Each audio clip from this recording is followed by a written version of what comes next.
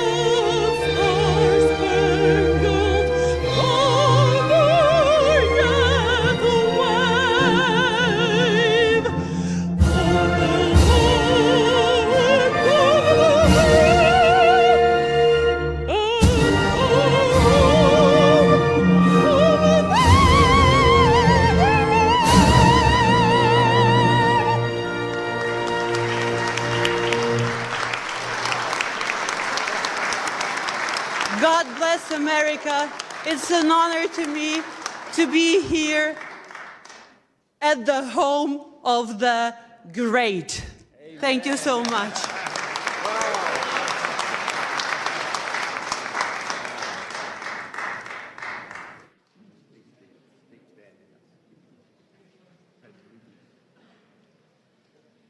Chief Joseph Riverwind will join us next.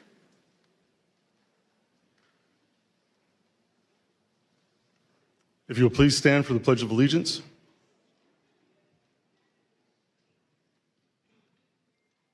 I pledge allegiance to the flag of the United States of America and to the republic for which it stands, one nation, under God, indivisible, with liberty and justice for all.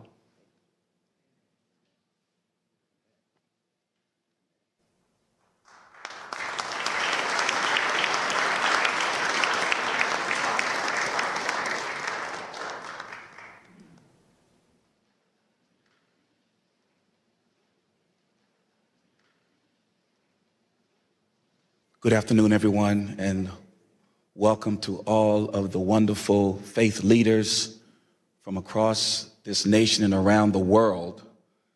We give honor, amen, and to our Lord, and we thank God for Pastor Mark Burns. Can we give God praise for him right now?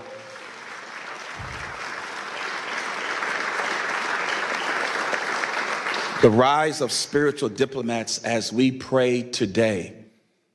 The road of faith is not a road that is sometimes easy to get on. It takes courage, it takes boldness, it takes wanting to lay aside your differences to come together for a common good. What the Lord is saying today is that there are now adults who have turned into children who will walk by faith. Adults sometimes want to have their way, but children say whatever the Father says. We want us to come together as children of God, to get on this journey together as Pastor Mark Burns has laid this out, that we need to solve the problems around this world. You are the solutionaries that have come together. Give yourself a hand for being the solutionaries. The psalm says, praise ye the Lord, in Psalms 133, as I pray this scripture. Behold, how good and pleasant it is for brethren to dwell together in unity. It is the precious ointment upon the head that ran down upon the beard, even Aaron's beard that went down to the skirts of his garments, as the dew of Hermon, and as the dew that descended upon the mountains of Zion. For there the Lord commanded the blessing, even life forevermore. So, Father, we come to you now, Lord, as you said in your word. Let this anointing now flow upon this wonderful spiritual diplomat service, that let it flow, oh God, from the head. As Pastor Mark Burns has seen this in his heart, let it flow down, oh God, to every person that is in this room and those that may be watching afar off. Let it flow so that, oh God, everything that is disjointed may come together in the spirit of unity.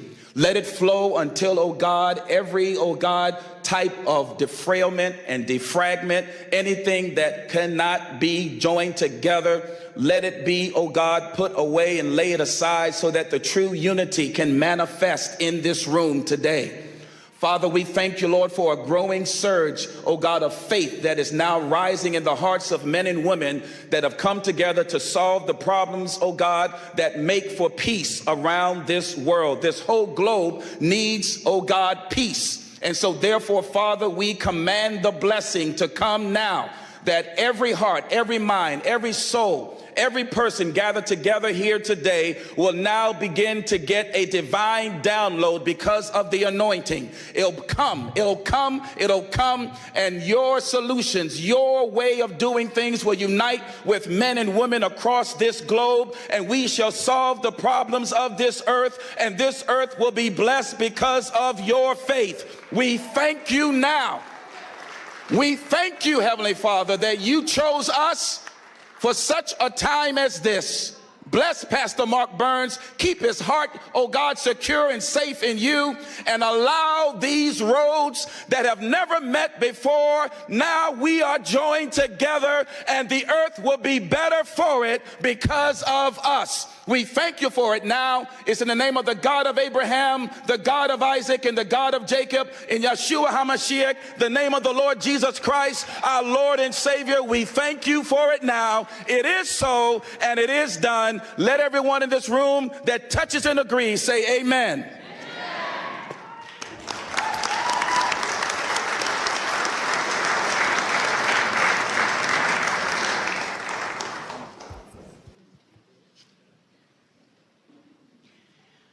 Ladies and gentlemen, it is my profound privilege to introduce a special video address prepared exclusively for this conference from a figure of immense global significance. Please direct your full attention to the screen for a message from the President of the United States of America, Donald J. Trump. I just want to congratulate and thank Pastor Mark Burns. He's been my friend for a long time, and he's been with me from the very beginning, and we very much appreciate it. But on the great job that he's done, so many people believe so strongly in him. So God bless you, Pastor Burns, and keep going forward. We have a world that's very troubled, as you know. It's troubled, I think, perhaps like never before, but we'll solve the problem one way or the other. Thank you very much for the great job you've done, Mark, and keep it up.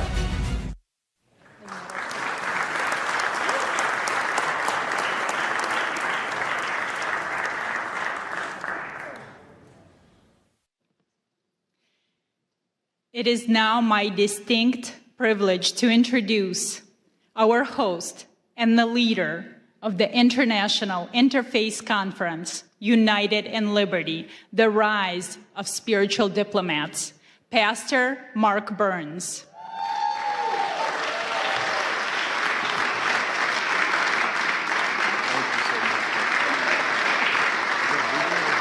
There's more. Pastor Burns serves as a spiritual advisor to President Donald Trump and is the chairman of the Spiritual Diplomats, standing at the vital intersection of faith, diplomacy, and public life. He's also the founder of the Harvest Praise and Worship Center and the co-founder of the Now television network, extending his influence across faith, media, and global engagement. Pastor Burns boldly promotes unity and justice. Through quiet diplomacy and principled leadership, he engages in spaces where traditional politics often cannot reach, building bridges, fostering reconciliation, and advancing peace. Pastor Burns. I love you. Wow, wow. Well, you may be seated, First of all, thank you all so much to all of you faith leaders that are here. Can you just give yourself a really big hand clap? I can't hear nobody.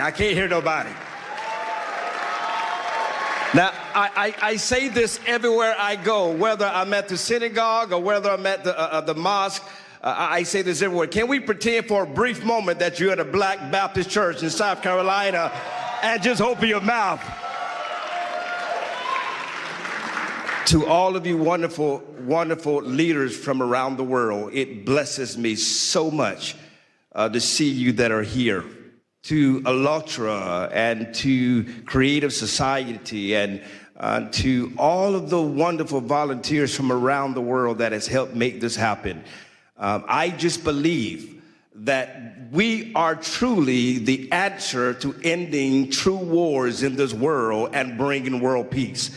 You that are in this room right now, your voice matters. And I believe that in a society where we are breaking down barriers, in a society where division walls are being drawn up, it is we, the faith leaders of this world, that don't carry weapons, we carry wisdom. We don't carry policies, we care about people. And that's why we are here today. It is so important to me that you gather this in your heart, in your spirit. I don't care what your faith is. I know that regardless of what you believe, we stand in unity on peace and love. We are the advocates to speak for the voiceless. If you agree, say yes to that. Yes. If you agree, shout yes to that. Yes. We are here in our nation's capital to declare to the world, we would not be silent, we would not be moved by the divisions of this world, but we will stand for the voiceless. We will stand for those that need an advocate. We will work together to let the whole world know that there are more of us who desire peace in this world than those that desire power. Are you with me? Say yes to that. And so you will hear from some great men of faith, women of faith, influencers from all over the world. I pray that you stay all the way to the end because you do not want to miss not one word.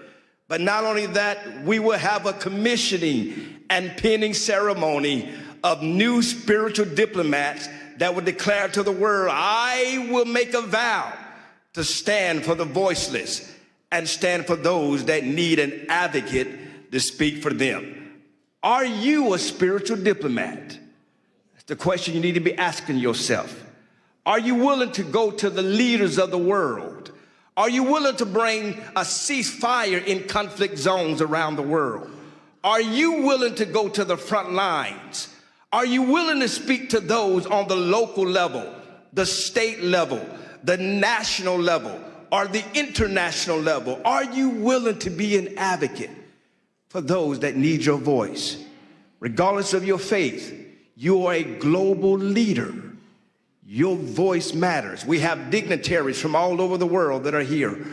And so it is time that faith and public life come together like never before.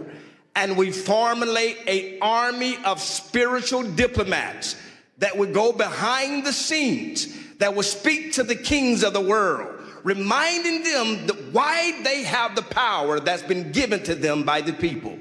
That power that's been bestowed upon them is not so that they may be empowered or rich, but they may use this power to speak to those that are less and to raise up those that need a helping hand. That's why you're here today.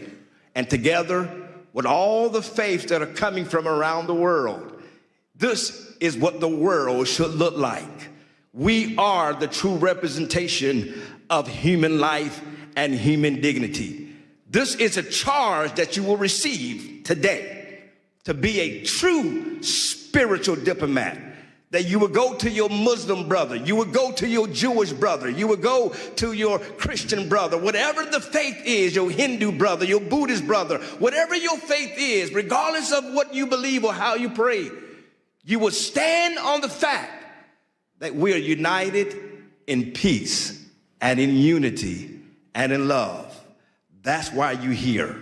And I pray that you received a mantle, a charge to go out back to your countries, to go out back to your states, to go out to your provinces, to speak to the kings of your world, to speak to the leaders of politics and political world, and to remind them that you will be the voice of moral compass in their life, and remind them when they veer off and they start serving self-interest, you will be a voice to bring them back to the center and remind them who they are and why God has selected them in leadership.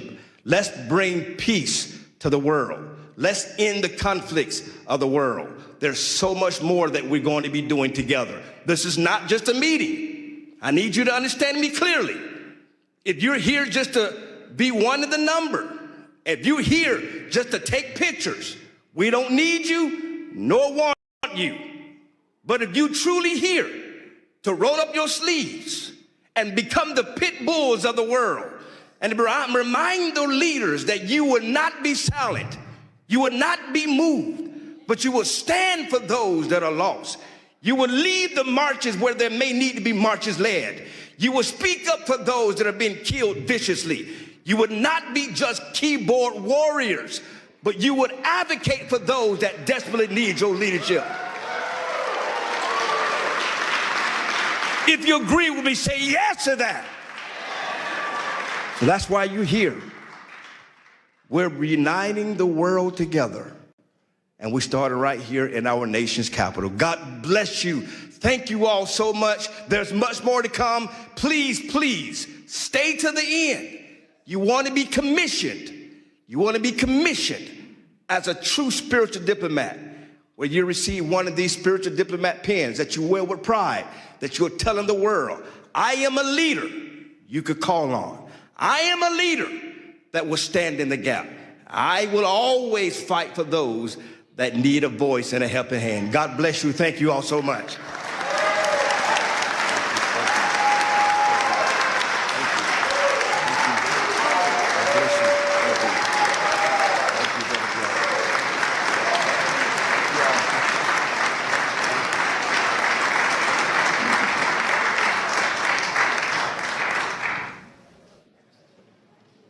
We now turn our attention to the screens for a brief presentation on the mission of spiritual diplomats. This video will help us understand who spiritual diplomats are and provide historical examples of them. When most people think of diplomacy, they picture negotiators in suits moving between governments to strike deals. Spiritual diplomats operate differently. A spiritual diplomat is a faith leader who steps into spaces where politics, treaties, and traditional negotiations have failed. They don't carry weapons or political power. Instead, they bring wisdom, moral authority, and a commitment to peace rooted in faith. At its core, the Spiritual Diplomats movement is about advancing peace, protecting religious freedom, and defending human dignity across nations and faith traditions. These leaders represent the conscience of humanity. They include pastors, priests, imams, rabbis, and other faith voices who work together beyond political lines to foster dialogue and reconciliation. Their work is driven by shared values like safety for children, dignity and freedom for all people, justice, and the right to worship without fear. The model of spiritual diplomacy draws inspiration from historical figures whose faith guided them into spaces of conflict and division. People like Reverend Billy Graham, who stood before world leaders with courage and conviction, Sheikh Abdullah bin Baya, who worked alongside Christian, Jewish, and political leaders to foster understanding and protect religious minorities, Archbishop Desmond Tutu, who fought apartheid with faith and moral clarity, Gandhi, whose nonviolent resistance reshaped a nation, Dr. Martin Luther King, who stated that he dreams of a day where you're not judged by your color, but by the content of your character, and other interfaith leaders, who showed that moral courage can change the course of history. But spiritual diplomats don't only focus on big symbolic acts. They engage in quiet diplomacy by meeting with leaders in sensitive contexts, create safe spaces for interfaith dialogue, stand with refugees and persecuted communities, and advocate for religious freedom in global forums. They also work in conflict mediation, helping calm tensions, rebuild trust, and open the door to reconciliation where political solutions have stalled. A spiritual diplomat is not defined by nationality, title, or political office.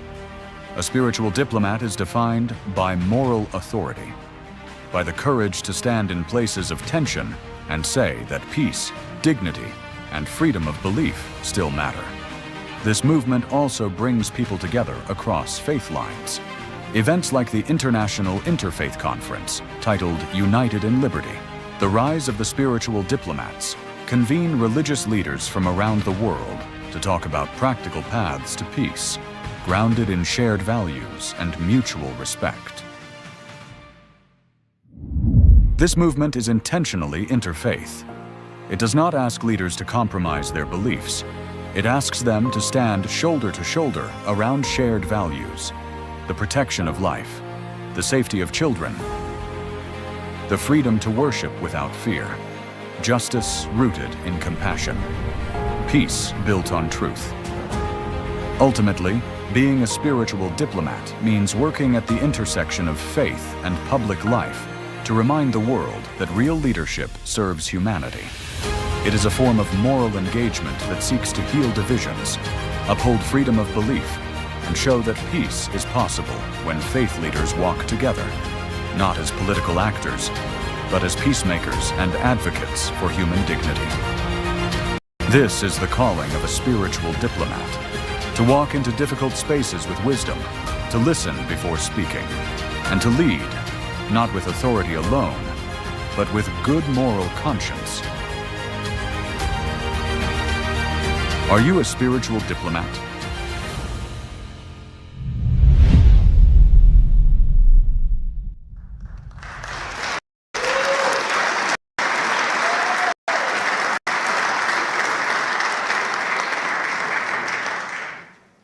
Traveling to us from Europe, we welcome George Simeon, President of the Alliance for the Union of Romanians, a courageous freedom fighter and defender of Christian rights. He brings a vital presentation on faith at the crossroads. He speaks to us today on how Romania's spiritual resilience offsets a less world.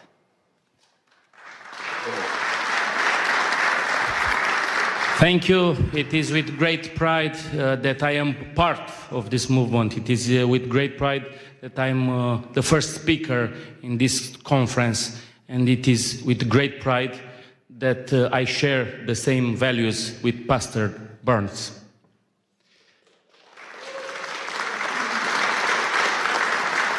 We come from Romania, a country where until recently you could have been jailed and punished for your belief. A country where the horrible experiment of communism tried to promote atheism.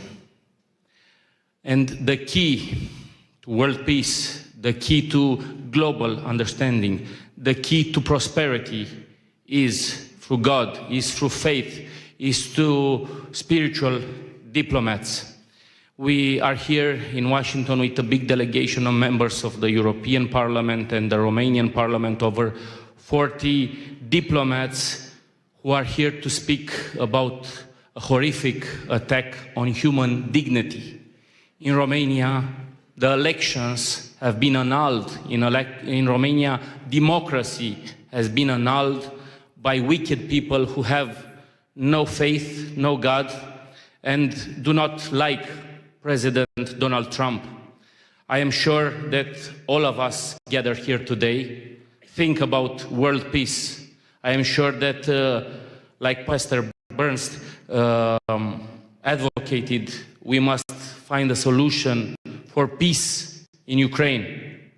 I am sure that in Gaza, we must adopt the Trump solution for peace. And in the Middle East, I was speaking with Rabbi Duvi Honig earlier. There are so many rabbis here in this interfaith dialogue.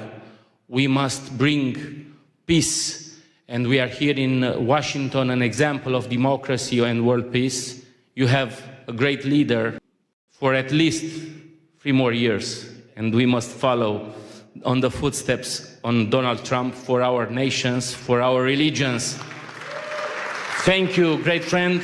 Thank you for what you are doing. And count on us, on the Romanian people, for world peace and for spiritual diplomats.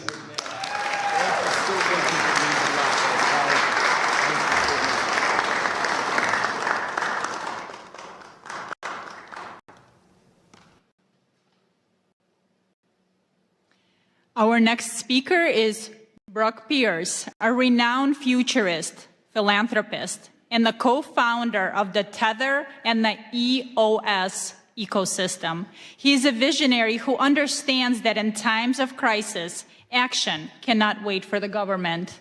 He will speak on the critical role of private citizens and technology in humanitarian aid.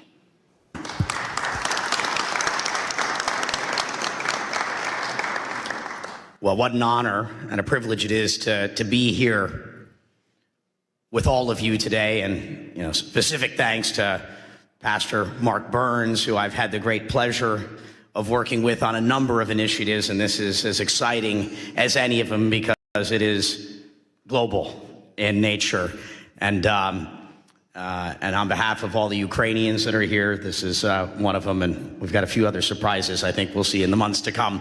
But what a pleasure. I think it's worth talking, for a moment about the world, as it is right now. The world is changing rapidly. Technology has been creating uncertainty about what is our role, who am I, why am I here? And so there's a lot of fear in the world. There's a lot of uncertainty in the world and a lot of doubt that's leading to polarization and division from our technologies and tools. And what is the answer to all of that, in these moments? Faith. Faith is the answer to FUD. When you're feeling lost and you don't know where to go, faith is the answer. And that's what's brought us all together here today, is that we all believe in something more than our current moment, our present reality. We understand that there is a plan, that our life has meaning, and that we have a purpose for being here. And we just have to step into that, right? We have to say yes. Yes to being the spiritual diplomats, those of us that are so blessed and appointed to be in a position to engage with the leaders of the world and speak up, to use those connections and our voices to make that impact, in the world. And so how do we deal with, the current reality, conspiracies that have replaced trust, tribalism, ideology that has been replacing wisdom, Again, I think the answer to all of it is how do we continue to find our faith to overcome these challenges so that we can find that peace. We'll be doing another trip to Ukraine here soon, and Jordan, Israel, and Bethlehem. And, for those that take an interest in any of these journeys, please, connect with us. And so, what is spiritual diplomacy to me?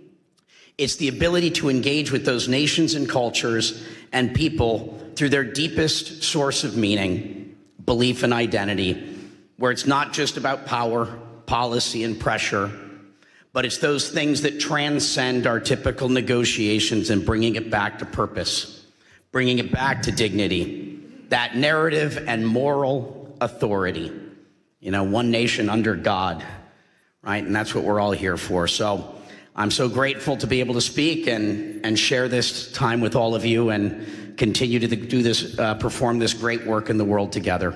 God bless all of you, and thank you for your presence and participation in this great work.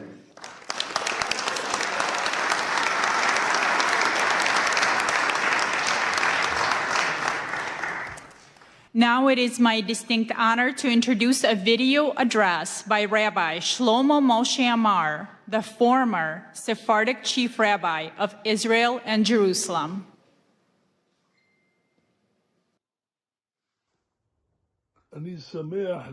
I am happy to bless the attendees of the International Interfaith Conference in the capital city, Washington, in the United States, which comes to share opinions and exchange views between religious leaders in order to increase love, brotherhood, and peace among the nations. We see that America's been blessed with a dear and important president, the Honorable President Donald J. Trump, a lover of peace and a pursuer of peace. And I'm confident that this initiative also comes from Pastor Mark Burns, who President Trump appointed to lead this initiative. I met Pastor Mark Burns in New York, and his entire goal is to increase friendship and brotherhood among nations.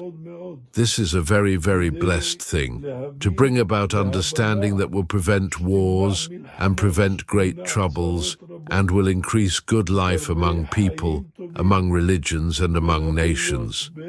May it be God's will that the blessing of the Lord rests upon you. Do correct things for the good of the entire universe and all inhabitants of the world. And may we hear and be heralded with good news, peace, and blessing. Amen. Amen.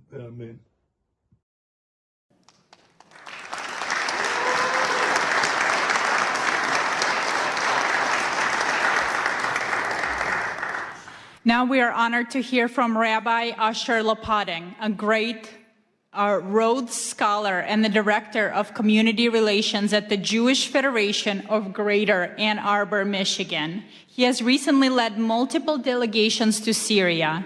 A true spiritual diplomat, he speaks today on the new Syria and the religious imperative to build bridges with nations, often deemed adversaries. Thank you. Thank you so much. It is such an honor to be presenting at this International Interfaith Conference of Spiritual Diplomats United in Liberty.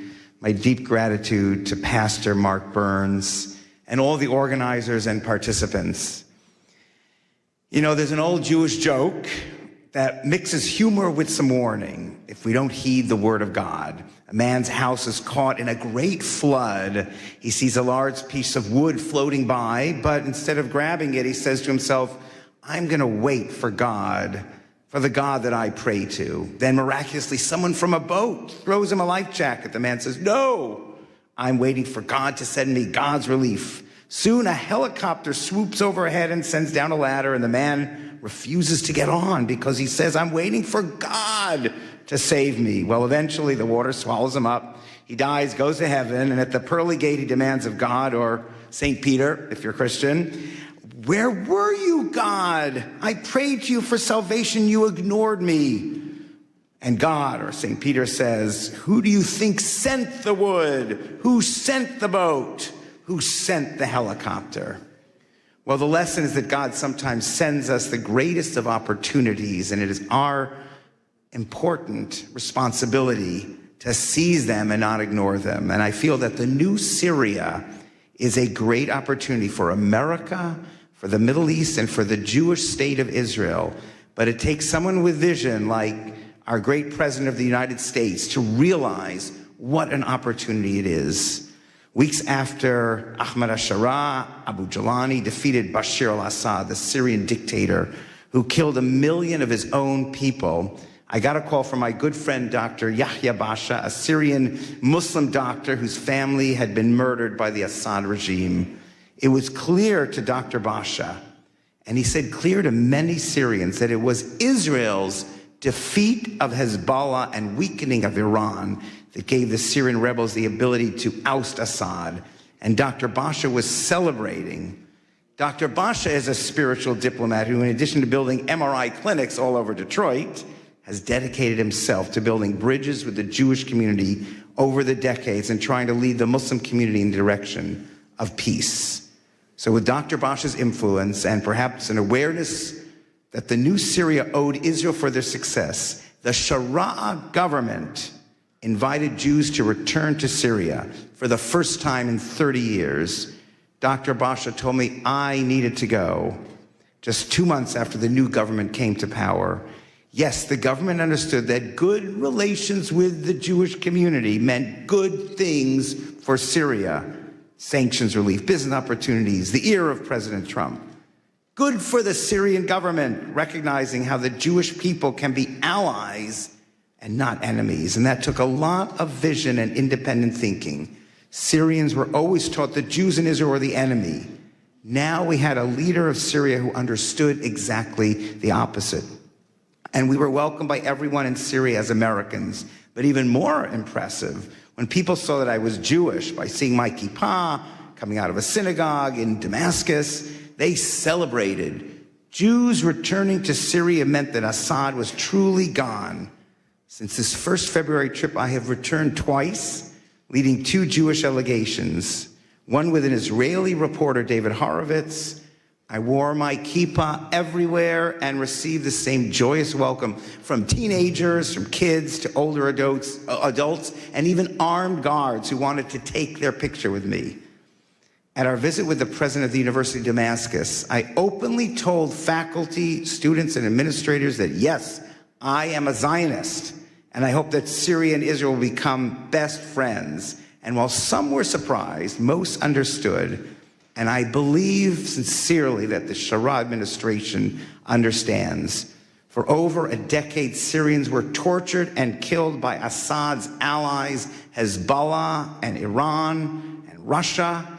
And Hezbollah alone killed tens of thousands of Syrians. So now Syria and its leadership understand that those who obsess with destroying Israel and America, Hezbollah, Iran, ISIS, Houthis, they are not friends. They are enemies of the new Syria, just as they are enemies of Israel and America. So after 3 trips, meeting with the Minister of the Muslim Waqf, the Minister of the Economy and Labor and Social Affairs, and many, many in the Foreign Office, I now am invited 2 more times to bring Jewish leaders, business leaders, and rabbis. And I can say with faith that a strong, unified Syria can be a great ally of America and Israel. God bless President Donald Trump for seeing this early on when he met with Sharaa in May.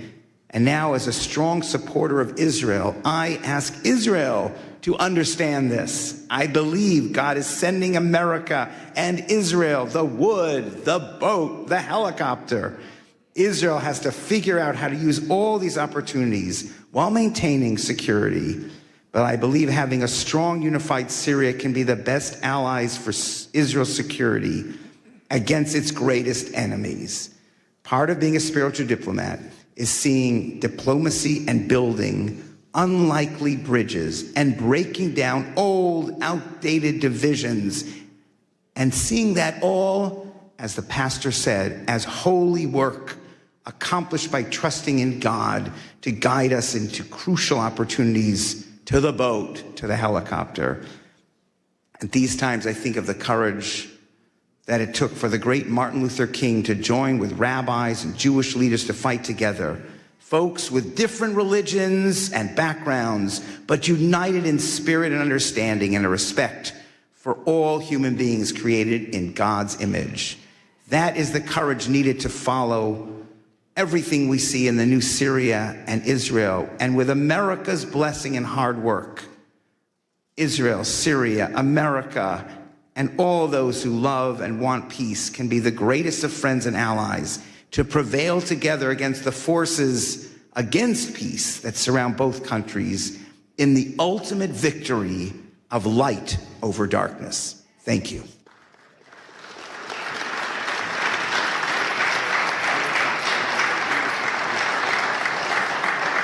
Thank you. And next, please welcome His Excellency Sheikh Ashraf Effendi, a distinguished Sufi master from the Naqshbandi order and a global peace ambassador. Sheikh Effendi came here all the way from Germany. He brings us wisdom from the Sufi tradition on the theme, "In God We Trust," emphasizing the key role of rope of God and divine blessing. And we will have a translator. Thank you very much. Assalamu alaikum wa rahmatullahi wa barakatuhu. Möget ihr alle im Namen des Herrn gesegnet, gegrüßt und von seinem Lichte geführt sein. In the name of Allah, the most gracious, the most merciful. In the name of the Lord, may you be greeted and blessed and guided by His light forever. Zweifellos ist dies eine himmlische Zusammenkunft und das Werk göttlicher Inspiration. This is a divine meeting and standing under divine inspiration of God. Und so wie Allah, der Herr, alle Welten und alle Seelen es wollte, haben wir zu einer heiligen Zusammenkunft hier zusammengefunden. And as God wanted, guiding all the beings on this planet, we have found our way here to this meeting. Ewiger Dank sei dem Herrn der Welten sowie den Organisatoren, die diese göttliche Inspiration realisiert haben. Immense gratitude to the organizers of this event and the volunteers that are here and everyone today invited. Wir werden uns noch später bei Ihnen bedanken, ausführlich bedanken noch. Doch wir haben jetzt nicht die Zeit. Bevor die rote Karte gezeigt wird, müssen wir zum Thema kommen. At a later point, we will express our gratitude to the organizers in more detail and with the appreciation they deserve, but now our time is running out. Wie wahr, bei allen Friedensveranstaltungen zuvor haben wir noch nie so eine Hoffnung gehegt wie bei dieser. Truly, at all previous peace events, we have never had as much hope as we do at this one. Denn eine Veranstaltung dieser Art, die Politik und Spiritualität miteinander verbindet, findet zum ersten Mal statt und dies ausgerechnet an einem Ort, von dem aus die Welt politisch, wirtschaftlich, sogar militärisch beeinflusst und geführt wird. For an event of this kind, which combines politics and spirituality, is taking place for the very first time. And this, of all places, in a location from which the world is influenced and controlled politically, economically, and even militarily. So wie wir es verstanden haben, geht es um die Freiheit des Glaubens und um die Zusammenarbeit von Politik und Spiritualität. As we understand it, this here is about freedom of belief and about the cooperation of politics and spirituality. Oh ihr Edlen, was denkt ihr? Wie können wir die religiösen Führer, spirituelle Autoritäten oder Diplomaten dazu beitragen, die Freiheit des Glaubens und eine Zusammenarbeit mit der politischen Führung zu realisieren? So what do you think? How can we, the religious leaders, spiritual authorities and diplomats, contribute to realizing freedom of faith and cooperation with political leaders? Müssten wir dafür nicht zuerst selbst in unsere eigenen Reihen die Ketten des Extremismus sprengen und unseren Glauben von jedem Extremismus befreien? Don't we have first to break the chains of extremism ourselves within our own ranks and free our faith from all extremism? Wie wahr, Keine Glaubensgemeinschaft ist frei von Extremismus, dem Satansvirus. Truly, no religious community is free from extremism, the virus of Satan. Wie können wir als Menschen des Glaubens dann Frieden und Glaubensfreiheit schaffen unter den Geschöpfen der Menschen? How can we, as people of faith, create peace and freedom of belief among the Lord's creatures? Um Extremismus im eigenen Glauben zu bekämpfen, müssen wir selbst, also wir, die Vertreter unseres Glaubens, konsequent an den goldenen Regeln, dem göttlichen Kodex festhalten. So in order to combat extremism in our own faith, we ourselves, we, the representatives of our faith, must consistently adhere to the golden rules, the divine code. Zum Beispiel im Islam. Wer einen Menschen tötet, ist, als hätte er die gesamte Menschheit getötet. For instance, in Islam, whoever kills a human being is as if he has killed all of humanity. Zum Beispiel im Judentum. Du sollst nicht töten und du sollst nicht begehren, was dem anderen gehört. For example, in Judaism, thou shalt not kill, thou shalt not covet what belongs to another. Zum Beispiel im Christentum. Liebe deinen Nächsten wie dich selbst. For instance, in Christianity, love your neighbor as thyself. O ihr edlen Diener des glorreichen Herrn, wisset, nur wenn wir die Kodizes der Religion des Glaubens ernst nehmen, sie an höchste Stelle setzen, achten und als das Seil Gottes festhalten, können wir eine gute Beziehung zu unserem Schöpfer aufbauen, dem einen und einzigen Herrn.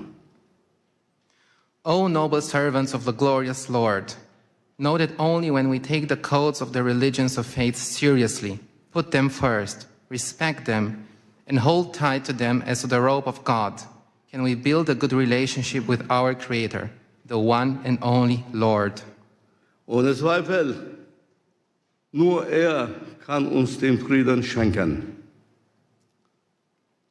Moreover, only He can gift us peace. Denn nur er, der Glorreiche, ist der Herr des Friedens.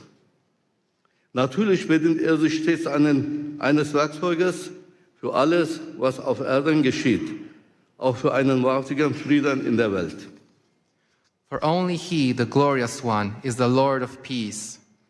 Of course, He always uses a tool for everything that happens on earth, including for true peace in the world.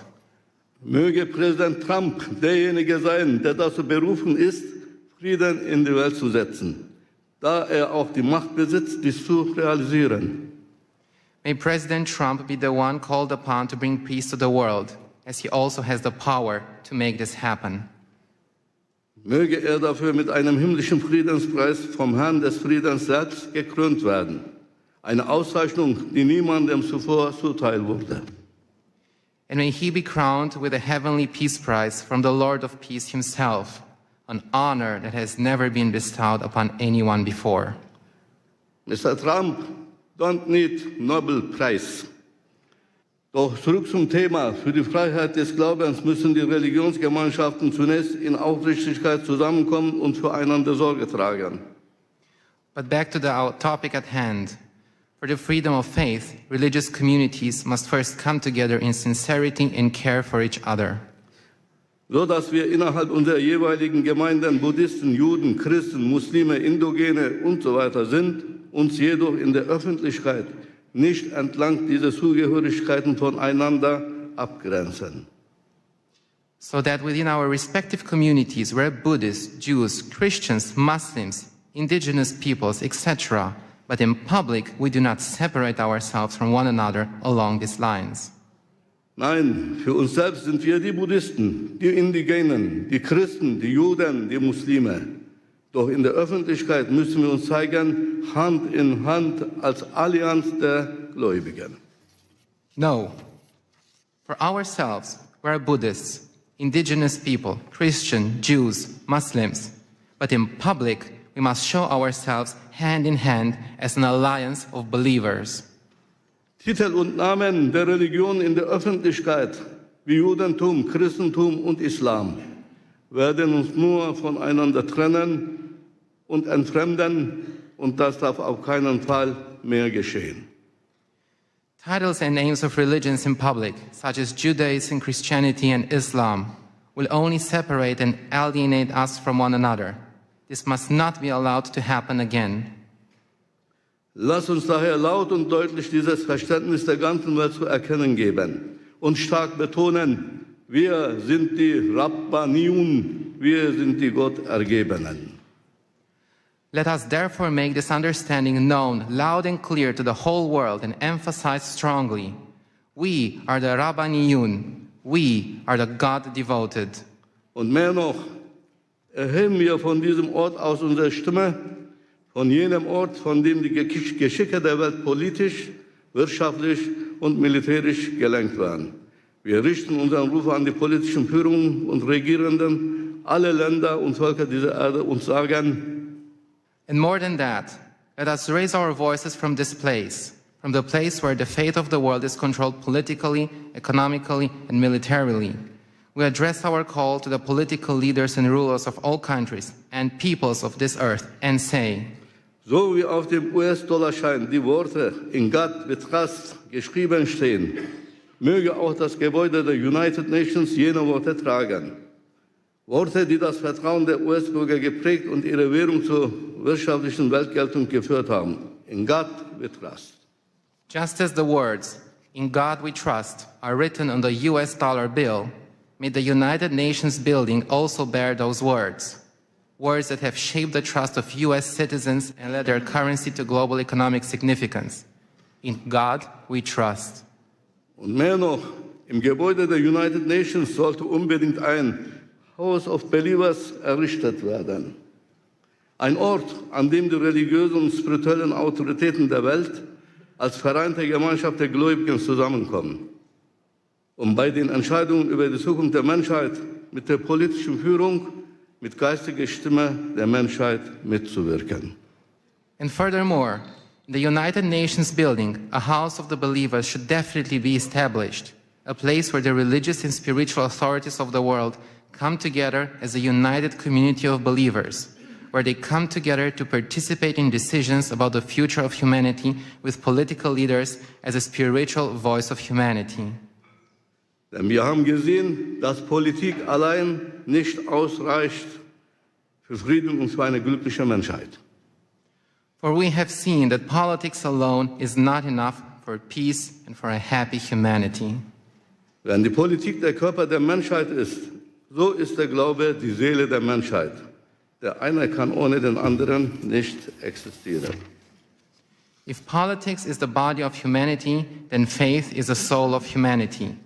One cannot exist without the other. Möge Allah der Herr alle Seelen, diese Konferenz und ihre Organisatoren, Teilnehmenden segnen und mit seinem Licht führen. May God bless this conference and all the participants in this conference and hear all of us with his ears. May Allah Almighty bless and guide you. Assalamu alaikum.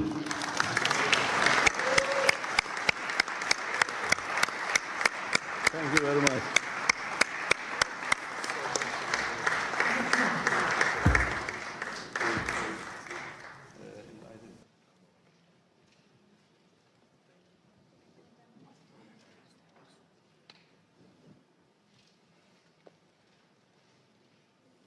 Thank you very much.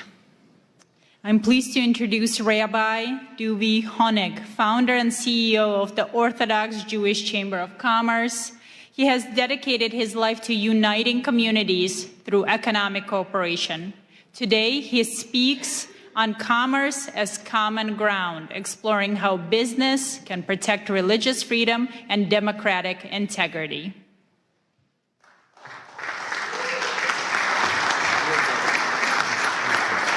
Thank you. Thank you all, thank you all, thank you all. Before I begin, I want to thank Pastor Mark Burns for his leadership, partnership, and tireless efforts in bringing today's International Interfaith Conference together. Thank you. I skimmed through the topics, and I want to tell you, Pastor, that they couldn't have been more on target, and my short remarks are going to include all three of them: religious persecution, children protection, and spiritual diplomacy. This past Sunday, I attended a concert, the largest Jewish concert on the Northeast, that left the entire room silenced. Alon Ohel, a 24-year-old pianist, kidnapped from the Nova Music Festival on October 7th and held in Hamas tunnels surrounded by complete darkness without seeing sunlight for 505 days, told us that the only thing, Pastor, that kept him sane and alive was saying Shema Yisrael every day. Then he sat at the piano in the auditorium and played Shema Yisrael. There was not a dry eye in the room. That moment says everything. Freedom alone does not bring happiness, purpose, or light. Faith does. When faith is pushed aside, even free societies become confused and hollow. We are seeing the consequences today. The woke movement over the past decade or so, and let's not forget what happened to women's rights, has tried to erase religion from public life. They ridicule moral boundaries and punish those who openly live by their faiths and basic truths, leaving a generation unanchored, divided, and increasingly hostile to one another, all in the name of democracy. That means all us religious leaders, we were absolute with the woke movement because we kept the Shabbat. We didn't want to go to work, so we had to file those briefs to protect religion. Christians on Sunday, all those things. A man, a woman, who's a man, who's a woman. Would you believe that today the Supreme Court's using our taxpayer dollars to decide if a man's a woman, a woman's a man? Come on. And I want to go on a little more over here, okay? The woke movement, anti-Semitism, confusion, anger, is not how it was during the Holocaust. It's very different. We have simple, confused children in the next generation. Imagine if you're told two men are your parent. Imagine if you taught, follow the science, follow the biology, follow science. Okay, I'm following it. COVID, follow science. Okay, I'm following it. So how could you tell me in school that a man's a woman and a woman's a man? That brings inner anger. That brings frustration. That brings confusion to the next generation. That destroys our country, our nation, our values. They are a hijacking democracy. We are here today to claim it back. Thank you, Pastor. We owe gratitude to President Donald Trump for taking a clear stand against the woke movement. And we all know the lack of stories, people saying he's abusing women. He's the one who's standing up to protect women. There's another issue I want to discuss, and I'm over here, by the way, I'm not wearing any gloves. I'm here, I told the pastor when he spoke, whoever's here for pictures, please leave. You know, we're not here for that. We want takeaways. We want to discuss topics that empower us. We want to discuss topics that empower us all together as faith leaders, that we could stand together and represent our communities without being intimidated or threatened when we speak up, because that happens way too often. And this is a topic that I want to bring up and work with everyone together and with Pastor. Too often, political faith-based liaisons and appointees by the government specifically abused authority entrusted to them. Instead of compassion, there's silence when we reach out to them for help. Instead of dialogue, there's intimidation. Duvi, if you make this public, and you speak up and you complain to President Trump that I didn't include the Jewish communities in Nassau County or Rockland County or 770, the Chabad community reached out to me for over a year. The Jewish liaison didn't respond to him. And I have a whole list of the biggest communities. And then I have a tweet from President Donald Trump who said that Lakewood, New Jersey, where I reside, is the #1 supporter of him, the Orthodox community. And we built it. 2016, Donald Trump, the Trump organization was a sponsor by my event, and we built his network with him. And still our community goes ignored. And I spoke up against this, and I got threats from the Jewish liaison from the White House, and he blackmailed me and cut me out of the Hanukkah party because I spoke up. And I am calling him out. Resign. We need to speak up and have people represent the president who represents the president's interests. People who stand by empowering faith-based leaders, not intimidating faith-based leaders. When we stand together like this, our different divisions, different departments, in the White House, in government, and I was threatened by state when I endorsed Lee Zeldin. I was threatened by state liaisons because of the crash, smash, and grabs, and they said you won't have any place with the new administration because you stood up for them. When I called out President Biden's team for hosting a hate-based summit, blaming it on the Jews, blaming it on Jersey City, blaming it on Rockland County attacks, blaming it on anti-Semitism, but not including one Orthodox Jew, I called them out for it, and the White House took a fight with me, and the Jewish liaison cut me out then as well because I spoke up for what's right. But I work with the other liaisons, I work with the government, I work with the administration itself, and I'm able to help community leaders day in, day out because I'm above them. But it's those communities who reach out to me that I have to bypass on their behalf that we have to speak out for. On another note, in a multi-billion-dollar economic stimulation creating thousands of jobs in the U.S., New Jersey will host FIFA 2026. And we, the Orthodox Jewish Chamber of Commerce, are taking the lead, working with the new administration in New Jersey to form. And I met with the Lieutenant Governor. He came to my JBIZ Expo, and we had a meeting for a half hour about this. And he's also a pastor. He wanted to be here today, but he was just sworn in, and he couldn't make it. I spoke to him about forming a FIFA faith-based committee, using the world's largest sporting platform to bring people closer together, promote respect across faiths and cultures, and unite rather than divide. Not like Europe. We're going to set over here in the United States, we're going to set that tone that sports unites people, doesn't divide people. I want to pause from personal note. Today, January 22nd, is my birthday.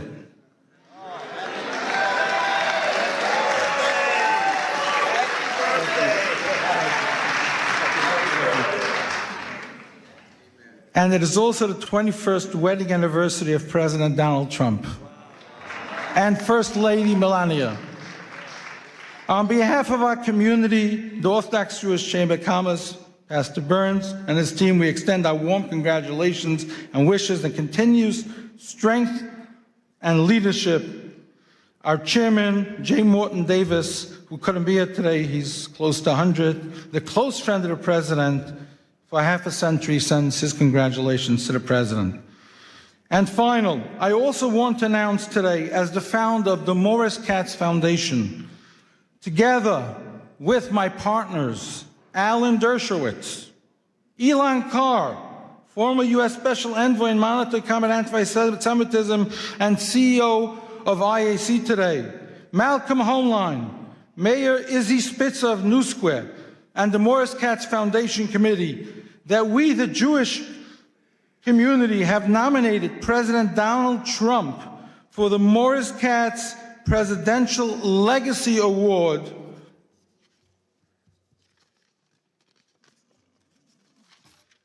for President's Day 2026. Morris Katz was a Holocaust survivor, twice Guinness World Record holder, who spent 6 years painting every U.S. president in old master style with millions of postcards sold from him, never to take freedom or leadership for granted as a Holocaust survivor inspired by Kennedy's assassination to show appreciation to our president. In that same spirit, after efforts to diminish President's Day just 2 years ago, amid renewed threats to religious freedom, we proudly advance this nomination following prior honorees Ambassador Mike Huckabee and President Isaac Herzog from Israel, who took leadership stands putting American democracy first, carrying the artist's presidential collection message of appreciation to all. This is Newsmax President's Day article, and this goes to the children of the next generation to teach them what appreciation, what patriotism stands for. And I finish over here. It's called Educating the Next Generation. If we don't know what President's Day stands for, if we don't know what President Trump is doing today, and we just build with hate coming from the woke movement, good luck to the next generation. Thank you, Pastor Burns, for your leadership. Thank you to your team. Thank you to all. And I am going to hand you this to hand to the President, put on his table. Thank you.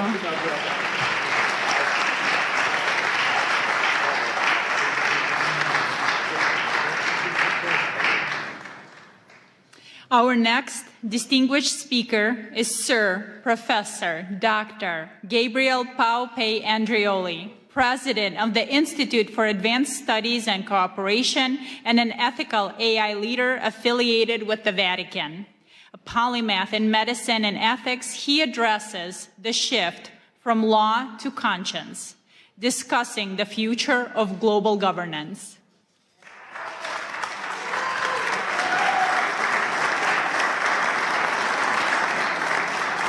It's a true honor to be here, and I wanted to thank ALLATRA and Pastor Burns for inviting me. I had the good fortune of having them at the Vatican, at the Pontifical Academy of Science a few months ago, and it was a great honor, and I think united we stand. And also I brought a little present for you. So it's a rosary from the Holy Father. It's been blessed, and you know, so I wanted to take this little time to give it to you. Man, thank you. Wow. Holiness. So the Holy Father is always with us and in our heart. Wow, thank you. So much. Thank you. What is that? So special. Wow. I'm going to try to read this, and because I think it's important. We're standing in a threshold of a new era, and I need your help. We all need to stay together. So esteemed spiritual leaders and diplomats, ladies and gentlemen, we're living in a time of extraordinary paradox. Never before has humanity possessed such technological power, scientific knowledge, and global connectivity. Yet never we face such a systemic fragility, polarization, and planetary risk. This paradox reveals something essential. The central challenge of our time is no longer technological, but political, constitutional, and ethical architecture. At WEF in Davos yesterday, leaders have spoken of the essential need for a new world order, and it was about time. We've been working on it for the last few years. In recent days, I was at the Vatican seeking guidance from His Eminence, Cardinal Pietro Parolin, Secretary of State of the Holy See. And we reflected on a question that is at once urgent and hopeful. How can humanity move beyond fragmented effort and begin to shape a shared constitutional pathway for peace, for human dignity, and for regeneration of our Mother Earth? And by the way, I think Kathleen Rogers is here with us, and she was a great inspiration. Kathleen, are here? Or maybe she's... Oh, okay, great. Thank you for being with us. How can we transition from sustainability to flourishing? The conclusion was clear. We must work together through institution, through commitments, and through technological guarantees, because what humanity needs today is not merely a better tools, but a new framework of trust. A framework capable of translating ethical intention into credible, verifiable, enforceable cooperation across borders, systems, and generations. For many years, sustainability has guided political discourse. To sustain is to hold, to resist, to maintain balance, and balance, when treated as an end rather than as a phase, becomes stasis. In living system, biological, social, and civilizational stasis is not life. The challenge we face, climate instability, geopolitical conflict, inequality, and the concentration of technological power cannot be solved by containment alone. This is why we must move from sustainability to flourishing. Flourishing is not theoretic. It's a principle of governance. To flourish means to design economic, political, and technological system that generates more life, more dignity, more trust, and more shared prosperity over time. Sustainability asks, how do we survive longer? Flourishing asks, how do we harmonize and strive together? Flourishing is generative, and the pathway to flourishing is harmony. The alignment of freedom with responsibility, innovation with ethic, sovereignty with cooperation, and progress with protection and trust. For the first time in human history, the vision is no longer confined to moral aspiration. We now possess the technological platform capable of making it real. An enabling infrastructure that allows ethics to move from intention to implementation, ethical systemic intelligence, supporting decision making while preserving human accountability and dignity. The centralized blockchain system ensuring transparency, trust, and international integrity beyond centralized power. Quantum and post-quantum science, strengthening security and transforming state strategy, because in an interconnected world, domination produces instability, while cooperation generates anti-fragility. So, for the first time in human history, finally, the convergence of changes is the very logic of power. It allows us for the first time to envision a world federation of states grounded in guarantees, constitutional framework. Not a global government, not an empire, but a federation of guarantees, limits to power, protection of rights, constitutional safeguard for dignity, peace, harmony, and the regeneration of our leadership and relationship with the earth. Peace has to be a strategic infrastructure. For too long, peace has been treated as a moral aspiration or a diplomatic outcome, but peace has failed repeatedly because it lacked the institutional and economic infrastructure. Almost there, don't cry. War remained profitable because peace was structurally weak, too dependent on personalities, too vulnerable to manipulation, too exposed to capture of institutions. That equation can now change. In the regenerative paradigm, peace becomes economically advantageous, strategically stabilizing, technically innovative, and socially resilient. Cooperation scales better than conflict. Trust multiplies economic and social value faster than fear. Regenerative systems outperform extract ones. In this model, peace is not only ethical, it's strategically and economically superior. But this transformation requires a decisive evolution of governments. Ethics must move from aspiration to architecture. It must be embedded by design. Ethical IE is not decoration, it's a safeguard. Decentralization is not ideology, it's institutional anti-fragility. Guarantees constitutionalism is not theory, it's a protection against systemic abuse of power. Without ethics, technology accelerates inequality and instability. With ethics, technology becomes an engine for flourishing.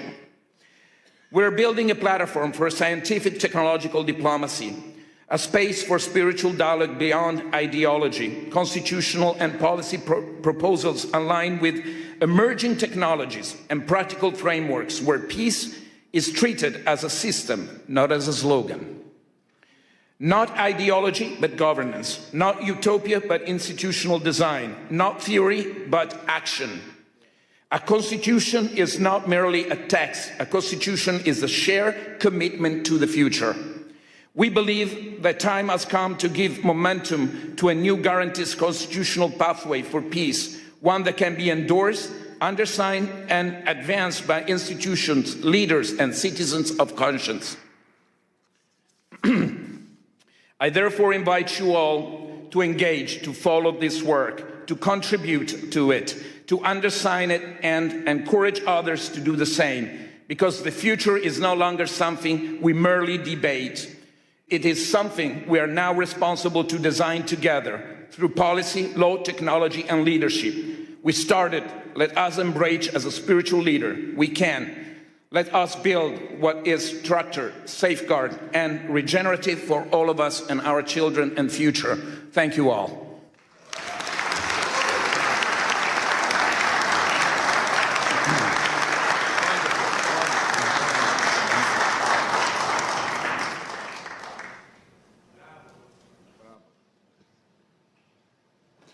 From Nigeria, we welcome Reverend Biodun Fadoyinbo, the Global Senior Pastor of the Commonwealth of Zion Assembly, impacting millions across Africa and the globe.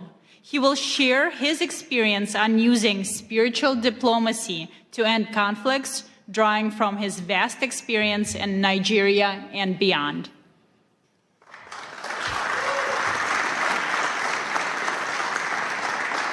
Good afternoon. Such a joy to be here all the way from Africa. And I really appreciate Pastor Mark Burns for this privilege to speak with you. I want to thank you for this privilege, and I want us to know that it's very important for us to be here. And we are here because, not just because we've been invited here, but because God has brought us together and given us the kind of influence and affluence that we have to influence our world and to help our community and to experience peace. I want you to know that the world is looking not for leaders, not for speakers, but those who will broker peace all over the world. In this age where a sentence from a faith leader can shape hearts, move markets, and also topple government. I'm not a diplomat by training, but I have witnessed negotiation where treaties have failed. But I've seen prayers accomplish what political pressure could not do. This is not a call to replace politics with religion. But religion does not compete, but it completes diplomacy. We speak not of ourselves, but we need to know that we are messengers of God. I have been a pastor for 27 years. I found out that faith leaders are the only people that speak for 1 hour plus, and nobody stands up to say, excuse me, I want to contribute. Even in the court of law, people can say, my Lord, I want to speak. But in religious gatherings, religious leaders just speak and influence people. Their words are looked upon as the words of God. With this authority and this place of authority that God has given to us, we need to learn how to influence people. Because sometimes the way we speak, let's be honest, we speak from the place of tradition, we have authority, we have legitimacy of community, we have moral gravitas that secular institutions often forget. I want you to know that God has called us a call to forgiveness. A teaching of forgiveness can end blood feud. A sermon of dignity can inspire human rights movement. We remember the words of Archbishop Desmond Tutu. Even though it was not violent, even through his messages, he dismantled apartheid through his messages. We remember Pope John Paul II, whose simple appeal, war never again, echoed through Poland and beyond. We also remember sermons the baptized ethnic cleansing, and the casual dehumanization that turned neighbors into enemies. The weight of our words are measured not in their eloquence, but we must consider the consequences of our words. Today, our world suffers from dialogue deficit. We talk at each other, but not to each other. Faith leaders must understand their position and where God has placed them. So what does responsibility look like? Number one, we must, first of all, know that we stand for truth instead of triumph. We must understand that the role is not to win arguments, but to seek wisdom. Secondly, we must understand that courage must be displayed over convenience. We need to confront intolerance within our own communities and call for peace at all times. We must know that we've been positioned to influence. Our words carry weight. Our words carry weight beyond. We must see microphone not as a trophy, but we must see it as a means of influence to influence people to broker peace in our society. I want to round off by telling us about something that happened at during the Central African Republic Civil War, when Muslims and Christians were slaughtering each other. One imam and one pastor made a pact. They stood at the checkpoint between warring neighborhoods, joined hands together, and they said the first bullet to be fired must pass through the imam and the pastor. For 18 months, they stood there and they held hands together. But for 18 months, no one fired a bullet. Eventually, others joined them. Their words carried weight, not because they had power, but because they had the courage to stake their lives on their conviction. Words carry weight. Your words carry weight too. The question is not whether you speak, it's not whether you will speak, but whether you will speak in the ways that will heal rather than divide. Will you reach the voiceless rather than just the powerful? Will you use your position to heal your community, heal your country, and avoid the differences in the religion and make sure that we heal our world? This is something we need to stand up to, and our lives will not remain the same. God bless our world.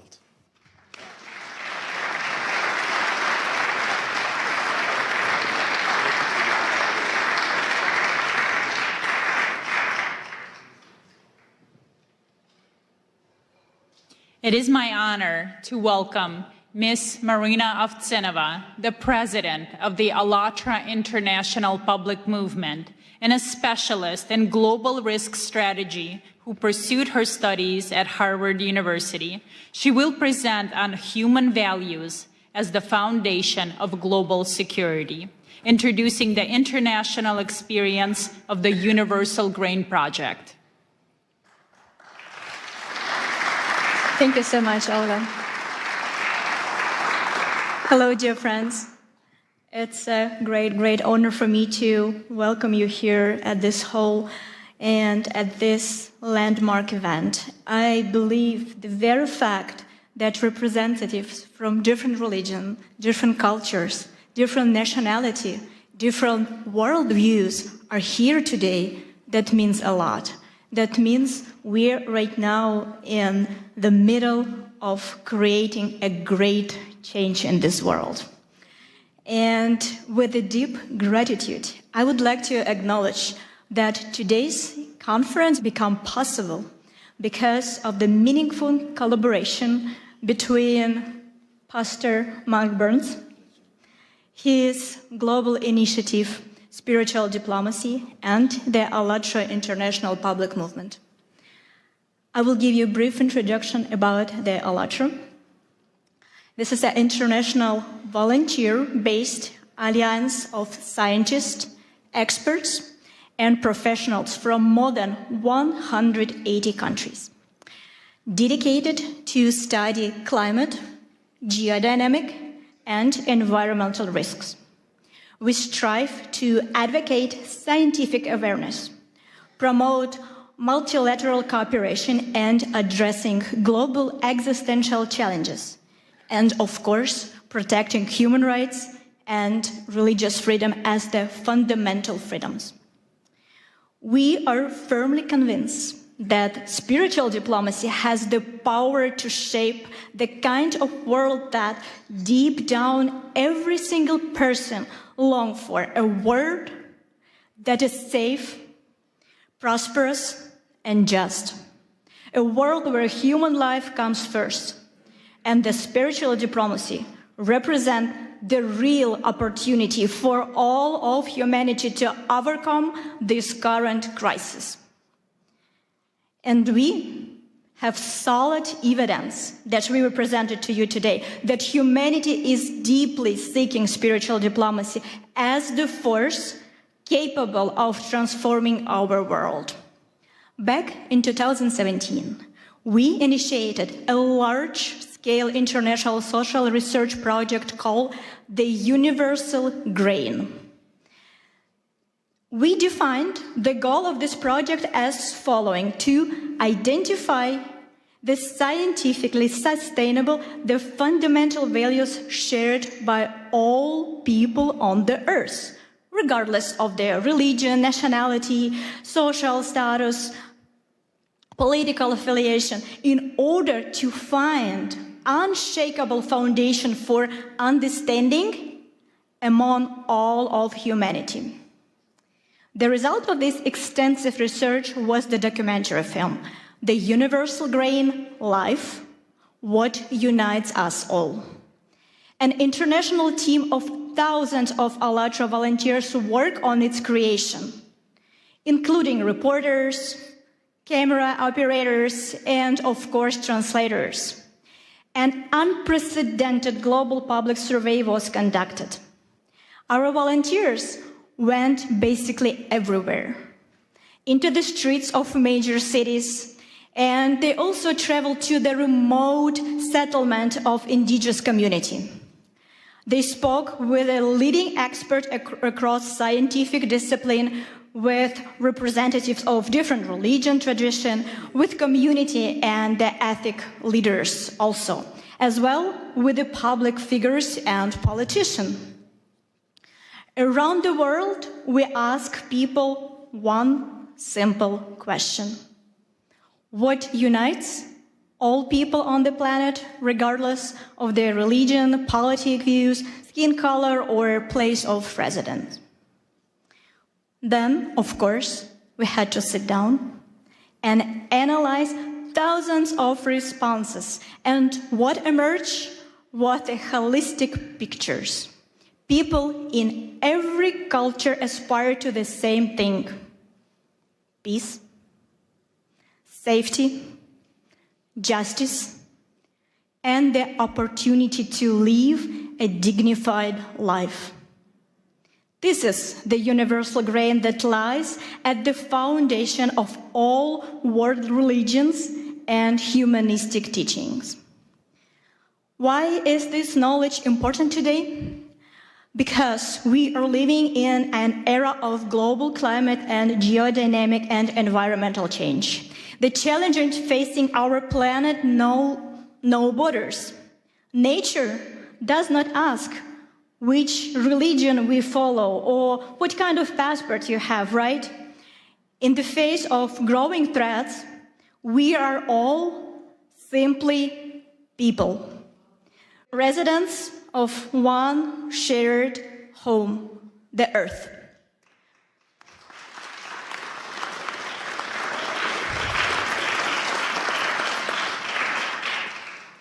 And we know for sure that civilization can survive global changes only if we are able to rise above our disagreements, to welcome our differences as the source of richness, while standing firmly on the shared moral foundation. And now, I would like to invite you to watch a short video segment. It is only a small section from the vast collection of interviews gathered during this project. But you will see it provides how much we all have in common. Let's watch it.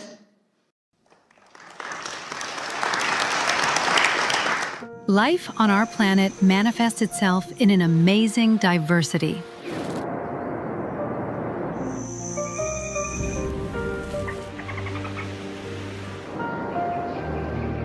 Likewise, human civilization demonstrates an equally impressive variety of cultures, traditions, and religious beliefs that have been forming over centuries.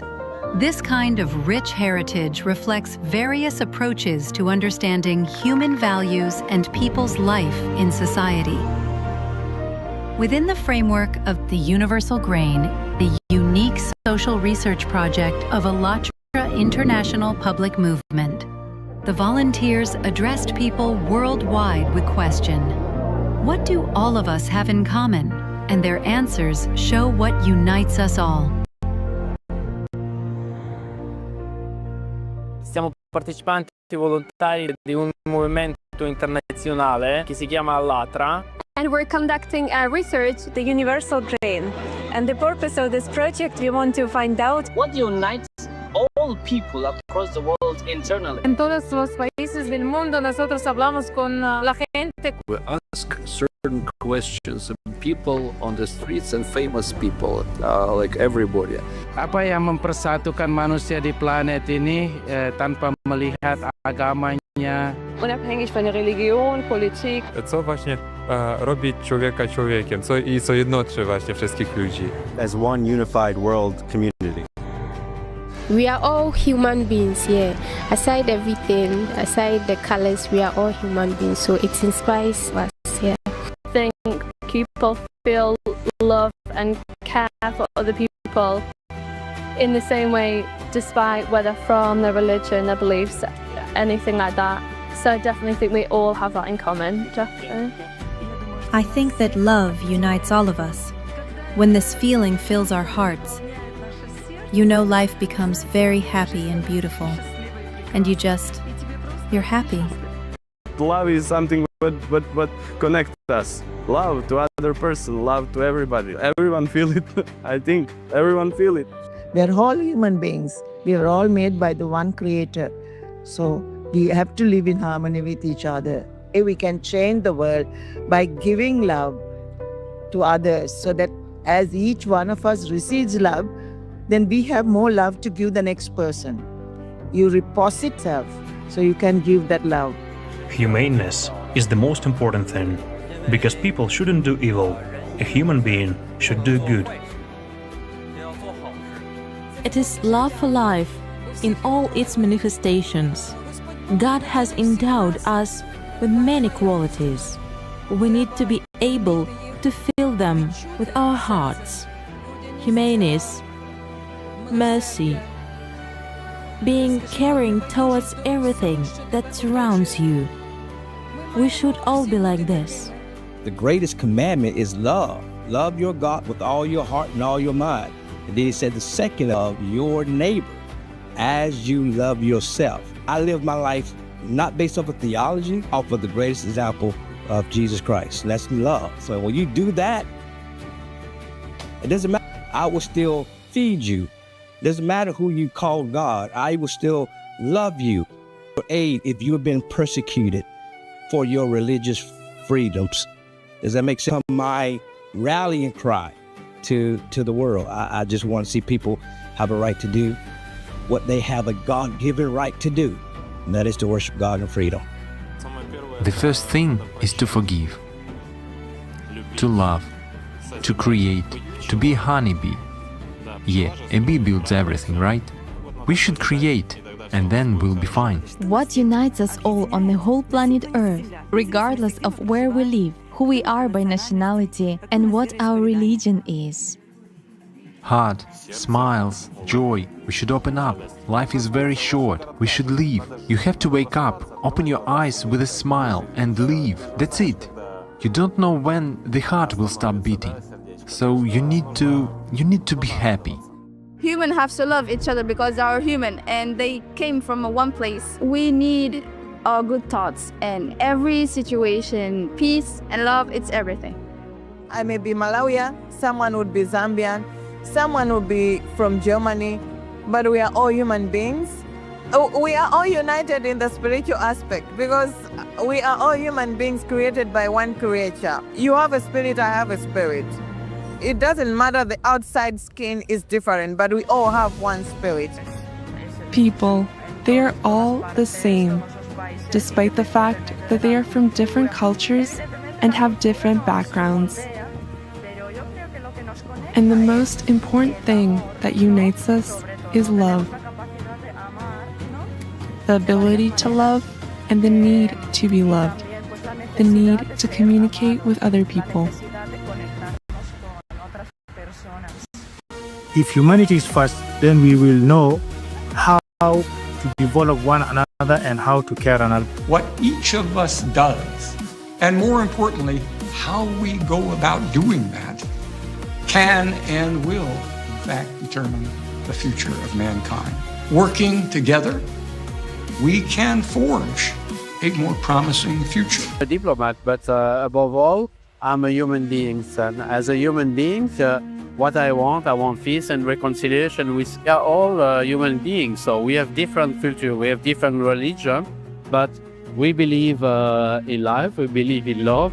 We want a better life, we want a better world, and that's why we need to be united. No matter the religion, no matter where you come from, no matter the color, we are one. Of course, we want the good part of a person to dominate. We have peace, we have friendship, we have kindness. And those are the things that the world really needs. Whatever our color and shape or beliefs may be, we are all human beings. We are all here together to do something together. Love is what unites all inhabitants of this blessed earth, given to us by God. It is love, heart. It is joy which may be radiated through a look or a smile. I think each of us has to remember that we should treat everyone as equal, treat everyone the way we would like to be treated ourselves. Humans are humans, everyone, even it's from the India or even with America, everyone's emotions are same.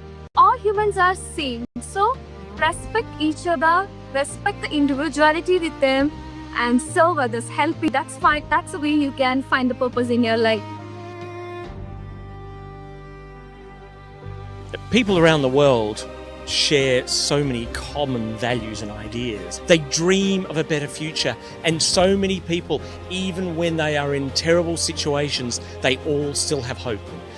Every person is like that drop in the ocean, and the more drops you have, it suddenly becomes a tide and it becomes a wave of change. So every drop in that ocean counts. Doesn't matter how small it is.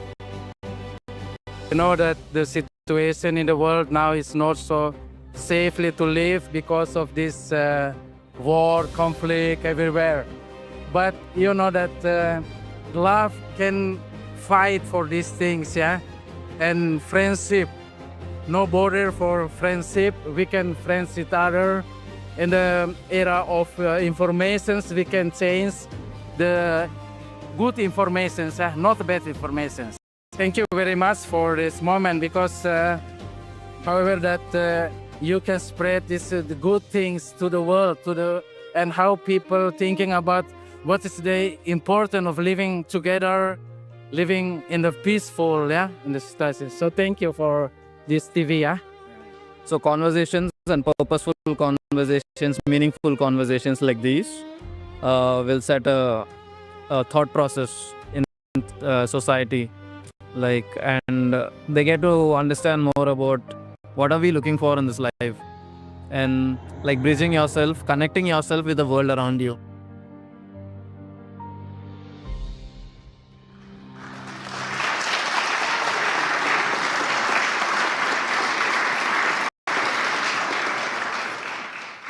remember, this is just a short excerpt from the huge work that our volunteer did for the benefits of the entire humanity. And what you have seen is the powerful evidence that the spiritual diplomacy is not an abstract idea, but a vital necessity, carrying humanity's shared demand for a world where goodness and humanity prevail. And we have another example that the power of spiritual diplomacy. It is the living story of one person.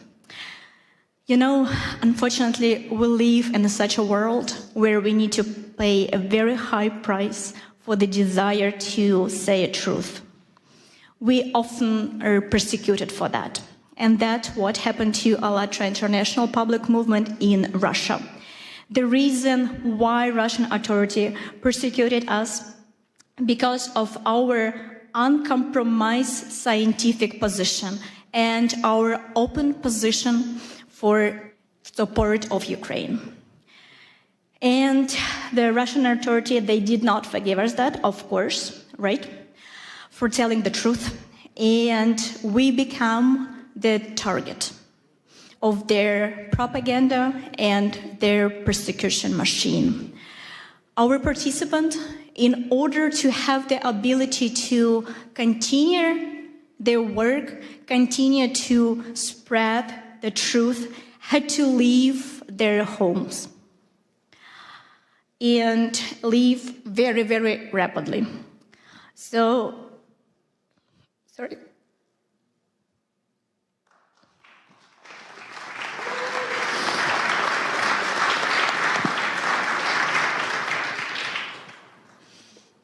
Among them who left the country was one remarkable young woman.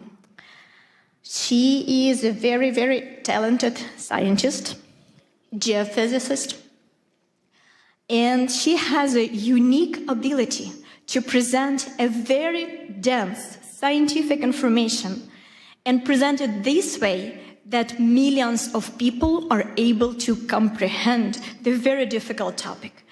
And she was loved, appreciated, and really followed by millions of people because of her honesty, her desire to stay and say truth without making the compromise and little adjust the truth that it will be digestible. She was able to present everything as it is, and she became the main target of Russian authority.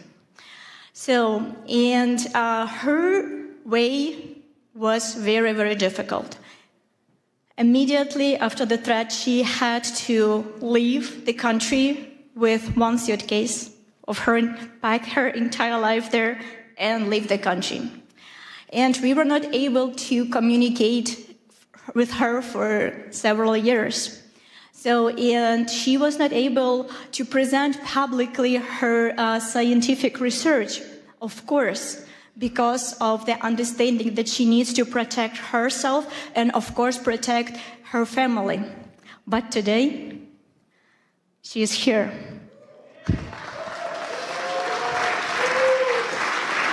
And this is one of the victory of spiritual diplomacy. And she is here because she wants to express her gratitude to Pastor Burns because of his support, his guidance. She is here to present him personally with the book that she wrote about Pastor Mark Burns. Ladies and gentlemen, please welcome Елизавета Kromova.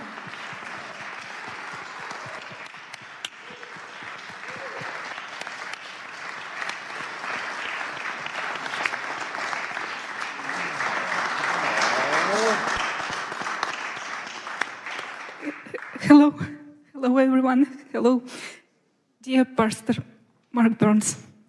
My name is Елизавета Kromova, and I am a volunteer for International Public Movement ALLATRA. I came here to the conference which you organized to personally express my gratitude to you. It is a great honor for me to speak those words looking you in the eyes. First, let me share a brief backstory. As you already know, in Russia, ALLATRA International Public Movement has been banned. I endured persecution along with my friends. I lost my homeland, my home, my life's work. And at one moment, I even lost my hope that I can even find the reason to believe in humanity again. Then one of the darkest days of my life, everything changed when I saw your interview. I didn't know you, but when I watched it, I felt as if we had known each other forever. And in your interview, I didn't saw judgment or desire to lecture someone. It was just disarming sincerity. You said, I am neither left nor right. I stand for human rights. Wow. And you spoke of a God who loves people. And your words reach the deepest part of my soul. I'm really sorry, I'm so nervous. I'm so sorry. You showed by your example that there are people who don't stay silent, who choose what is right, but not is popular. There are people who build bridges between people, cultures, and beliefs. And in these bridges, we can meet each other face to face and see in each other the dearest and the closest one another. I saw in you the ministry of Jesus Christ in action. As Christ sit at the table with the despised and outcast, he said, I see you, I am with you, and you did the same. You reached out to those whom others tried to destroy it. And your words reminded me that our rights, granted not by people or laws, it come from God. Yes. And we have protected in every corner of this world for all people and for all faiths. And this is why I wrote this book about persecution, about my path back to home, to hope and faith, and I dedicated this for you, because you became a voice for me in the darkness. And this book is called Pastor Mark Burns, The Man Who Restored My Faith. You didn't just help me find my faith back, but you also showed me that faith can unite, heal, and lift us up. My God.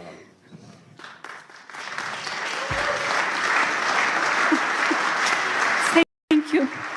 Thank you, dear Pastor Mark Burns. Thank you for who you are. Thank you for your courage, for your bravery, for your love, for your service to people. Thank you for your sincerity and truly for your inspiration, which your faith in action gives all of us. This book is for you and for all of us who believe that one honest voice can change everything. Thank you so much.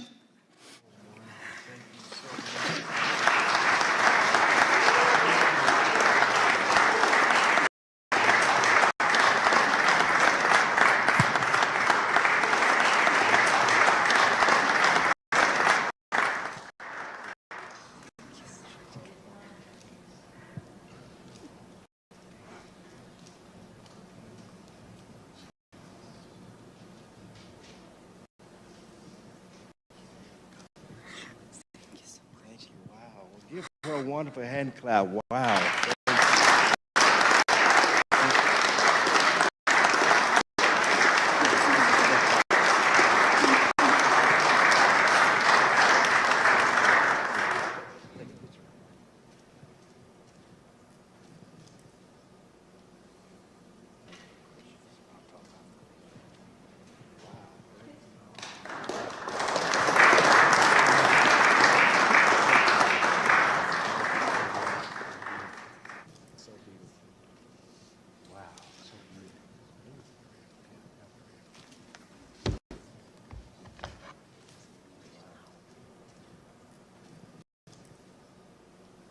Thank you, Yelizaveta, for sharing your sincere testimony. We're so happy you're here with us today. It's definitely an honor and a surprise.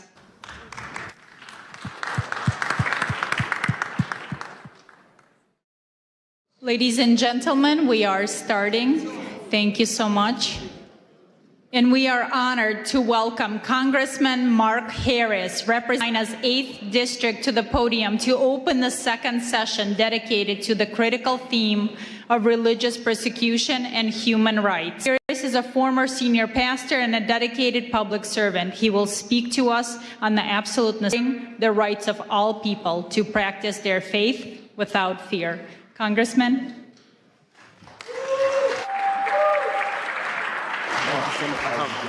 Thank you. Thank you so much for having me. Well, good afternoon. It is great to see you. I'm sorry for being just a little bit late, but I literally just ran out of Judiciary Committee meeting today that we were holding, and we had a going on today with a special guest there that we were dealing with. So, but I am so honored to be invited to be with my friend Mark Burns and to have addressed this International Interfaith Conference. Listen, I'm excited today because under the Republican trifecta led by President Trump, faith is back in America and it's making a powerful difference. From day one of this administration, the president drew a clear line. Anti-Christian bigotry has no place in our federal government. Go ahead, give that a hand. Listen, he boldly affirmed that the United States recognizes only two God-given genders, male and female. He stepped in to protect the most vulnerable minors from irreversible body-mutilating surgeries that the radical left once celebrated. And he restored fairness, safety, and dignity for young girls in sports, ending the painful experiment that allowed biological males to compete against them, shattering dreams, causing injuries, and leaving too many girls feeling unsafe and sidelined in spaces that were meant just for them. And President Trump said, that will not stand any longer.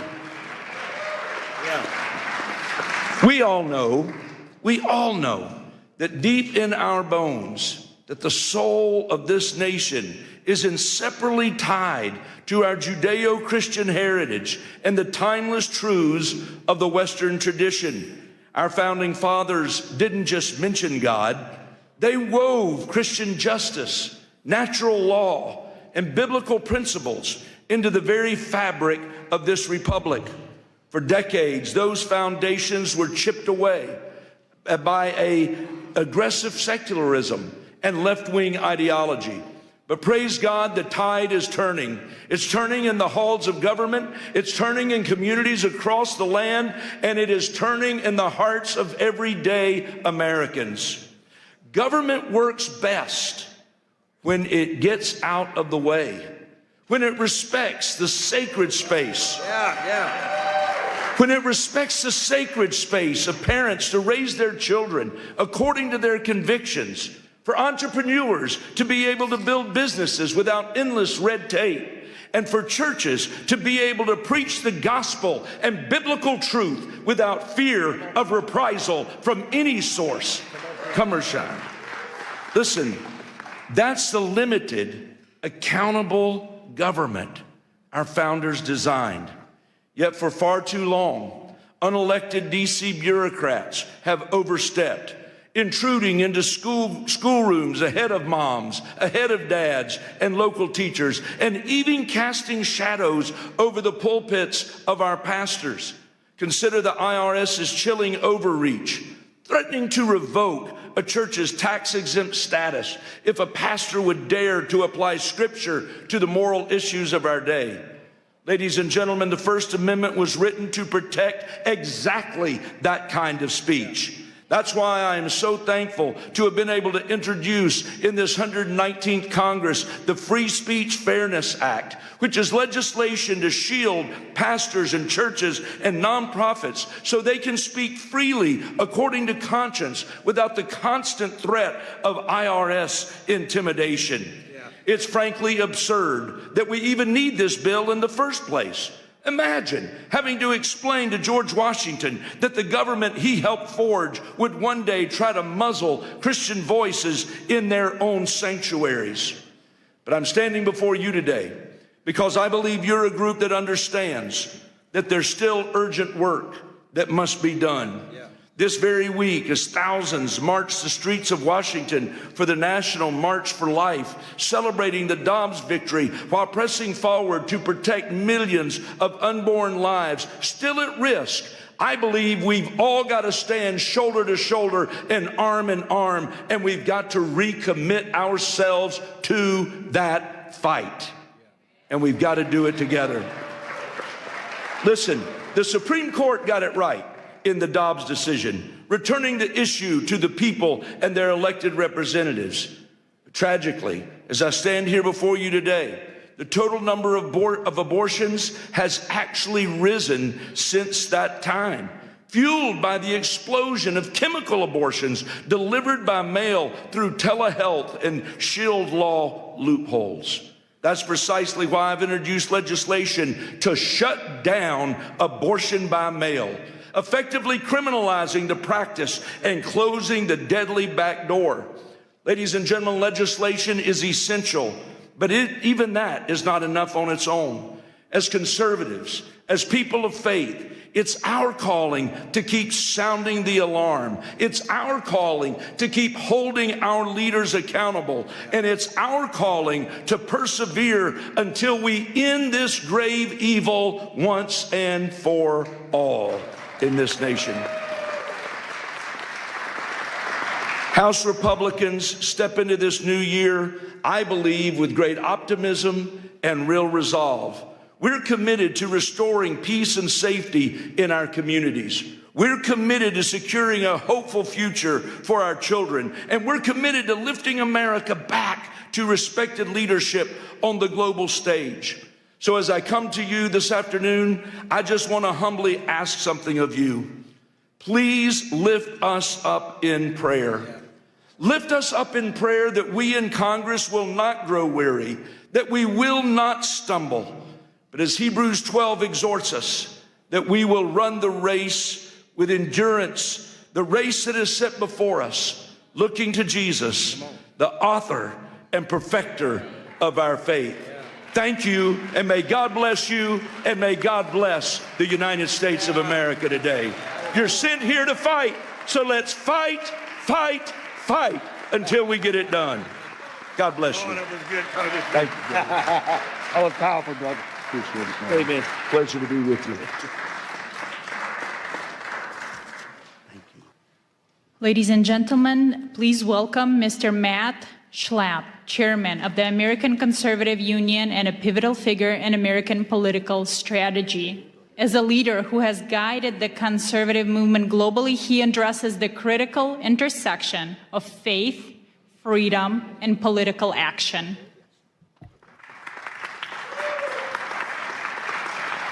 Thank you. Hello, everyone. That congressman could talk. That was good. He's not as good as Gus Bilirakis, but you'll hear from Gus soon, I'm sure. Thank you all. Thanks for letting me be with you today. Have you guys ever heard of CPAC? How many of you here today are not from America? Could you raise your hand? It's a lot of people. Welcome to a great country. Welcome to a restored America, where you can walk down the streets and be safe, that you can wear a yarmulke and be safe, that you can have a Bible in your hand and be safe. Yeah. This is the America that we have to recapture. It's actually the America that we have to refound. Our founding principles, we were taught recently in the last 25 years that our founding principles are hateful, racist, overly religious, too Christian, And we've been feeding our children a constant diet of anti-patriotism and hatred of their own country, and we wonder why America is so divided. And we now have CPAC events in over 12 countries and 5 continents. So if we're not in your country, we're near your country.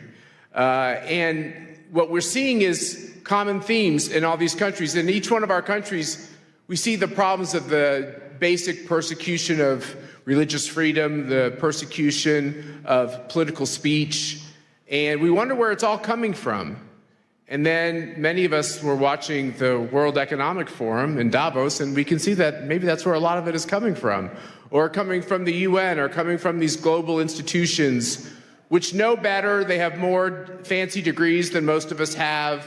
They're trying to tell you that your values are old-fashioned and counterproductive.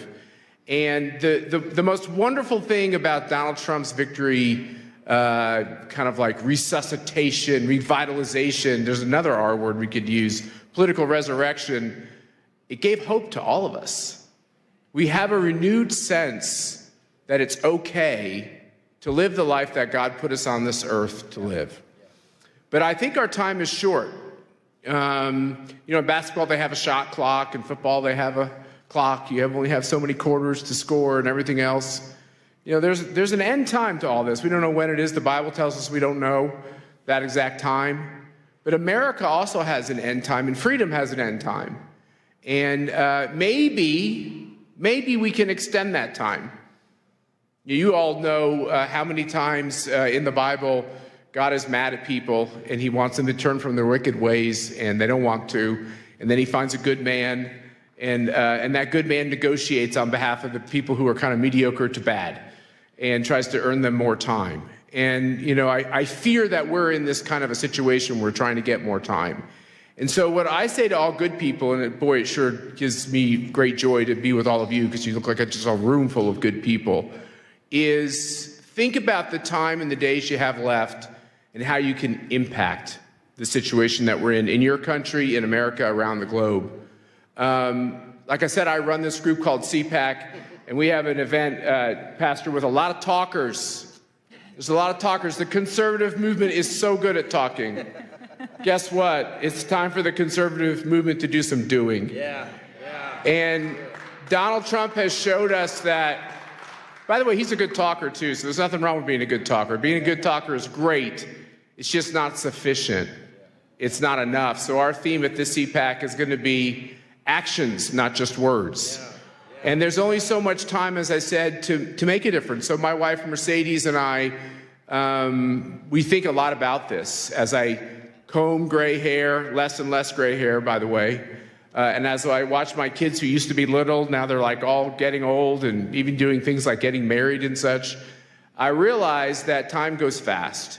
And all of us have to rededicate ourselves to our purpose, to our reason. Why are we here? Why have we been put on this earth at this time in history? It can't be an accident. There are no accidents with the creatures that God puts on this earth. It's for a purpose. And I think all of us are trying to work together to figure out what that purpose is for ourselves or to execute on that purpose. And we know that we're stronger when we do it together. And so what you have from all of us at CPAC, and I have 2 of my colleagues here who are with me today. Stand up, guys. Where are you? There we go, Spencer, Ernesto. They're doing great work. I feel like a grandpa at the office because everyone's so young. But they're the non-woke kind of young people we have in the CPAC office, which is great. But we decided to dedicate ourselves to a couple important lines of action. The first thing is we believe passionately in your freedoms. You have the right to practice your religion, not practice a religion, practice the religion you want. You have that right. There's something so special and sacred. I think that's the most foundational right that God gave us. And we see both this freedom of religion and freedom of political expression, both of them, under attack. We just did a review of all the countries on the globe on political speech. There are some countries where you can be put to death for simply saying something against the leader of the country. Think about that. You can be put to death for that. Look at what's happening in Western Europe, where you can be put in prison if you put up a Facebook posting that's overly pro-Jesus. Think about that. This is what's going on in quote-unquote the civilized world. We look at religious freedom and the persecution of Christians and the rise of anti-Semitism in Western democracies. I'm using air quotes for a lot of these things. It's disgusting that millions and millions and millions of Christians are being persecuted, many losing their lives, being slaughtered in countries. And you wonder, like, how could we have this kind of evil and chaos? And why are so many Christians believe that, like, that's a kind of like a made-up hoax? It's not really happening. Well, it is really happening. The videos and the photos are real. You talk to the pastors that come from these countries, it's real. There's the persecution and the martyrdom through the blood, but then there's the martyrdom through the persecution in the sense that if you're too bold in your faith, you can't get the job, or you can't get into the school, or that's what we're seeing growing and growing and growing, and sadly in my own country here in America and in other Western democracies. And I want you to know that I believe you do have a friend in President Trump and the Trump administration on these issues. I believe you have a friend in Mike Johnson, who's the Speaker of the House, who's a very good man on all these issues. We have a lot of great people who are trying to make a difference. But as far as CPAC is concerned, we're going to be in these countries. We're going to be confronting these regimes. We started up a new center to end communism. How about we just end communism? Aren't you tired of fighting communism? Let's end communism. What China is doing to destabilize the globe, there's kind of a cozy conformity with China because they're rich and they're powerful, and a lot of countries need support. It's a dangerous game they're playing because really at the end of the day, what a communist totalitarian regime wants to do is they want to take away all of your freedoms, your promise and your hope, and really turn you into a slave of the state. And it happens every time, everywhere, always. My wife's father tried to stop the Castro regime in Cuba, which looks like the end of that regime could be coming pretty soon. That'd be good for the world. And you have people like Jimmy Lai, who was arrested in Hong Kong, who simply wanted freedom for the people of Hong Kong. What you're seeing around the globe is really disgusting. And what we're going to do is take our voice, our team, our message, confront all these regimes. It's amazing. I don't think those of us who believe in freedom have all the money. I don't think we have all the power. But man, sometimes we look like we do. And I think we got to be like bears. Bears in the forest, sometimes they growl, or like the little dog that barks really loud because they're really little and they got to bark loud so you think they're bigger. We have to recapture this idea that if God puts you on this earth for a purpose, and the purpose is now, why would he put you on earth for this purpose to just be humiliated and lose?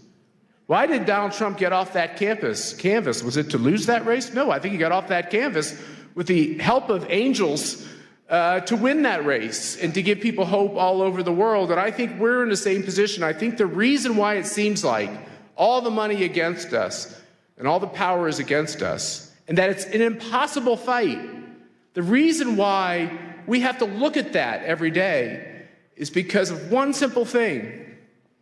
We are small, he will be large. He will have the victory. You just have to ask for it, and we have to be true to it. And that's the moment that we're in. We have to believe that God put people on this earth to prosper and have freedom, right, and to live their purpose. And that it's our job right now in these dark times to make sure that that can continue. So that is our motto. It's about action. The action is now. You all are welcome. We have to get out of this idea that the only way conservatives will come together is if you agree on everything I agree with, and you have to sign a piece of paper that says you'll never disagree with me. That's a bad way to build a movement. What we ought to do is say, hey, is there one or two important issues that we agree on? Can you agree that someone should be able to practice their faith as they choose? Yeah. If you do, we should be able to work together. Do you think that people should be able to get in politics and vote for the candidate that they want to? Do you believe in that? That's something we can work on together. Do you believe that communism fails every time, for every people, always? If you do, we can work on this together. And I think that if we can stitch this together and get out of our orthodoxies and instead focus on our commonalities, I think we can reshape the face of the earth, and I think we're going to do that. And God bless you, and thank you for letting me be with you today. Thanks, That was awesome. That was perfect, brother. Now it is an honor to introduce Congressman Gus Bilirakis of Florida, recognized as one of the most effective lawmakers in Congress. He's a steadfast champion for international human rights and will speak on the importance of protecting religious freedom against discrimination worldwide.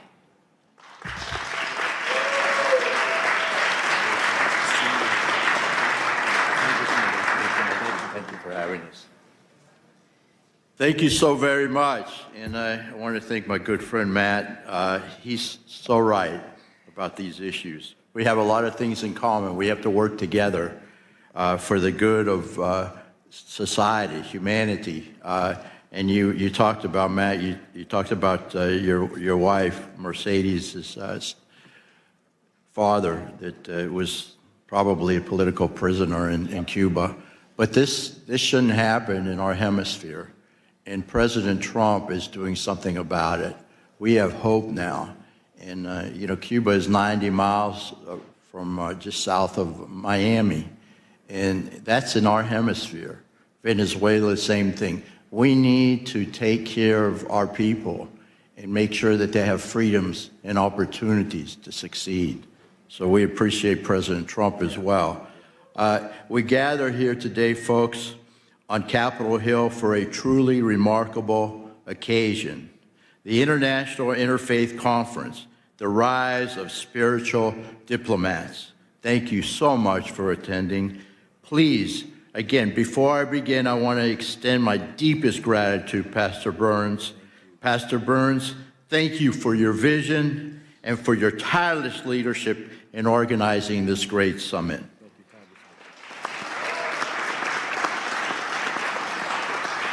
You have called us here to recognize a new era of spiritual diplomacy, where faith leaders don't just shepherd their own flocks, but step into the breach as mediators, peacemakers, and defenders of the innocent, where traditional politics often falls short.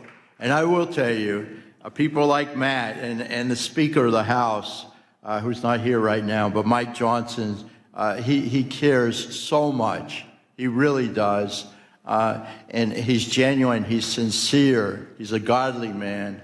And we are making a difference, folks. We are making a difference. We're making a lot of progress. So I chair the Congressional Caucus on International Religious Freedom. I see the first freedom not as mere legal concept, but as the heartbeat of human dignity. Yet as we meet on today, January 22nd, that heartbeat is under threat, folks. So again, I've got to tell it like it is. The data from this year's 2026 report is staggering. We are witnessing government restrictions on religion at their highest global levels in decades, unfortunately. We are so very fortunate here in the United States of America. And I know there's some bumps in the road, but we have religious freedom. And we should never, ever take that for granted. But in Nigeria, folks, the crisis has reached a breaking point. Statistics from the start of this year show that over 3,400 Christians were killed for their faith in the last reporting period alone. In this day and age, it's happening around the world, folks. I have fought to ensure Nigeria remains a country of particular concern, because we cannot stay silent while thousands are slaughtered. Do you agree? Yeah. In China, the CCP continues to target Falun Gong practitioners and Uyghur Muslims with high-tech surveillance and arbitrary detention. This is happening, folks. It's happening every day. China currently leads the world in the arrest and sentencing of believers. I mean, they're not spreading it. They're just practicing their faith, their religion. And in some cases, it's meditation, what have you. But they should be free to do so. In Pakistan, the shadow of blasphemy laws still hang over Muslim minorities. The Ahmadiyas and Christians turning private faith into public death sentence. Unbelievable. Global anti-Semitism. We must confront the reality that Jews are facing a resurgence of hate that we once promised would never, ever happen again. But it's happening now, folks, before our very eyes. We must stop it. The challenges we face are not only legal, in which regimes weaponize the laws to crush dissent, but also social, as tolerance breeds in the vacuum of silence. We must not stay silent. We must act, folks. And that's what we're doing in this Congress. This is where the spiritual diplomat comes in. You are the ones who can reach the places a secular envoy cannot. You speak a language of universal values, justice, peace, and the sacredness of life that resonates deeper than any treaty. You're the ones. We can do this together. I'm Greek American, and we say, Oli Mazi, all together. We can do this together if we stick together.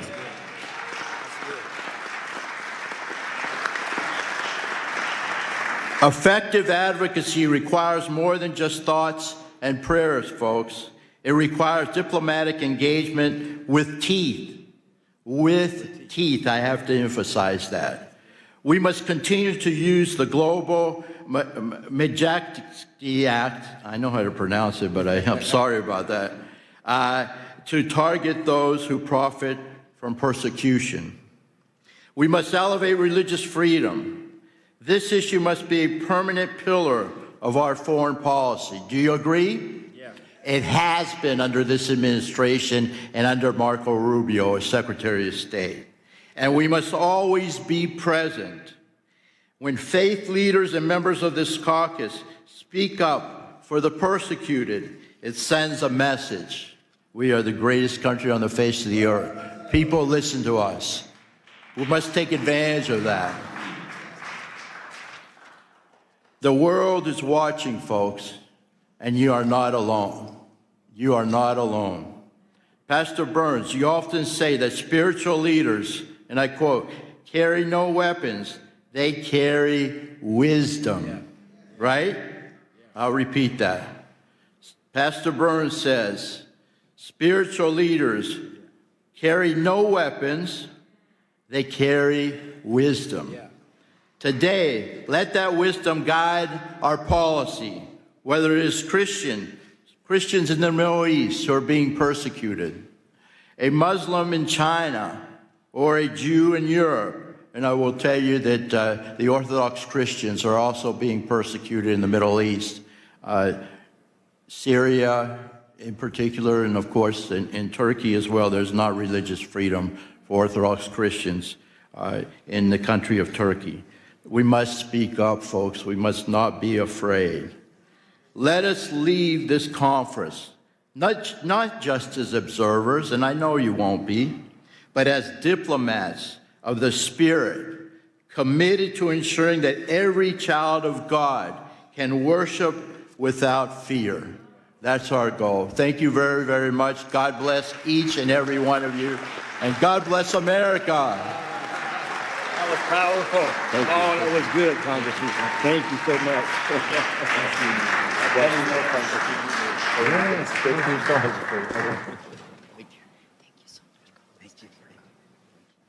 Well, you know, I think I'm about to speak again. But before Matt Schnapp leaves, this man, again, you all know who he is. He does so much for America. He does so much for the conservative movement in America. He literally, him and his wonderful wife, Mercedes, bring millions of conservatives all over the world to bring a message of unity and peace. And it's a great honor for me as he had to slip out. But as you know, we're going to be pinning everyone who takes the commitment of becoming a true spiritual diplomat. And here, I am going to pin my brother Matt right here in front of everybody with this wonderful spiritual diplomat pin. He's taking it very seriously.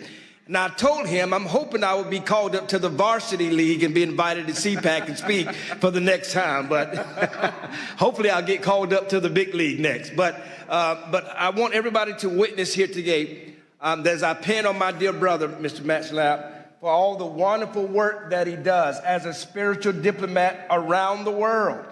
And I want us to realize, yes, that it's because of leaders like Matt we have a safer world and a safer place for our children to grow up. Thank you so much, my brother. Thank you. Thank you. I have to just say, you heard it here. He called me on the carpet. He's coming. You're speaking at CPAC, whether you like it or not. There we go. Thank you, brother. God bless you. Thank you very much. It was great to hear from the congressman. And now it is my honor again to welcome Pastor Mark Burns back to the podium as he addresses the key topic entitled From Pulpits to Peace Tables, Why Faith Leaders Must Engage the World. Wonderful. Well, first of all, I'm going to tell you, you should give yourself a big hand clap of all the wonderful people that are here today. Come on now, you can do better than that. Come on now, come on. We're here at the nation's capital to take back this nation, take back the world, and we're here to protect faith of all people around the world. Do you believe that? Say yes to that. Hoorah. Listen, the Bible says that violence taken by force. We're here to make a loud declaration to the world. The evil that is happening in Ukraine, the evil that is happening in China, the evil that is happening in Taiwan and Cambodia, the evil that is happening in India and Pakistan, the evil and the wars that are happening all over the world. We can bring an end to this evil. Korea right now is under attack. Right now. People are dying of all faiths. In Nigeria, Christians and Muslims alike are being killed by terrorists. We're the voice that can help bring that. I want to tell you, my brother, I pray that you hear my heart. I pray that you hear my heart. Don't take this pen. We'll do it at the end. So please don't leave. But don't take the vow. You're not vowing to a person. You're not even vowing to an organization. You're vowing that you will be willing to protect the innocent and speak for the voiceless. I can't hear nobody. I can't hear nobody.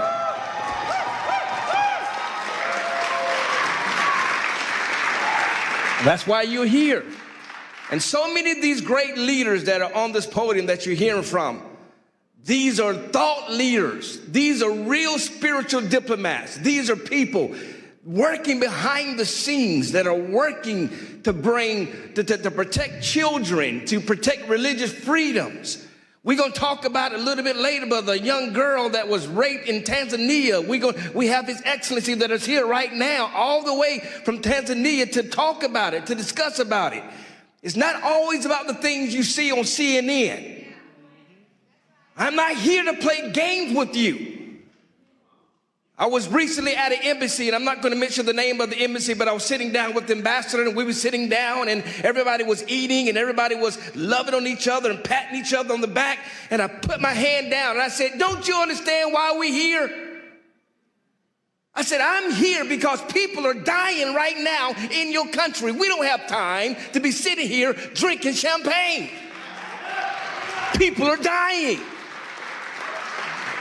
We're coupling and assembling ourselves to bring peace, to be willing to speak to the kings of the world, to speak to the leaders of the world, Brother Jack, to speak to those that are voiceless. I'm going to keep repeating it. I want you to get up and leave and exit yourself out of this room if you just want to get a lapel pin, just to say, I was there. I don't need you, nor do I want you. I am not here to play games. There are too many people that meet in this building, and all they do is talk, talk, talk, and nothing ever happens. I need people who are going to go to the front lines with me. I can't hear nobody. I can't hear nobody. I am in a room full of leaders, am I not? I am in a room full of real warriors. I can't hear nobody. I dare you to open your mouth up and say, I'm one of the people. I'm ready to go to war. Somebody say yes to that.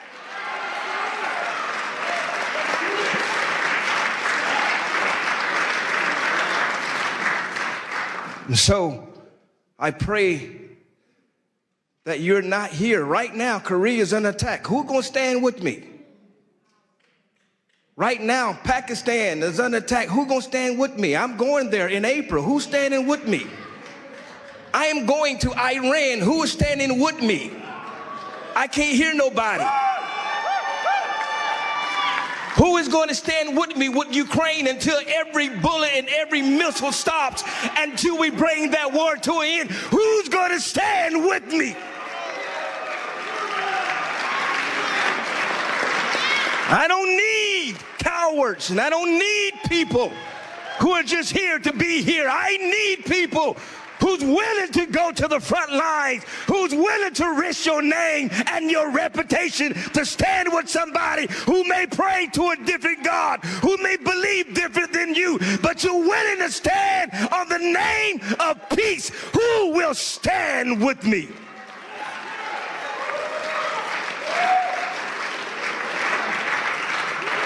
Who will stand with me? Who will stand? Who will stand? Who will stand? You're going to be charged today.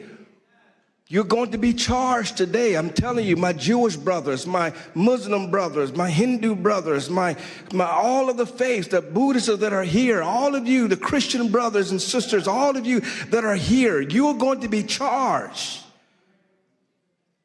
Please take it serious, because somebody's life depends on it.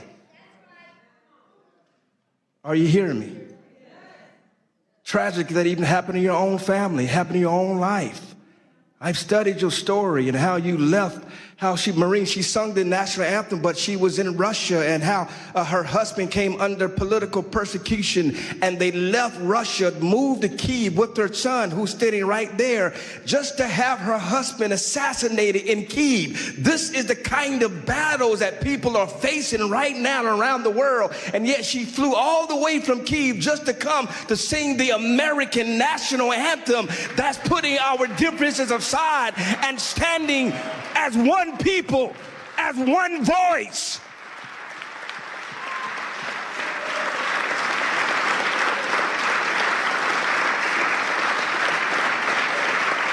ALLATRA, even right now, who is under attack by Russia, by Ukraine, and yet they're standing. Creative Society of Russia is attacking them for standing with Ukraine, but yet they got volunteers all over the world. I'm telling you right now, every faith leader, you need the organization of ALLATRA and Creative Society. You need them.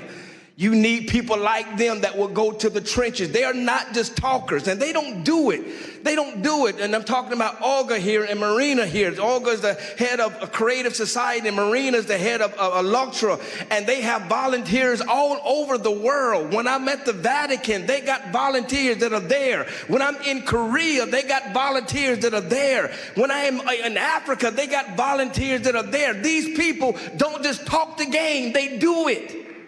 And they don't need no presidential invitation. Quit waiting for the White House to invite you. You don't need an invitation. I can't hear nobody. You don't need an invitation, Valerie. You show up and fight. You show up and fight. You do it faithfully. consistently.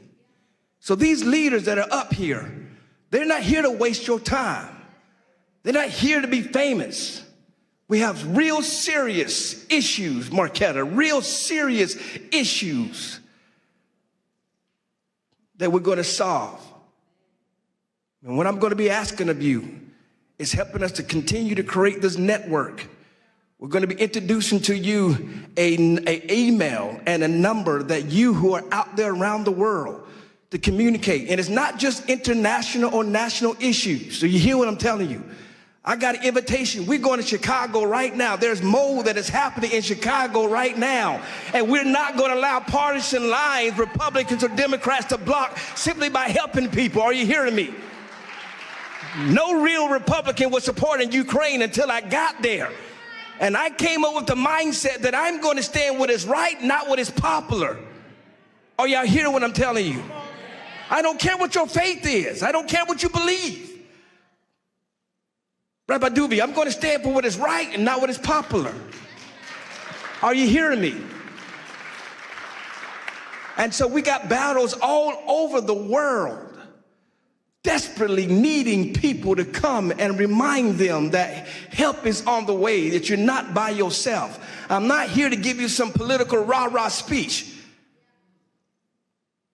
I thank the president for sending me the video. Thank you, Mr. President. He's in Davos and he stopped and he sent me a video to tell everybody he's supporting what we're doing. But that's not what I'm living for. We've got to get to the point where that spiritual diplomacy lasts beyond whoever's president. Because there are rape victims that need us. There are drug addicts that need us. There are religious people that are dying for practicing their faith that need us. Who's willing to go speak to the kings of the world? Who's willing to risk their reputations? Are you hearing what I'm telling you? And so I pray that you receive what I'm telling you. I want this movement to continue to grow and grow bigger. We're planning to do this again in 6 months at Mar-a-Lago at the president's house. And we're going to bring it even bigger and even greater. Then we're going to G20. We're going to do a wonderful event at G20. Amen. We're going to take over Miami. And then we're going to go to Qatar. And then we're going to the Vatican. We're taking this all over the world to bring peace. I believe we're going to have a spiritual diplomacy right there in Tehran and right there in Iran and show the world that we won't allow evil to win. Y'all not talking back to me. We won't allow evil to win. We will stand for what is right and not what is popular. Somebody say yes to that. We're going to go to North Korea. We're going to knock down the wall. We're going to get to Kim Jong-un. We're going to tell the world that we are here to faith, that we will not have enemies in the name of faith. Are y'all hear what I'm telling you? If you're playing politics, leave me alone. Don't get a picture with me. Think I'm playing with you. I'm not. I'm not. I don't got nothing to lose. You don't understand how I got here. I didn't get here by sucking up to nobody. The president calls me his pit bull for a reason, so I'm not here to impress you. Are y'all hearing what I'm telling you? But I'm going to be here after President Trump. But I'm going to be here to be in the next president face, and the next president face, and the next president face, to tell the world that we will unite the communities around the world. We will stop being divided by who you pray to, and we will stand on the principle of peace and love for the whole world to come together. Whether you're black, whether you're white, whether you're young, whether you're old, whether you're Jew, whether you're Christian, whether you're Muslim, Buddhist, it doesn't matter. If you're a human being, we shall stand until we reach the promised land. God bless you all.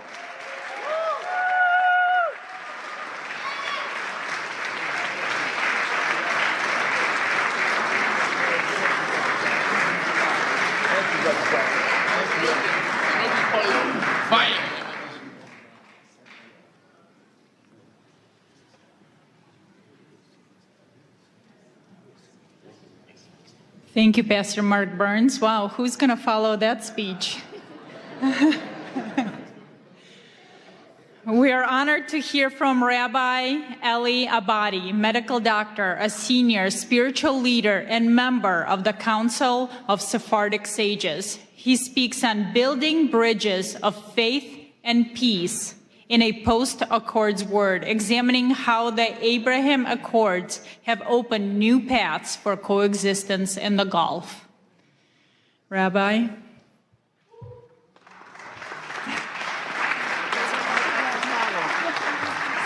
Pastor, that's a very hard act to follow. I was the lucky one. First of all, Pastor Burns, I want to thank you very much for the privilege and the honor that you bestowed on me in coming and addressing this illustrious audience. And secondly, for pinning me today and inducting me in the cadre of spiritual diplomats. I shall carry this with great honor and duty. Together, inshallah, God willing, we will fashion a better future for the next generation of humanities. Thank you. And now I start my official speech. Your Excellency, Pastor Dr. Mark Burns, President Marina Otsenova, Honorable Congressmen and Parliament members, Honorable Ambassadors, esteemed rabbis, imams, pastors, reverends, bishops, and religious leaders, distinguished speakers, and dear audience. The great Mahatma Gandhi once noted, if we were to respect others' religions as we would have them respect our own, a friendly study of the world's religions is a sacred duty. We are gathered here today as global faith, political, and thought leaders from many areas of human endeavors to find a path toward a peaceful coexistence between all religions, nations, and all people, especially the world's three Abrahamic religions, Judaism, Christianity, and Islam, and few others. As Edmund Burke said, religion is essentially the art and theory of remaking of humanity. And therefore, we as leaders ought to embark in remaking mankind to cherish, protect, and foment a peaceful coexistence. As the United Nations Manifesto on the Culture of Peace stated, we must learn to use one another's religious belief as ways to connect, not as reasons for conflict.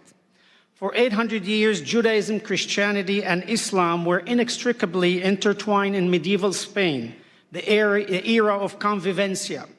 Each had a common ancestry, similar values, and holy scriptures.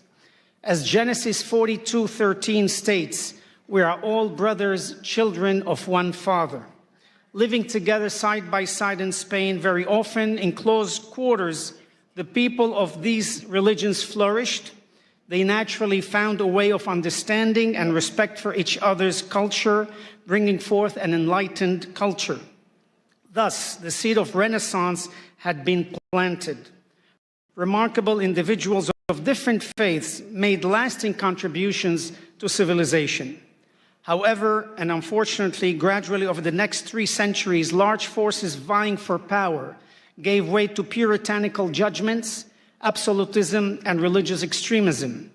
Ultimately, these exclusive policies and the conflict they unleashed extinguished the shared learning that had flourished. The fragile unity between the 3 faiths was lost.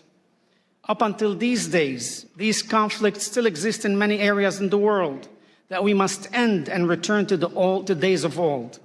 In the area of faith, Jews, Christians, and Muslims believe that God made a covenant with Abraham. It was to keep faith in one God and to worship him, and to teach the practice of worship to his children down through the generations. In return, God would preserve, protect, and multiply the children of Abraham.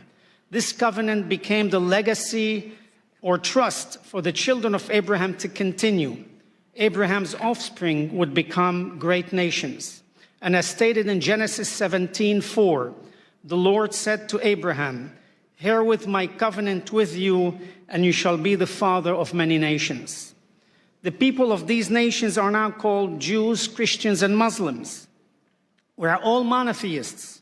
We all believe in one God, the creator of all that is, in the universe and on earth. As leaders, we are enjoined by our faiths to find path toward a peaceful coexistence between all religions and all people. Therefore, in order to establish a channel of communication and cooperation on an international level, we must continually ask of ourselves what we insist from our own people, the acceptance of diversity in religions. First, as leader, we must lead by example and communicate to our people that peace is a basic human right. Scriptures in Leviticus 19:18 teach us to love thy neighbor as thyself. It is a directive that teaches each one of us here today to love one another through peace, acceptance, and understanding. Second, as each of us takes enormous pride in our own religious history, culture, and strength, so too must we pride ourselves on the level of understanding and tolerance our people have of other religions and cultures.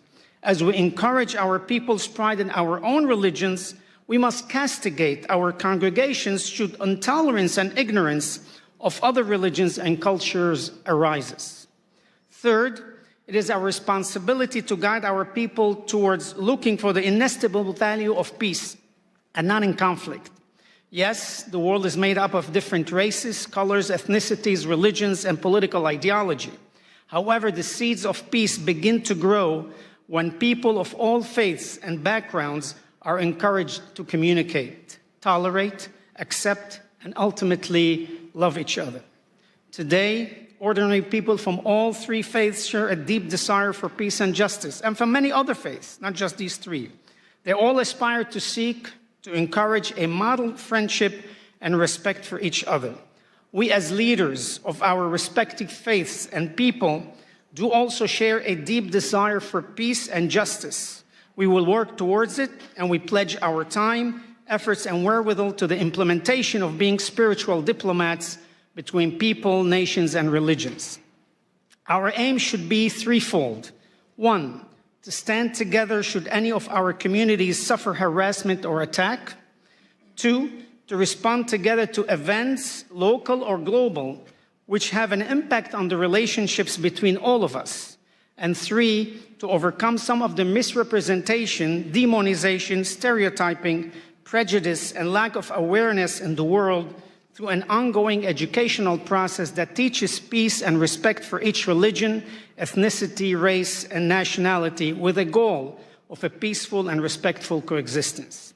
It is time to take the initiative without waiting for more ignorance, hatred, and war to occur. It's time to actively bring peace where there is conflict. It is time to seek the good instead of evil, hope instead of despair, and love instead of hatred. It is time to allow our love of God and respect for His covenant to protect and multiply the children of Abraham, to materialize into a worldwide covenant of peace and protection for all of humanity. Given the many examples in history, as well as some conflicts which are so recent that they continue to take place as we speak, they demonstrate the need for leaders to speak out and preach against religious intolerance, ethnic persecution, and race superiority. The core of these conflicts stem from the idea that one's religion, ethnicity, and race is the superior one, giving a person or group of people the religious duty to impose their religion on others under penalty of death, or to persecute other ethnicities and nationalities. Terminology such as infidels or heretics ought to be eliminated from our vocabulary. Using these words allow the zealots to attack, persecute, force conversions, and even kill anyone who has been branded as such. As leaders, we ought to condemn the use of this terminology. Equally as important, we need to teach that religion and religious values can and should be transmitted only through love, acceptance, and tolerance. Religion can only be appreciated if transmitted peacefully and with the consent and wholehearted acceptance of the individual. We as religious leaders have the responsibility to highlight the beauty of religion while teaching our own people how religion can bring harmony, peace, and understanding. On 5 occasions in the Bible, 1 in Leviticus, 3 in Ezekiel, and 1 in Nehemiah, each state that the religious statutes given by the Almighty are, quote, so mankind can live through them. And our sages in the Talmud expound on this announcement, saying specifically that by obeying the religious statutes, we are to live through them and not to die through them. In Psalm 34:15, King David exhorts us to search for peace and pursue it. Our sages and ethics of the Father state, be from the disciples of Aaron, the high priest. Love peace, pursue peace, and love your fellow human. Each of us here today as leaders, we must make that commitment to encourage our people to pursue peace and love one another. All of us here, Christian, Muslims, Buddhists, Hindus, and others, can effect change by planting the seed of true peace amongst us and our co-religionists. We can come to the reconciliation of our people. Oseh shalom bimromav, hu berahamav ve'aseh shalom aleinu, va'alamo Yisrael ve'imru amen. He who makes peace in his high heavens, may he in his mercy bring peace upon us and upon his entire nation, and let us say amen. Peace be unto you. Assalamu alaikum. Shalom aleichem. May God bless us with this endeavor. Thank you, and God bless you. That was beautiful, my Rabbi. Thank you for that powerful speech. Hey, we're just getting started.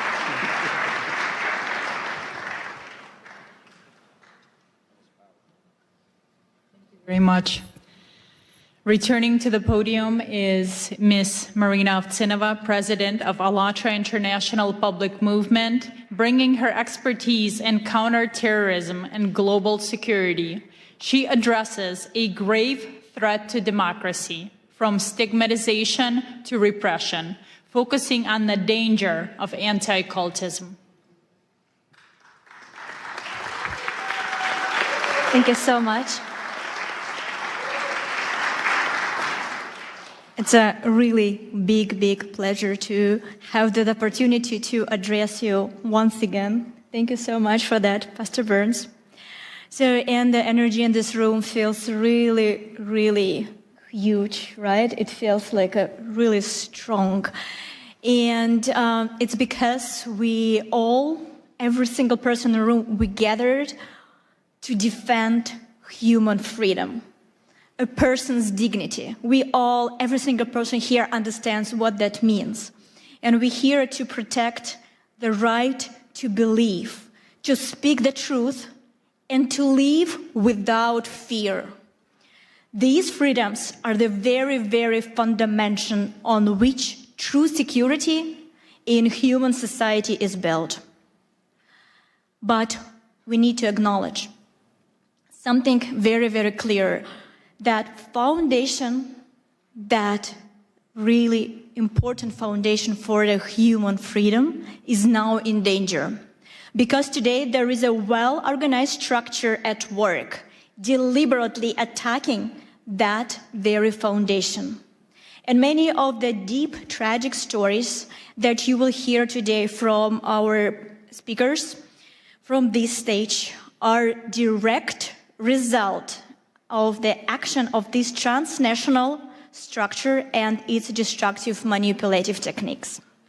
So let me educate you a little bit. So what is that, and why does it pose a threat to every person and to society as a whole?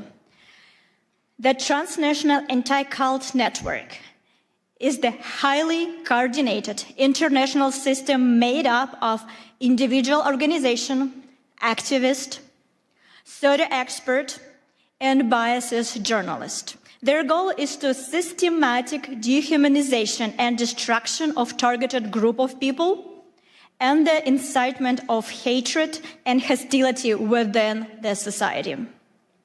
What this network does is often described more simply as anti-cultism. But in reality, anti-cultism is the technology of dehumanization and repression. Let me be clear right away. The anti-cult network can target absolutely any group, not just religious one. They can target social organization, hobby club, or even political party. And no matter who they choose, anti-cult agents follow the same well-practiced playbook. First, they slap the label on the targeted group in the media, calling them sect, cult, or simply dangerous group. Then, the step number 2, They launched an aggressive media campaign to smear that group using fake discriminations, false testimonies, and distorted information. Through these dirty media campaigns, they dehumanized the people in the targeted group. They stripped them out of their humanity. And as a result, those exposed to this manipulation stop seeing the targeted group as equal, as neighbors, as co-workers, as parents, as children, or fellow citizens. Instead, they begin to treat them as outsider or enemy. And after this stage of dehumanization, society is effectively giving, quote unquote, permission to persecute. People are fired from their jobs, pushed out of the public life, silenced through the pressure and intimidation, dragged into court, and even subjected to violence. And in the end, the very foundation of democracy collapses. Freedom of consciousness, the right to speak freely, the rights one's face, and the right to human dignity. If these step-by-step patterns feels historically familiar, you're not mistaken. This is the very same mechanism Nazi Germany used to dehumanize the Jewish people, one step at a time, through the language of hatred, lies, and systematic propaganda. That process led to the tragedy of the Holocaust. And while the Holocaust itself is condemned by the international community today, the method that made it possible never truly disappeared.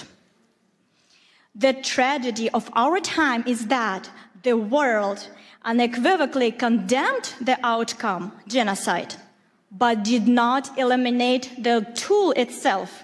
The technology of hatred survived, and it is still being used by the anti-cult network to this very day, in a different form, but with the same destructive consequences.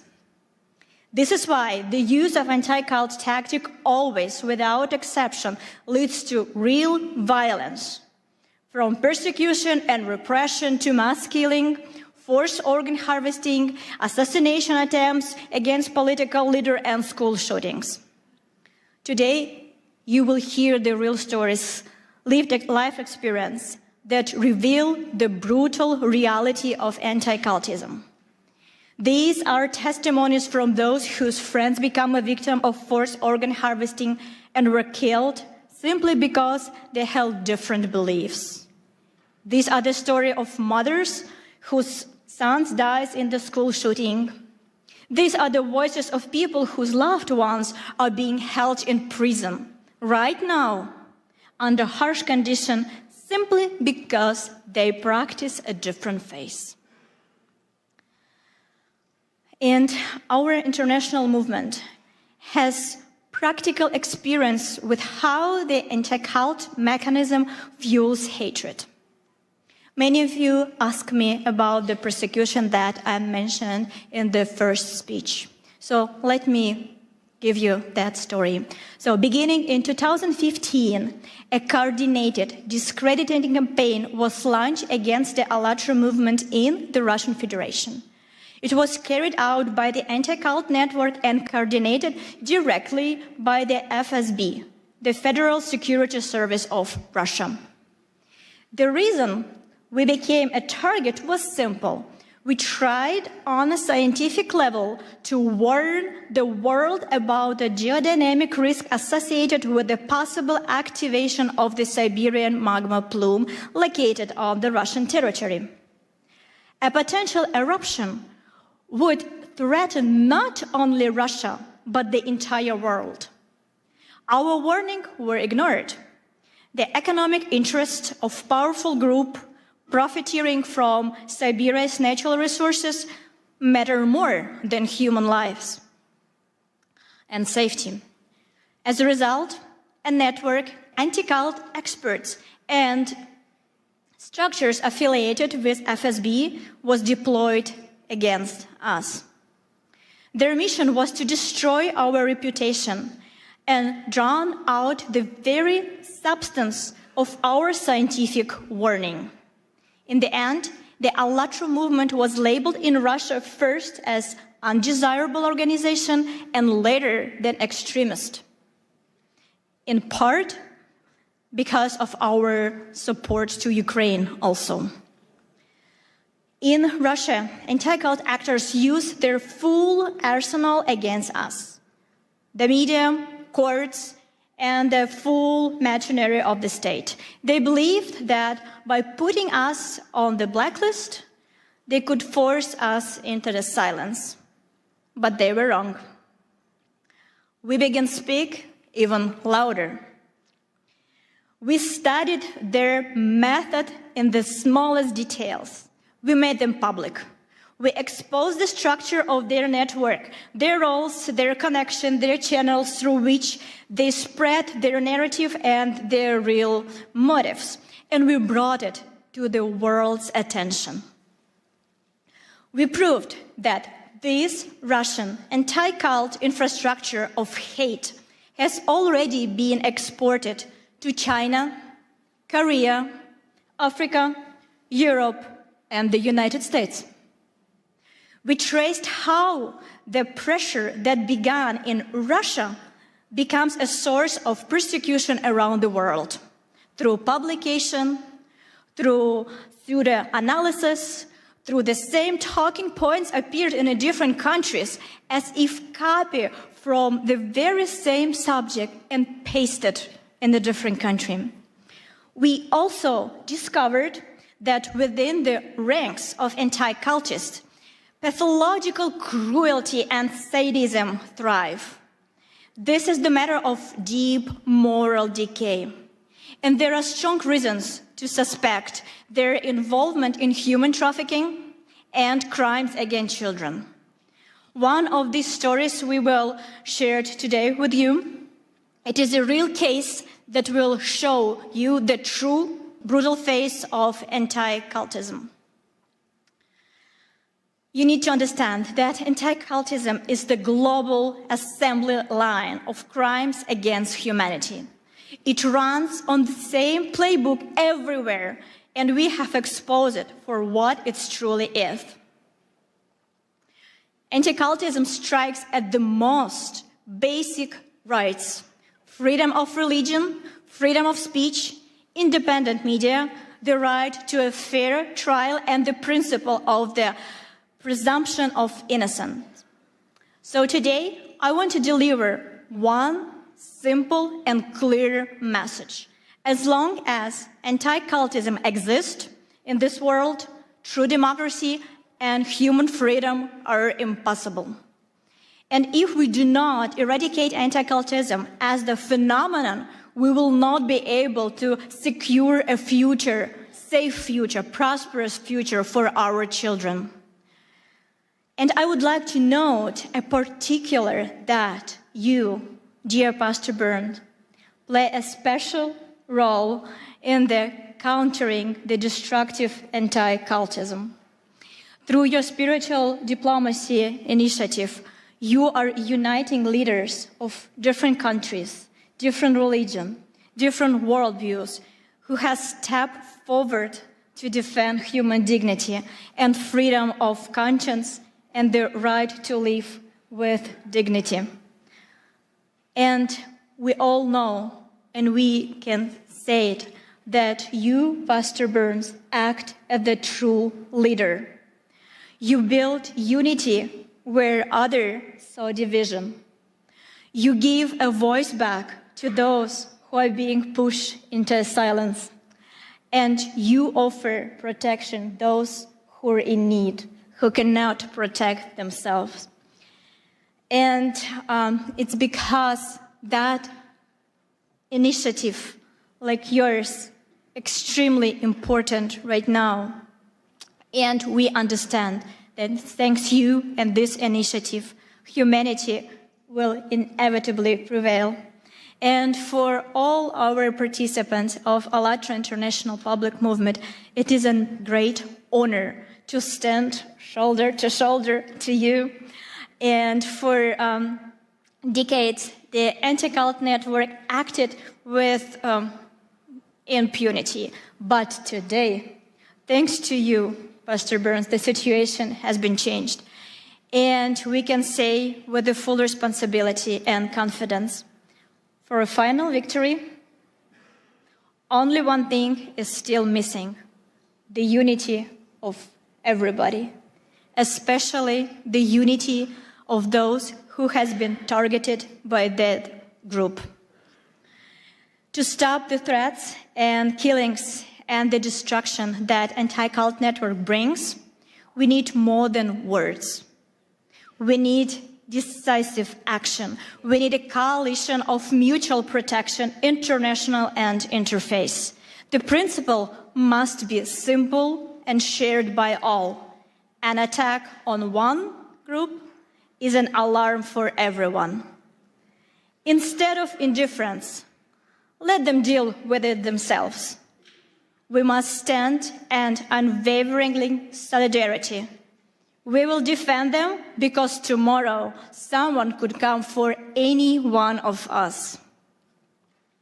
If everyone who has been targeted by the anti-cult network and harmed by its manipulation unites to expose its criminal activities and publicly expose how the anti-cultism works, we will inevitably achieve justice and prevent new tragedies for sure.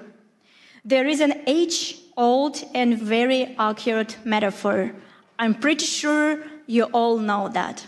But please, think one more time with me when I will cite this word, how we can use it, what we can take home.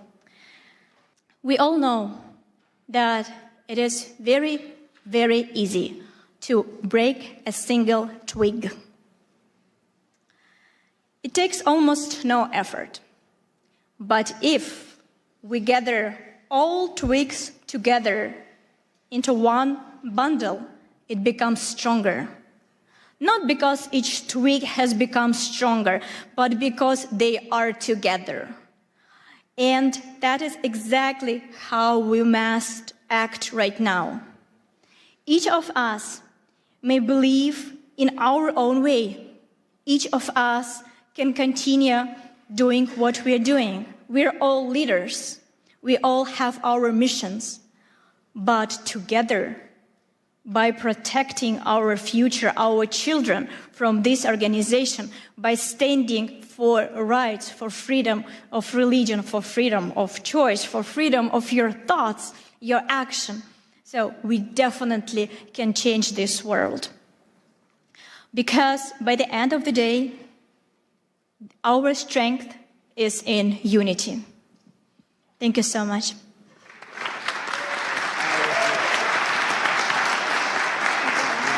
Wonderful. That's so powerful.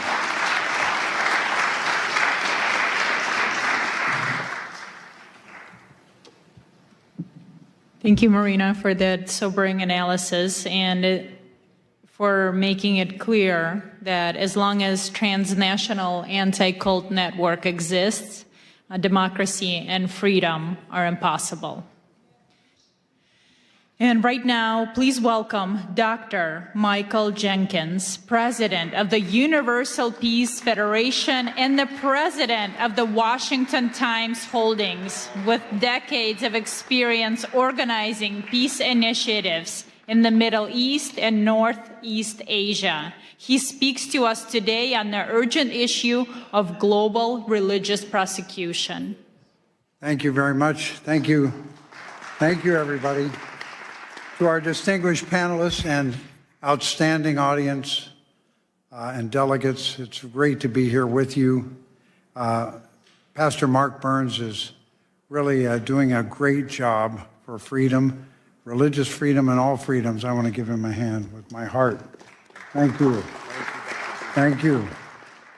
United in Liberty.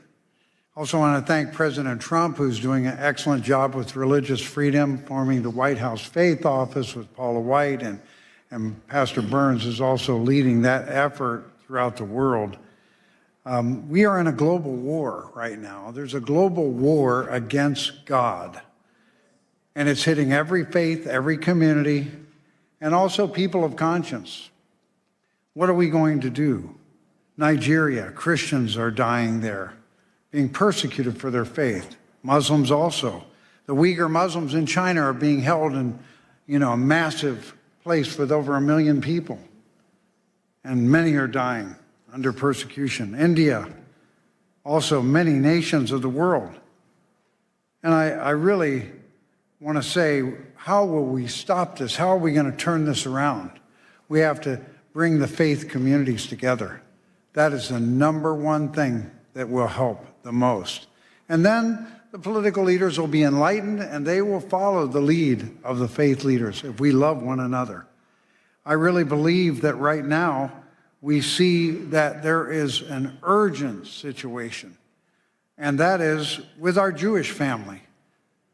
I met my brother, Rabbi, and I would like to have a moment of silent prayer for our Jewish family right now. Just a moment of silent prayer. Peace for all Jewish people everywhere. Amen. Amen. And for all God's people, and also for all people of conscience. So I would say to this, peace, shalom, assalamu alaikum, shanti, shanti. We can win when we come together. We are meant to be together.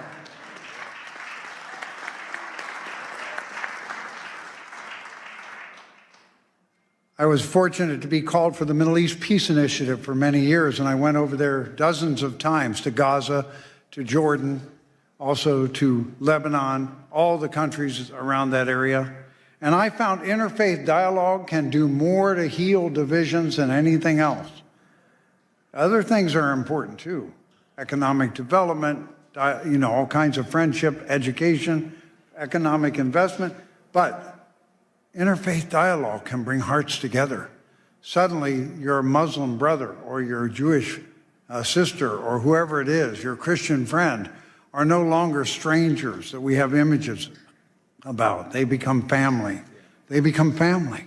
So even as miserable as it has been for the people of Gaza and Israel, interfaith dialogue has to rise, Pastor Burns, right away.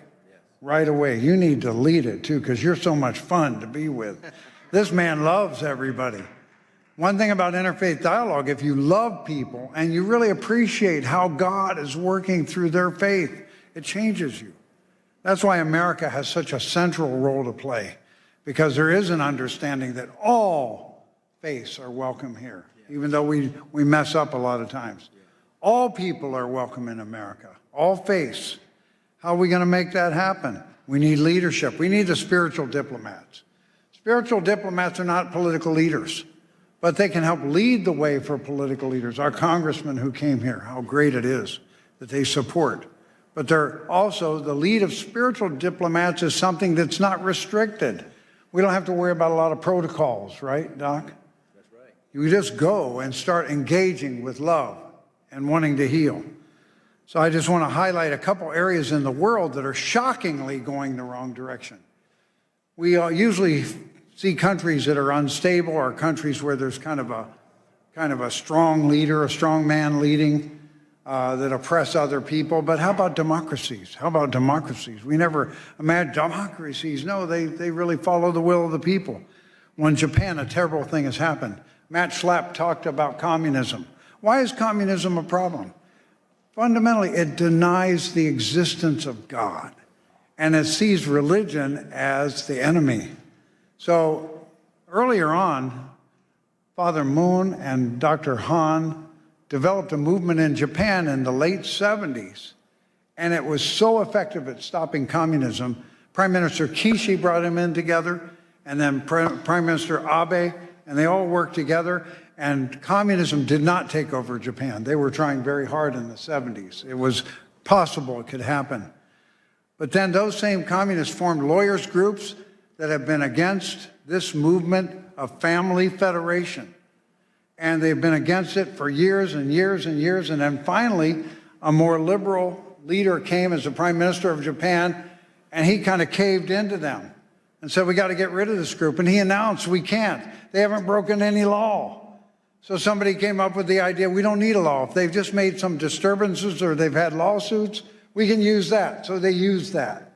Fortunately, there's a new prime minister now, so I think a new history is about to be written. But why do we bring this up? Because when a democracy like Japan goes the wrong direction, a domino effect occurs. So last year, Rwanda and Kenya cited Japan's example of closing or dissolving a religion without breaking any law. They got excited about it. This happened in 23 and 24. Rwanda has now closed, shut down, or destroyed 10,000 Christian churches in 2 years. And they cited Japan's example. They're a world democracy. And then also Korea. Now the leader of Korea is really not supporting the faith traditions. He's more of a left-leaning person. That's why President Trump challenged him when he came to the Oval Office. He said, what's going on in Korea? Looks like some kind of a revolution or purge. You're persecuting churches. They went after Yoido Full Gospel Church. They went after Billy Kim, who was the translator for Billy Graham. On July 18th, this last year, they raided thousands of organizations, or thousands of people came out and raided many churches, including the Family Fed. And they went to Sagero Church, a Presbyterian church, and because that leader is standing up for family values, marriage in the image of God, and freedom of speech, he's now in jail now. He's been in jail for almost 137 days, right? And Mother Han of the Family Fed, she's been put in jail now for 125 days. She has not been convicted of anything. So we're just calling your attention to that, because when you come together, we can move our faith communities together, and then the nations can move. God bless you all from your nations, your faith. God bless your family, and God bless America. You're so good.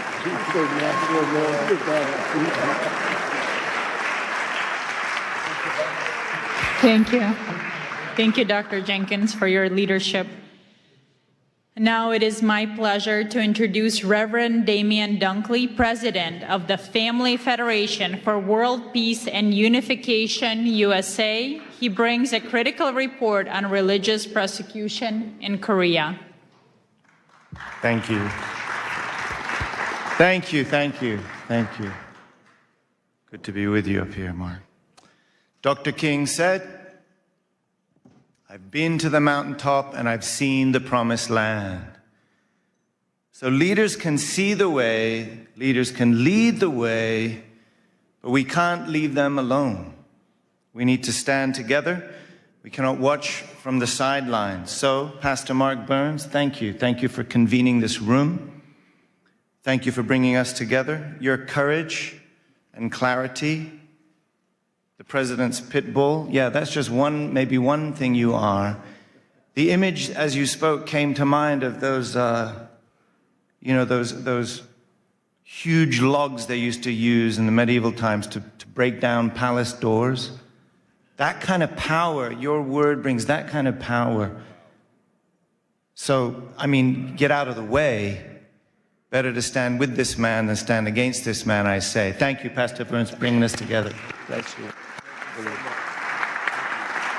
So, as well as all of you incredible leaders, it's a real honor to stand with you today. I'd like to share just a short personal story. I've lived all over the world. It's crazy how many places, all over Europe, Southeast Asia, Northeast Asia, and I've visited all kinds of places, Oceania, Central Asia, Central and South America, Middle East. But America is the only country that I've ever truly cried for. I want to explain. I was 10 years old. This isn't that dramatic a story, but I was 10 years old. I was in London, beautiful city, and two young men ran up on me to attack me and take my bag. And I wrestled round and around. I wrestled with them, and I stood my ground. But on the way home, I cried. I wasn't crying because I was all bruised up or because they took my bag, because they did not. I was crying for something deeper. And I couldn't quite put my finger on it, but I knew it was something to do with America, my first home. It was something that you couldn't see. It wasn't McDonald's or whatever, you know, they got all of that in London too. It was something intangible, something invisible that back then I didn't know what it was, but I know what it is today. Even at 10, I could sense that freedom in America and freedom, even in Europe, is not the same thing. We use the same word in England and America to say freedom. We translate that word into many other languages, and we think that when we, Mark, as an American, use that word and it enters the ear of a foreign speaker, that they understand what we mean. But I promise you, it is not the same. It is not the same. Now, we can lose it here. Thank God we haven't yet. But there's something I just wanted to testify to you about this concept of freedom. And it has something to do with what our founders built here, right? Our Constitution says that our rights are inalienable. This is endowed by our Creator. This is so unique. So our freedom is rooted in this because government does not grant it. Government is realizing it, honoring it, accepting it, and protecting it. Protecting something not that the government gave, protecting something that God has already given. Freedom is our birthright from God. And freedom of religion is the freedom to worship God. There's a lot of folks that may think that's just important for religious people. But I've been experiencing through many of these stories that you're hearing about, when you go to these places firsthand, you realize whether it's a democracy or not doesn't mean necessarily anything anymore. Because there's no democracy without freedom, and there's no freedom without God.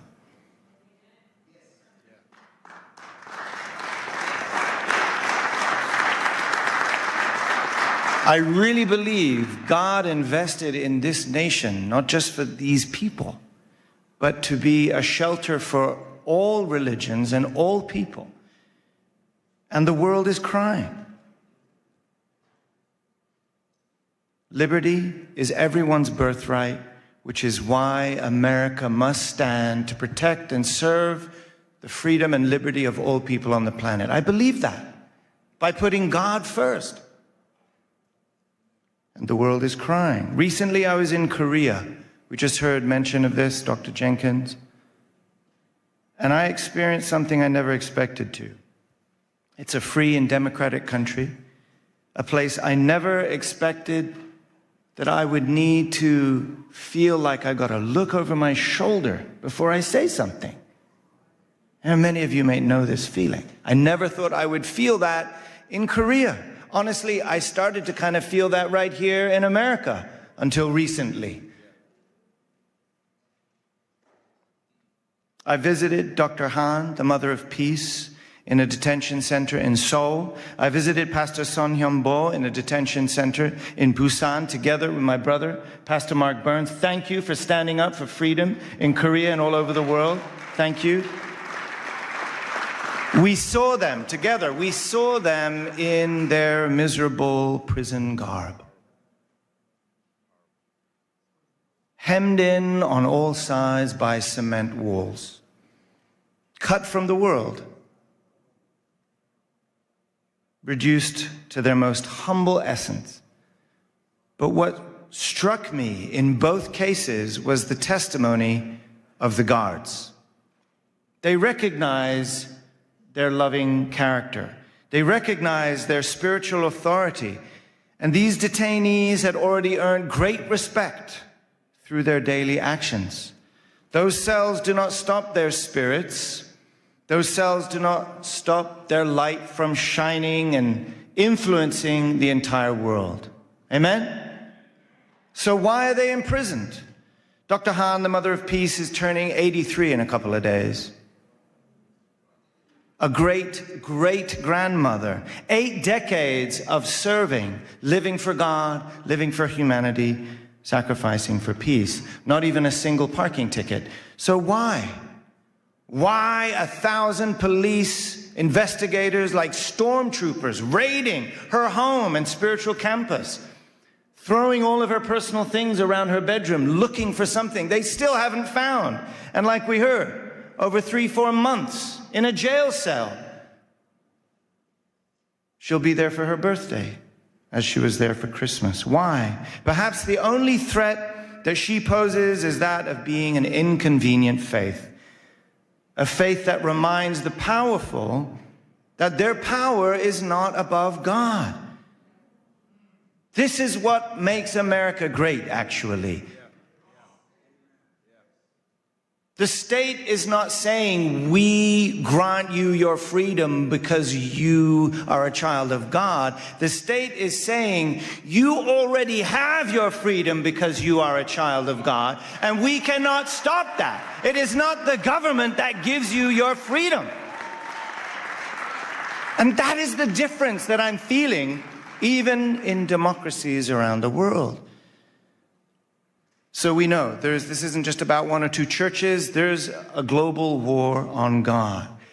And that's why I'm just drawing our attention to this unique taste of freedom, rooted in religious freedom right here in America. We need to protect it right here in America for the sake of not just America, but for the sake of the world. That is why we're coming together. Religious freedom is America's greatest treasure. And if we lose it, it's not just lost here. It will affect the planet, I promise you. So, to defend American democracy against godless dictatorships, this is what Dr. Han reminded us why we've been working in America, why founding the Washington Times, to protect American democracy against godless dictatorships, against communism, and to restore the original virtue and value of the family, the moral spine and backbone of this nation, and to remind everyone that we're not just one nation under God, we're one family under God. When America attends God, it becomes the beacon of freedom and liberty, the light and hope to the world.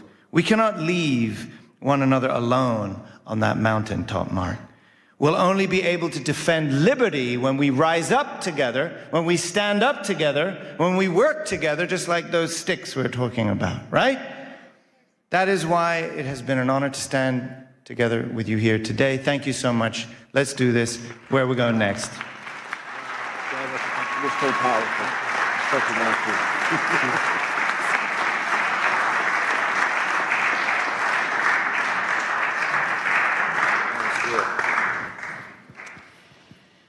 Our next speaker is a courageous voice for truth.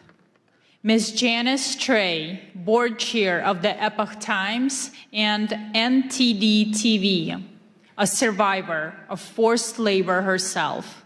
She understands the machinery of the repression firsthand. She addresses a vital connection in her speech. Information freedom is crucial for religious freedom, highlighting the systematic persecution of Falun Gong practitioners. Ms. Janice Trey.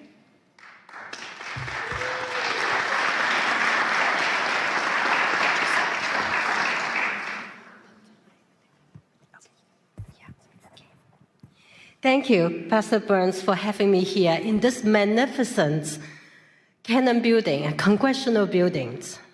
I would never have imagined I would have this date, because I could have killed during the forced labor camps as a child laborer, first grade, second grade, third grade, carry fertilizers to the top of the hill heavier than myself, pick up crops from the cornfield every day after school during harvest seasons. And I could have been killed during the Tiananmen Square massacre, June 4th, 1989. The fact that I am alive in front of every one of you, in front of all the spiritual diplomats, we all should give a voice to the voiceless.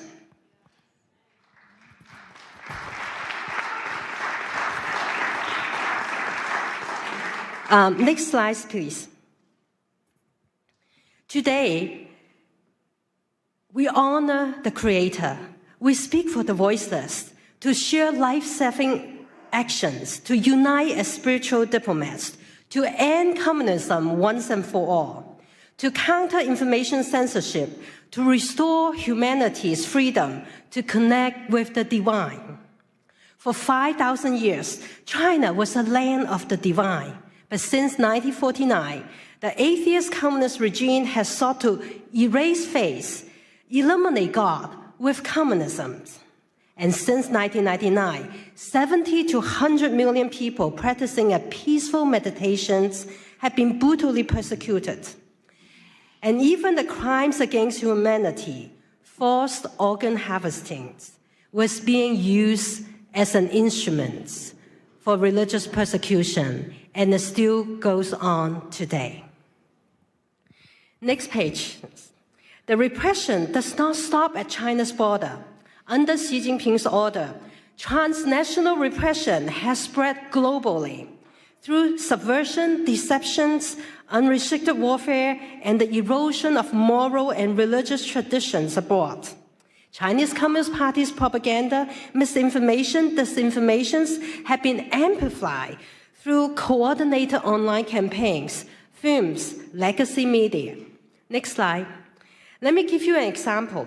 New York Times reporter Nicole Hong published over 10 articles in a short 8-month period attacking Shen Yun without disclosing her father worked for the United Front Works Organization. That is the Chinese Communist Party's spy organization overseas. And Nicole Hong and New York Times misleading articles were artificially amplified by thousands of inauthentic social media accounts appearing to be widely read, even make it to be most read New York Times articles in election year 2024. You know that cannot be true. But that is how information warfare operates. Next slide. What New York Times recycling the propaganda of the Chinese Communist Party on Shen Yun. What is Shen Yun? Shen Yun is the beauty of divine beings dancing. Shen Yun brings to life 5,000 years of China's divine traditional culture, nearly destroyed by the past several decades of Communist Party rule. Shen Yun Performing Arts is actually a U.S. company based in New York, founded 20 years ago. It's the fastest growing, successful American companies, and with 8 touring companies reaching over 20 countries, 200 cities every year, and it has inspired more than 10 million audience members. If you haven't seen it, go see it yourself. It's so beautiful and inspiring that you may feel connected to the divine. Next slide. Shen Yun also tells the true story of the peaceful civil resistance by as many as 100 million people. They are persecuted simply by living the universal principles of truthfulness, compassion, and forbearance. Why? Next slide. This spiritual practice includes 5 gentle exercises and meditations. Falun Gong is practiced in over 110 countries, recognized by tens of thousands of proclamations around the world for its significant health benefits, spiritual clarity. And its founder, Mr. Li Hongzhi, has been nominated for Nobel Peace Prize 4 times. Next slide. The Chinese Communist Party responds with defamation, torture, killing, because truth exposes lies, compassion reveals brutality, faith defies tyranny. Falun Gong practitioners lead a very healthy and disciplined lives because they don't drink, they don't smoke. The Chinese Communist Party see them as the targets for organ transplants. benefits by killing them on demand. When humans become spare parts, the moral red line has been crossed. We must do something. We must do something now. First, next slide, call on the United States Senators to co-sponsor and pass Senate Bill 817, which censors perpetrators of forced organ harvesting and mandates the State Departments to report on China's practice, which Secretary Rubio are ready to enact that. We're just waiting for Senate bill to pass 817. And the companion bill in the House, 1540, has already passed unanimously. By calling your senators or calling someone who knows the senators, you could save lives. You can stop the crimes against humanity that is taking place every second, every minute, every hour. Second, next slide. We need a secure communication tool, and I'd like to introduce you to the most advanced, most secure tool for all the freedom fighters and for all the spiritual diplomats. Our brothers and sisters in closed societies need the secure tool. All of us here need the secure tool. Everybody watching it online need a secure tool. And this tool is more secure than the standard security setting of Zoom, of Microsoft Teams, or Google Meet. And it is all four function in one platform. You can do video conferencing, you can do messaging, you can do file sharing, you can do calling, all in one tool called SafeMeet. You can go to safemeet.us to download or download it from App Store in Apple or Google phone. And it operates on its own private server networks. It's not on any of the big tech clouds. So you will not be subject to those cyber attacks that are often experienced by the big tech. And SafeMeet uses the encryption technology that's trusted by NATO, NASA, German Department of Defense, French Interior Departments, and the United Kingdom's National Health Services. It's all free. This is a gift to humanity. It's a gift so that we can all communicate safely, and it can handle thousands and thousands together. Like a conference like this, we could have hosted on SafeMeet. It's not limited to a Signal, only have 50 people. Third, next slide, uphold the freedoms of the press by subscribing to the Epoch Times or the NTT TVs, which we have 4 satellites broadcast into China, and plus over-the-air and cables.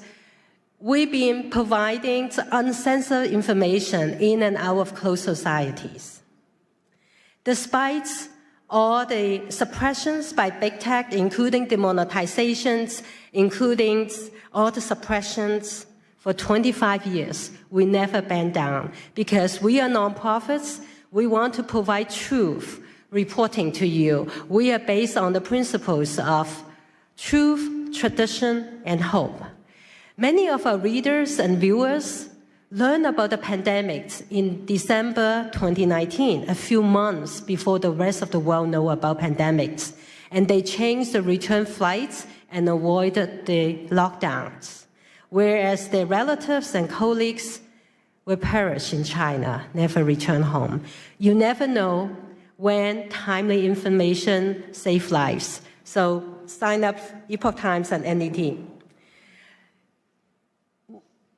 Epoch Times, 9 commentaries of the Communist Party, as of yesterday, has inspired 457,255,926 people, renounced the Chinese Communist Party and its affiliated organization, the Youth League and the Young Pioneers.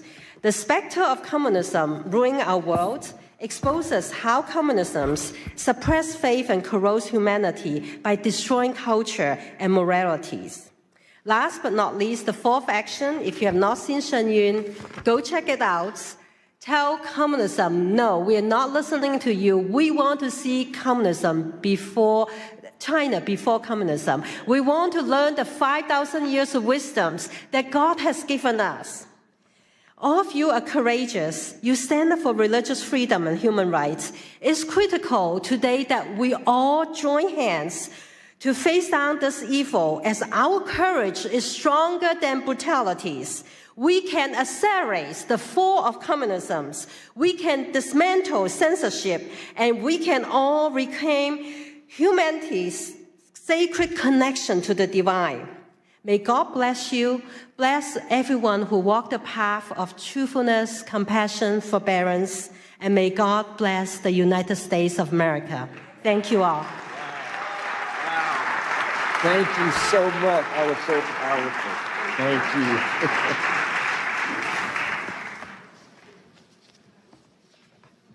Thank you. Next, I'm honored to introduce Ms. Rushan Abbas, founder and executive director of the Campaign for Uyghurs, with her own sister unjustly imprisoned by the CCP. Her advocacy is personal and unrelenting. She presents unbroken Uyghur voices, calling for a united interfaith response to the atrocities facing the Uyghur people.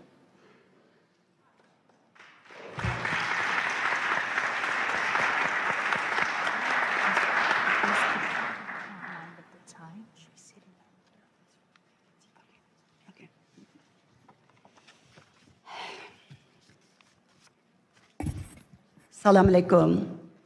Good afternoon, everyone. It's a privilege to join you all here to this wonderful conference, an extraordinary initiative led by brave Pastor Burns to advance peace, dignity, and the freedom of belief. I speak as first-hand witness to China's religious persecution. My people, Uyghurs, in East Turkestan, also known as Xinjiang Uyghur Autonomous Region, under China's occupation. They're enduring an ongoing genocide right now because of their identity and religion.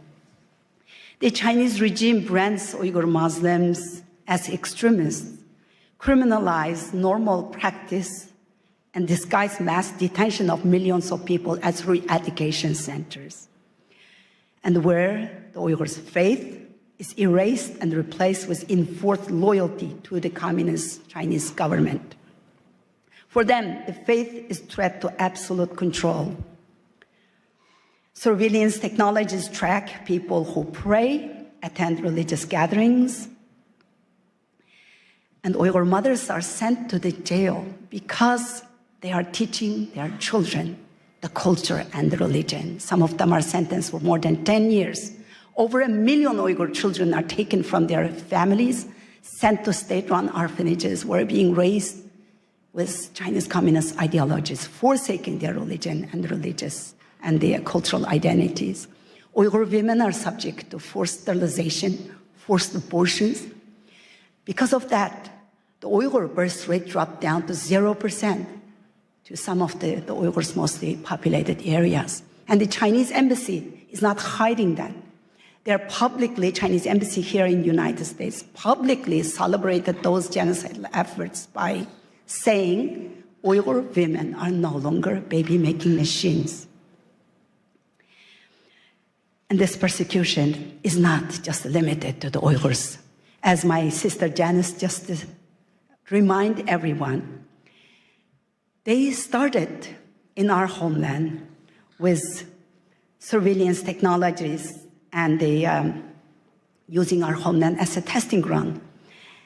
And then Tibet, Southern Mongolia, Falun Gong practitioners, they all endured the same fate.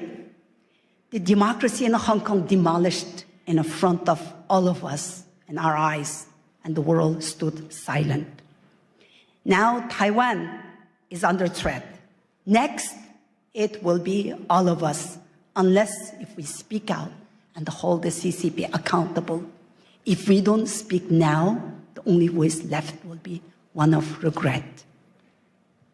CCP has destroyed churches, removed crosses, jailed pastors. Beijing publicly announced that they are going to rewrite the Bible and the Holy Quran to make it compatible with Chinese communist ideologies. How in the world any religion can be compatible with Chinese atheist ideology? Just the last month, right before Christmas, over 100 pastors were detained. And also Pastor Ezra Jin from Zion's Church is still in detention. The same machinery of repression is long used against those who speak the truth, expose China's crimes, including China's transnational repression Janice just explained. And I am one of them. In September 2018, I participated in a public panel at Hudson Institute talking about the mass detention of the Uyghur people and outlining fate of my in-laws, 24 members of my husband's family, my parents-in-laws, all of his siblings, their spouses, 14 of his nieces and nephews disappeared. And when I talked about that, as an American citizen, practicing my freedom of speech in the land of the free, in Washington, they took my sister, a retired medical doctor, non-political person, just an ordinary mother and grandmother living peaceful life. They took her just 5 days after my speech to punish me. She's still in jail. 7.5 years, she's still in jail. So the Chinese government wanted to silence me and intimidate me.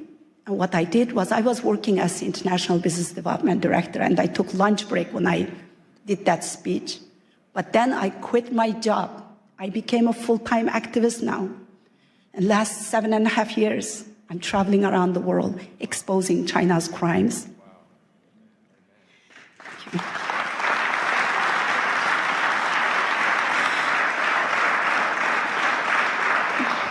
Our religion, our language, even our names, our identity, our faith, everything is being erased.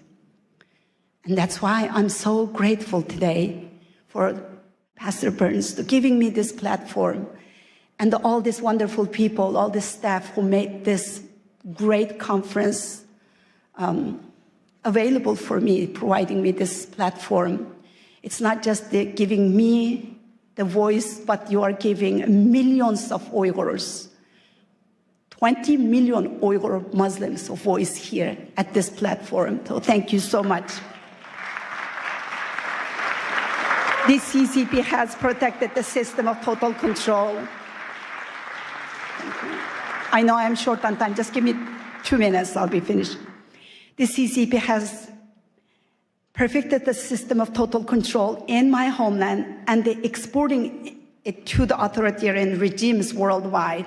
They have the vision, strategy, and the means to spread the system of oppression far beyond its borders, undermining national security and eroding democratic foundation that your parents, your grandparents worked so hard to build and to defend. This is not just the Uyghur issue anymore. It's China's war on faith, war on freedom and the democracy, war on the women and the children, and a war on humanity itself. We stand at the turning point here. Silence is the oxygen for the tyranny. Unless we hold China accountable, it will be your children and the grandchildren who will pay the consequences of an illiberal world.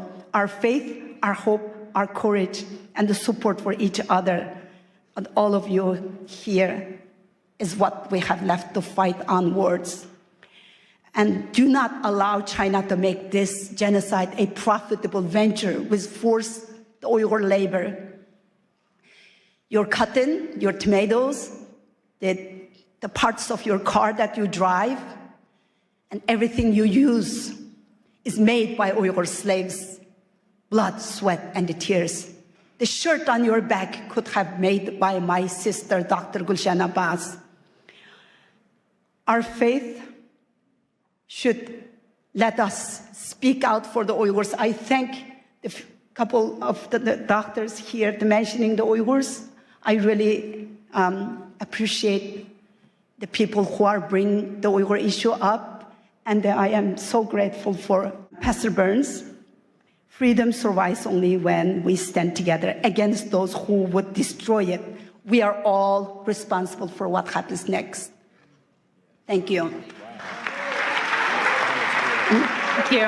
I want to give this book to Pastor Burns. So much.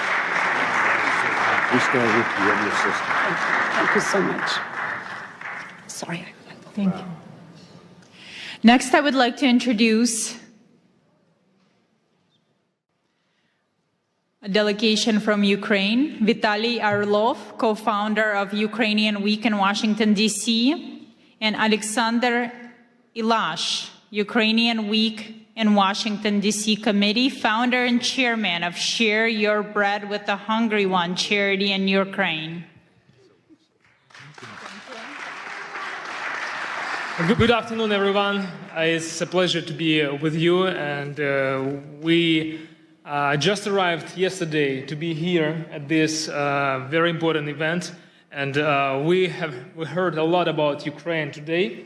A lot of those of you who support Ukraine and who really concerned, and we really believe that spiritual diplomacy, this very important subject, and this is what we all have to be united for, to do and to change the world together. Thanks to Pastor Mark, who has been with us in Ukraine not once, and who really stays strong for Ukraine and for peace and for just peace in Ukraine. Thank you, Pastor Mark, for what you're doing for our country. Yeah, Pastor Mark, thank you very much for your support Ukraine, visiting Ukraine. Thank you for your passion. Сьогодні ми хочемо пару слів сказати саме за духовні причини тої страшної війни. And while we're here, we would love to share with you just a couple of words about spiritual reasons for that horrific war in our country. Бо агресія Росії проти України має духовні причини. Because we deeply believe that there are spiritual reasons for that aggression of Russia against Ukraine. На жаль, слабке лідерство в світі приводить до важких часів. And unfortunately, we all know that a weak leadership bringing a hard and difficult times in humanity, in this world. Легкі часи народжують слабких лідерів. And easy time brings to a weak leadership. Слабке лідерство приводить до важких часів. And a weak leadership brings a hard days and hard years to our важкі часи world here. Народжують сильне лідерство. But difficult times bringing to a strong leadership. Але, на жаль, добрі часи знову приводять до слабкого лідерства. And unfortunately, good days and good years bring us to weak leadership again. Ми дуже дякуємо пастору Марку. So we're very much grateful to Pastor Mark. Що він піднімає прапор сильного лідерства, духовного лідерства. That he is the one who raising up on a high level the flag of spiritual diplomacy and spiritual leadership. В Україні, thank you very much. І сьогодні нам потрібне духовне лідерство для того, щоб відверто сказати, що реально відбувається в моїй країні. And today we all need that spiritual leadership to be able to say openly what's going on in my country of Ukraine. Сьогодні кілька міст, які налічують мільйони людей. These days several cities знаходяться під атаками, бомбардуванням російської армії. Cities are being under constant attacks of Russian army. І люди знаходяться без тепла і без електрики. And during these freezing winter days, people are living without electricity, without heating, without water in their houses for weeks. Сьогодні температура в Україні біля нуля по Фаренгейту. And today the temperature in Ukraine is about 0 with Fahrenheit or -15, -20 with Celsius. Але Україна стоїть. But you know, despite all these challenges, Ukraine stays strong. Україна історично завжди була християнською країною останні більше ніж 1000 років. Historically, our country has been a Christian nation for over 1,000 years. Тисячі місіонерів Україна відправила в Росію, в інші країни. And for those of you who never heard about that, Ukraine has sent thousands of missionaries all over the world. І це свідчить про те, що саме ця війна – це духовна війна. And this is one of the reasons of this spiritual war in our country. Сьогодні іранські дрони бомблять Україну і Ізраїль. Today, Iranian drones are bombing Ukraine and Israel. Сьогодні північна корейська зброя бомбить християнську країну Україну. And today, Northern Korean soldiers and weapons also bombing Ukraine. І Україна знаходиться зараз в християнській цивілізації. And these days, Ukraine is a country in a Christian civilization. А все, що на схід, це диктаторська цивілізація. And down to east, there is a lot of dictatorship civilizations. Де немає свободи для проповіді Євангелія. Where there is lack of freedom for the preaching of the gospel. Де Росія знов ставить комуністичні пам'ятники.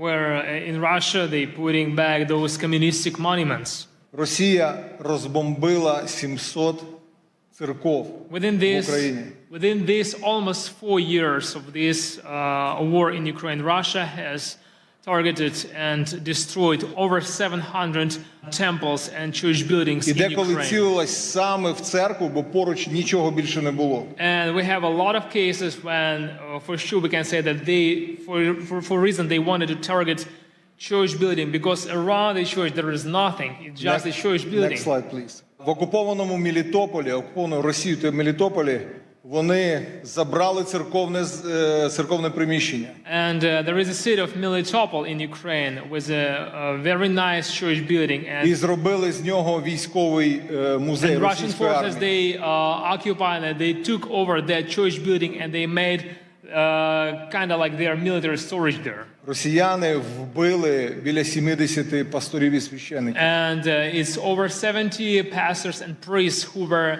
killed within these 4 years of this war by Russian soldiers. Половина з них це протестантські євангельські віруючі. And half of those priests were evangelical Christians. Next slide, please. Evangelical pastors and priests. Це один з пасторів, Юрій, я його особисто знаю. This is the picture of Pastor Yuri. I knew him personally.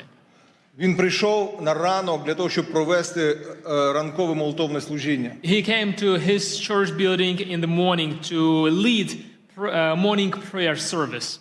Як тільки служіння закінчилось, and right after the service finished, люди розійшлися. And people left the building. І прилетіла російська авіаційна бомба і розбомбила і вбила його. Right after that prayer service, Russian aviabomb was dropped straight to that church building, destroyed the building and killed the pastor. Тому я дуже прошу, щоб ми духовна дипломатія повинна називати чорне чорним, а біле білим. And that's why, you know, today here we are talking with you about spiritual diplomacy, and we have to be the people who will call white things white and black things Це black. справжня духовна битва. There in Ukraine we are on the real spiritual warfare. Наступний слайд. Why do I say this? В Україні повна свобода для проповіді Євангелія. Because you have to know that in Ukraine we have full-scale freedom to preach the gospel. Декілька місяців тому молився з президентом Зеленським і з урядовцями в нашій країні. Prayed together with our president and with a lot of parliamentaries, members of parliament during our national prayer breakfast in the capital city of our country. We have full-scale freedom to preach the gospel. Російська пропаганда намагається сказати, що в Україні немає свободи. And these days we heard a lot that Russian propaganda tries to say and to deceive people that we don't have freedom for the gospel in Ukraine. Декілька років тому ми зібрали 500 000 людей на центральній вулиці. A few years ago we had a gathering which 500,000 people attended для того, at щоб the славити Бога і very прославляти Царя Царів. central square in the Kiev, in the capital of our country. And those people were gathered to praise God and to worship Him. В Україні сьогодні самий більший в Європі молитовний сніданок. And these days we have, every year we have the largest prayer breakfast in Europe. В 90 офісах державних проходять молитовні сніданки і читання Біблії. And during the year we have prayer breakfasts in over 90 locations all across Ukraine.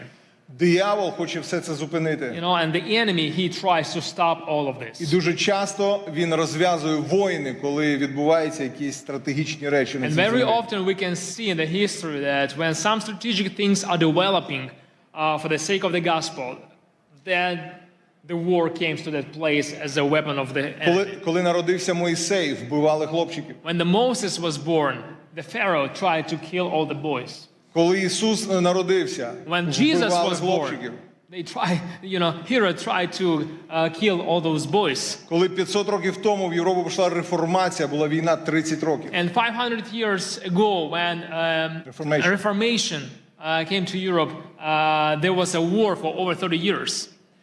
Коли 100 років назад було декілька пробуджень, Азуза Стріт, Уельс. And 100 years ago, when there was a few revivals, Azusa Street and Welsh revival, прийшла Перша світова війна і Друга we світова got війна. First World War and then Second World War. Тому, друзі, ми просимо вас That's why, friends, підняти голос молитви we want to ask you to keep us in your prayers. і підняти голос духовної дипломатії. To raise up your voice of prayer and to raise up your voice of spiritual diplomacy. Для того, щоб зупинити цю комуністичну російську навалу. For the one reason, to stop this communistic Russian aggression. І ми хотіли би кожному з вас подарувати мою книгу. And we brought this book. This is my book that we brought to give to each of you. На ваших рядах вона є. You probably have seen it on your chair. Ця книга про саме духовні причини This is a війни. gift for you from Ukraine, and this is a book about spiritual reasons for the war in Ukraine. І купа свідоцтв, що сьогодні Бог надзвичайно робить в And there Україні. inside you will see a bunch of testimonies what God has done through these 4 years of the war in Ukraine, what kind of miracles we have seen. В цій невеличкій брошурі 3 трагічних історії. And also it has a small brochure with the 3 stories of 3 families. У трьох чоловіків 3 men від російських бомбардувань. 3 men who lost their families because of Загинула Russian дружина bombings. і майже всі Some of діти. them lost their wives, some of them lost their wives and kids. І якщо ви хочете більше про це все знати, If you want to get to know more about this, ми запрошуємо вас на Ukrainian Week, який we буде через invited тиждень you тут у to DC. visit, to attend Ukrainian Week here in Washington, D.C. just 1 week from now. It will be here from February 2nd till February 7th. Пастор Марк буде кей-спікером And Pastor на Mark is нашому going to be українському our тижні. keynote speaker at our Ukrainian Week in Washington, D.C. So you all invited. Yes. And Edward Graham, many congressmen and senators. We're going to have Edward Graham. We're going to have a good number of congressmen and senators who are going to be with us. So you all invited. Please register and get to be with us and support Ukraine. Thank you very much. Духовна дипломатія Spiritual піднімається. diplomacy raising up here now in the United States, and it's going to spread all around the world. Thank you, Mark. Thank you. God bless you, brother. Героям слава. Thank you very much to Vitaly Orlov and Alexander Milash. Thank you so much. Now we shift our focus to the protection of the most vulnerable among us, our children. Please welcome His Excellency Ambassador Lazaro Nilandu, a distinguished Tanzanian diplomat and former cabinet minister, who will discuss the critical work of protecting children in Tanzania and securing their future. Thank you so much. Thank you. Good afternoon, everyone. Pastor Mark Barnes, God bless. It was a pleasure having a chance to speak with you over the phone the other time, and I can see you now. I wish to recognize congressional leaders, some of whom had spoken before, spiritual leaders who are here, ladies and gentlemen. It is indeed my great honor and singular privilege to speak before you on the subject of shared responsibility which we have before God and humanity, which requires all of us, one, to take care, to protect, and above all, to give the most love to the most vulnerable. And these are children who, some of them may be in harm's way anywhere in the world. As a diplomat myself and as advisor to my president, Dr. Samia Suluhu Hassan, it is befitting that I bring to you greetings from Madam President and share with you her deep belief that the safety of children anywhere is our God-given responsibility and a noble duty upon which our humanity and our human conscience and belief are measured. Coming from Tanzania, a land that stands as an enduring symbol of peace, beauty, and stability in Africa, and a country whose children have grown singing, and if there is anybody from Tanzania here would attest to me, we grew up singing a love song, all of us. It said, Tanzania, nakupenda kwa moyo wote, ninapokwenda safarini kutazama maajabu. And it was speaking rather about people and children who had no home, who had no place to go. Tanzania would be a country that welcomes them all, give them home, give them refuge. And these melodies and lyrics have defined who we are as a nation, spoke then and now that suffering children are safe in God's hands, and we the people remain his instrument of sharing his grace, his care, his protection, and enduring love for all of the children of our world. Currently in Tanzania, and I wanted to give this perspective so people understand where we are currently today in Tanzania. We are hosting around 231,000 to 232,000 refugees. This is according to UNHCR, mainly from the country of Burundi and DRC. This number was estimated to have reached 1 million during the peak of the Rwandan genocide.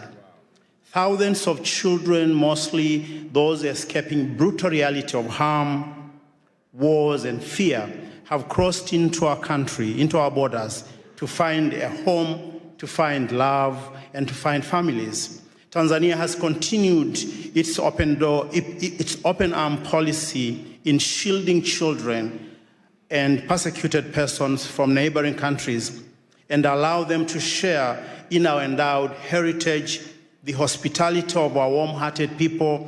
And if you ever come to Tanzania, you find love in the street. You find joy in the street. There is something in the air when you walk the nights in the cities like Dar es Salaam and other places.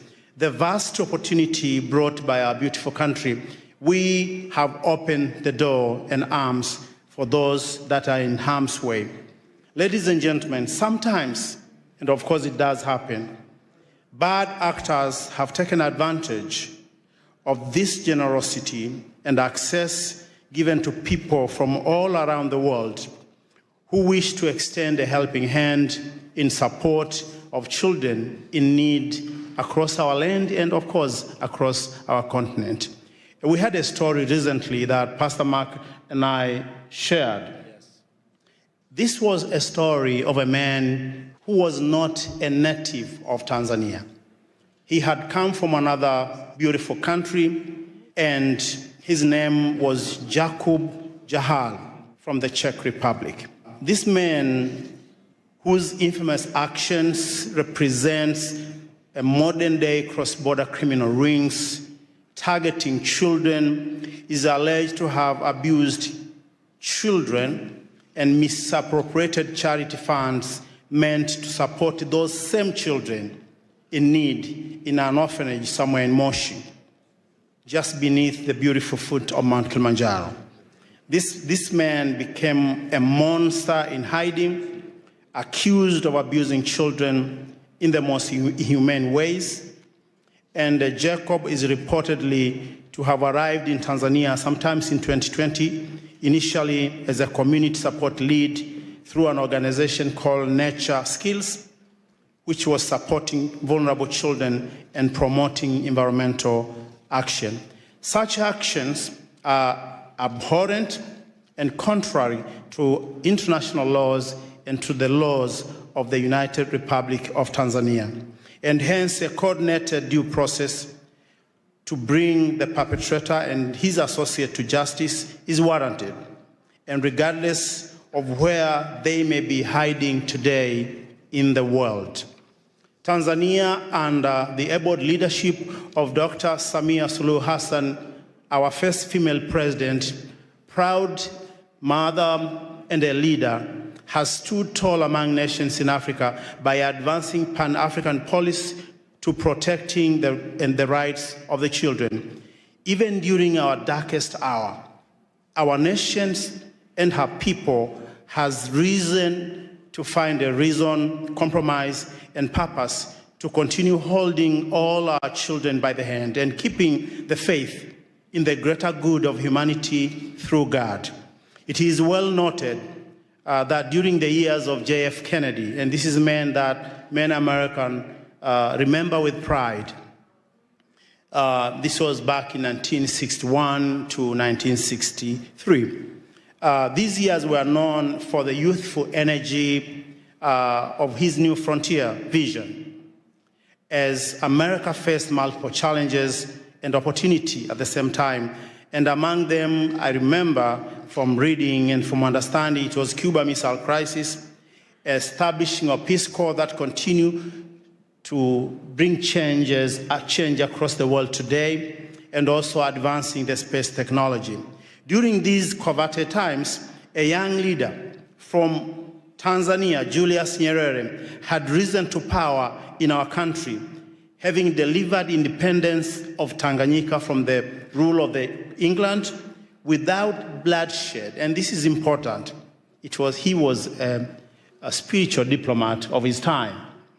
And they two quickly became friends. They had a bond of friendship. They had a bond of love and brotherhood.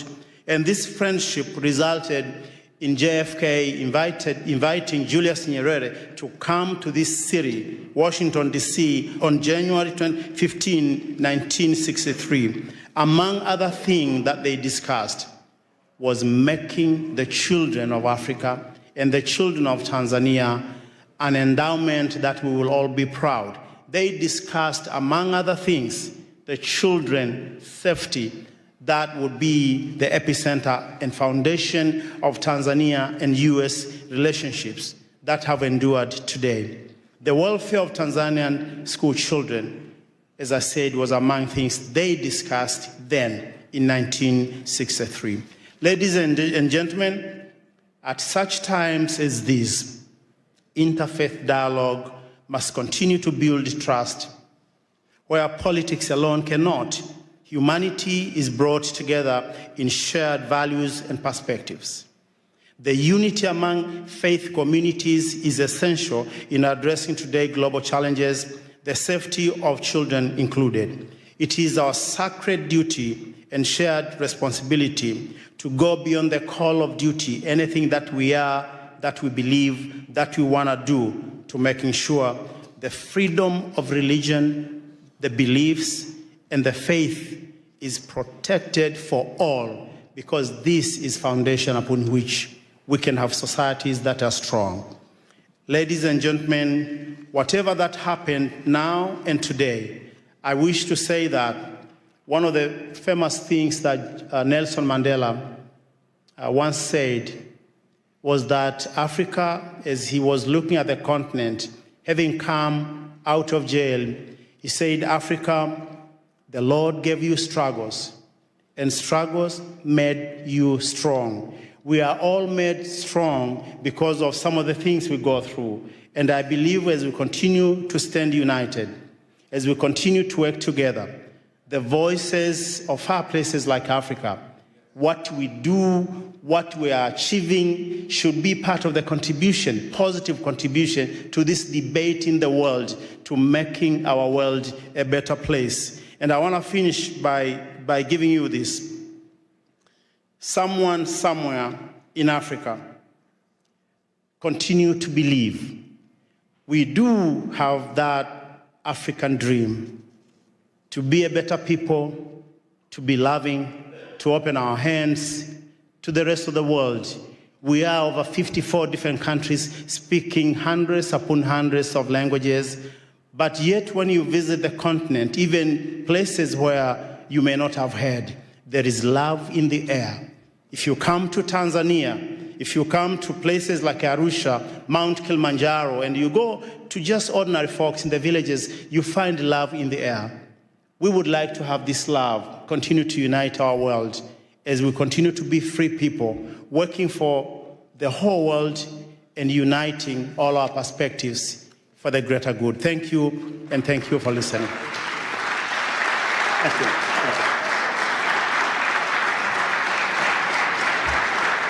Thank you very much, Your Excellency. Thank you for bringing up the Yakub Yal case as well, that has allegedly committed the grave crimes against children in Tanzania. That is devastating, and I'm glad you're looking into it. And now it is my pleasure to introduce Congressman Joe Wilson, representing South Carolina's 2nd Congressional District, a long-serving member of the House. He brings extensive experience on national security and foreign affairs, as currently serves as the co-chairman of the U.S. Helsinki Commission, advancing human rights and democratic values around the world. Congressman, it is a pleasure. Thank you. And ladies and gentlemen, and champions, as I look out to see so many champions of religious freedom, I just want to thank you for your success. And indeed, Pastor Dr. Mark Burns has just done such a great job organizing. He also has another identification. He is a friend of somebody named Donald Trump. Aside from that, and so, but the bottom line truly is that I'm grateful to be here, and we're from the same state, South Carolina, and he's from the upstate now. That's where the money is. That's where they make BMWs. But I'm from the lower part of the state, and actually I was born in the holy city of Charleston, South Carolina. And with that in mind, the reason it's called the Holy City is because of the number of churches. And the people living together and serving together. And so we have virtually a church on every corner. And so it's really exciting because most of the churches are from denominations or from people who had to, were expelled or flee from other countries. And so from that, what an example indeed South Carolina, the United States is. And that is, and for example, I grew up in the First Scots Presbyterian Church.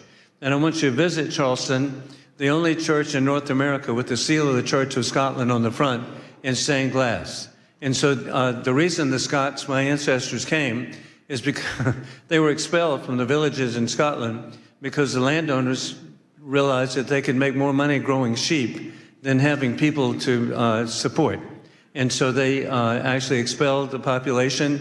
And I'm very grateful that my ancestors came to South Carolina. Additionally, also my family is French Huguenot. They too were expelled from France and came to the United States. And I'm really grateful the only functioning French Huguenot church in North America is in Charleston. So please come by and visit. Beautiful church. And the significance of that is our country benefited, again, from having people come to our country to realize freedom and liberty. As I tell you about French Huguenots, I was working with patriotic organization. Somebody that Pastor Burns really appreciates is the Swamp Fox, Francis Marion of the American Revolution. He was a Huguenot. And so I was working to help raise money for a statue here in Washington. And I kept telling people, hey, this is exciting now. We'll finally have a statue to a Huguenot in Washington. After a couple of years, somebody said, Joe, you're wrong. There are statues to a Huguenot in Washington. I said, well, who? George Washington. So hey, who would ever imagine putting all this together, that our country indeed has benefited from religious freedom? And then flash forward, I'm really grateful that in Charleston, South Carolina, at the time of the American Revolution, the largest Jewish population in the New World was in Charleston, South Carolina. That was real news to people from New York City. I'm educating them.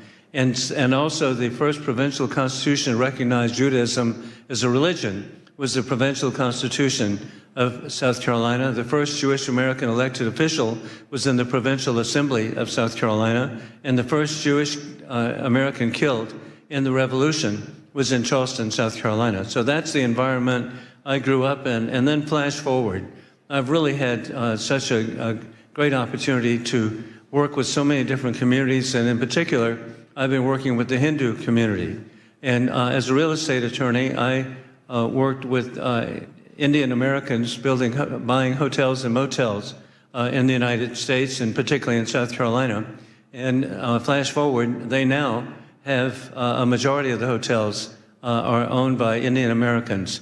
Additionally, the Indian American community at 6 million people, of Hindu faith, a substantial number of Christians now, but they are elected to public office. We know that, Governor Nikki Haley.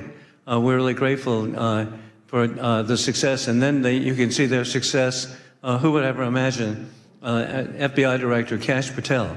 And hey, who would imagine the Second Lady of America, Usha Vance? And so the Indian American community has just been so successful. And in particular, I was grateful to be with President Trump in Houston to welcome Prime Minister Modi. And at that welcome program, it was clear, Pastor, that we were with the largest assemblage of millionaires in the history of the world. 40,000 people were there. The per capita income of the Hindu Indian American community is twice that of the average American. And so, again, I cite that as an indication where religious freedom has such importance and can lead to so much. And so I want to thank all of you for what you're doing. I'm proud to wear the pin. And hey, looking at all these positive faces, you're an inspiration. God bless you. Thank you. Thank you. Thank you. Thank you so much.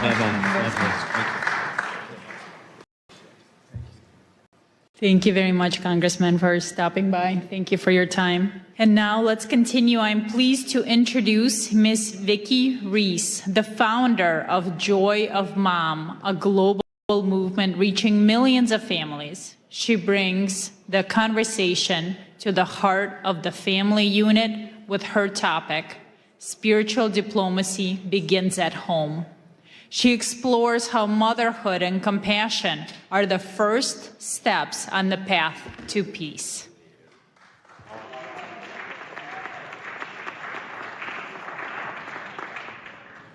Hi, everyone. First of all, thank you, Pastor Mark, and everyone else who's gathered here today.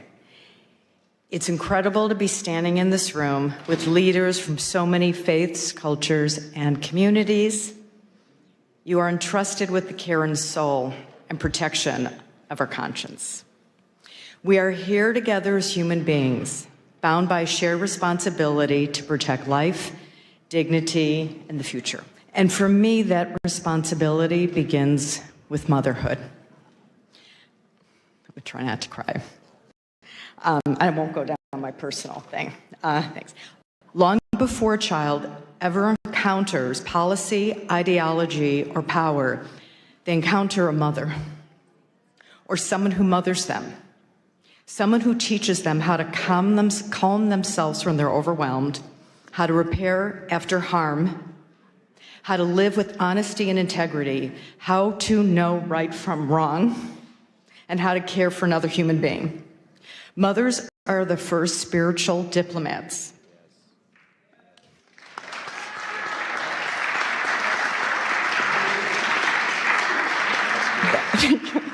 That our children will ever know. I think that was the most important thing I could say out of this. In kitchens, in classrooms, in car rides, in quiet moments, mothers teach empathy, accountability, courage, and compassion in action. They are not soft skills. They are the foundational skills of peace. This is why spiritual diplomacy cannot be separated from maternal wisdom. Shaking.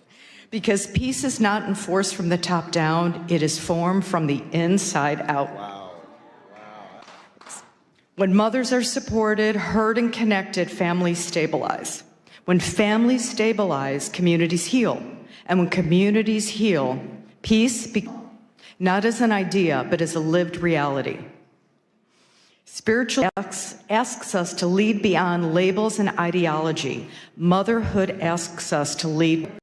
Both are rooted in the same truth. Love is not passive. Love is protective. Love is courageous. And I'm almost done. We are living in a time of extraordinary division. Fear is amplified, trust is eroded, and too often the burden of holding families and communities together falls quietly on mothers, unseen, unsupported, separated by noise, a lot of noise, that tells us we are more divided than we truly are. But when mothers come together across faiths, across cultures, across borders, something powerful happens. They don't argue ideology, they protect children, they restore dignity, they remodel repair instead of revenge. That is spiritual diplomacy in its most human form. This is not about erasing difference, it's about honoring honesty first. It's about choosing wisdom over outrage, compassion over condemnation, responsibility over indifference. Spiritual diplomacy is not soft. And as we know, motherhood is not weak. And conscience is not optional. These are the strongest forces we have. So my hope, my prayer, is that we leave this gathering committed to elevating maternal wisdom as part of the global peace dialogue, committed to seeing mothers not as a support system, but as a foundation, committed to standing for what is right, even when it is difficult, committed to remembering that every child everywhere deserves to grow up in a world shaped by care, courage, and conscience. May history say that when the world needed healers, we showed up. May it say that when peace felt fragile, we chose to protect it. And may it say that love, lived boldly and practiced daily, became the bridge that carried us forward. And may mothers stand with you and with one another as partners in this work, bringing conscience, courage, and care to the future we're building together. I have one quick note. Okay? In a few moments, you're about to meet Scarlett Lewis shortly, and you'll hear her incredibly moving story and journey. And as part of today's commitment to peace, we're deeply honored to share the joy Mom will be bringing Choose Love from classrooms into homes and families, embedding peace and choosing love over fear into live daily practice for moms and children. And we're also going to be part of your beautiful ecosystem and help bring this message home everywhere in the world. Thank you and bless you all. That was so good. Oh my God, you did such a wonderful job. Our next speaker has a truly extraordinary background. Please welcome Ms. Aliyah Rosa, a former secret agent turned women's empowerment coach.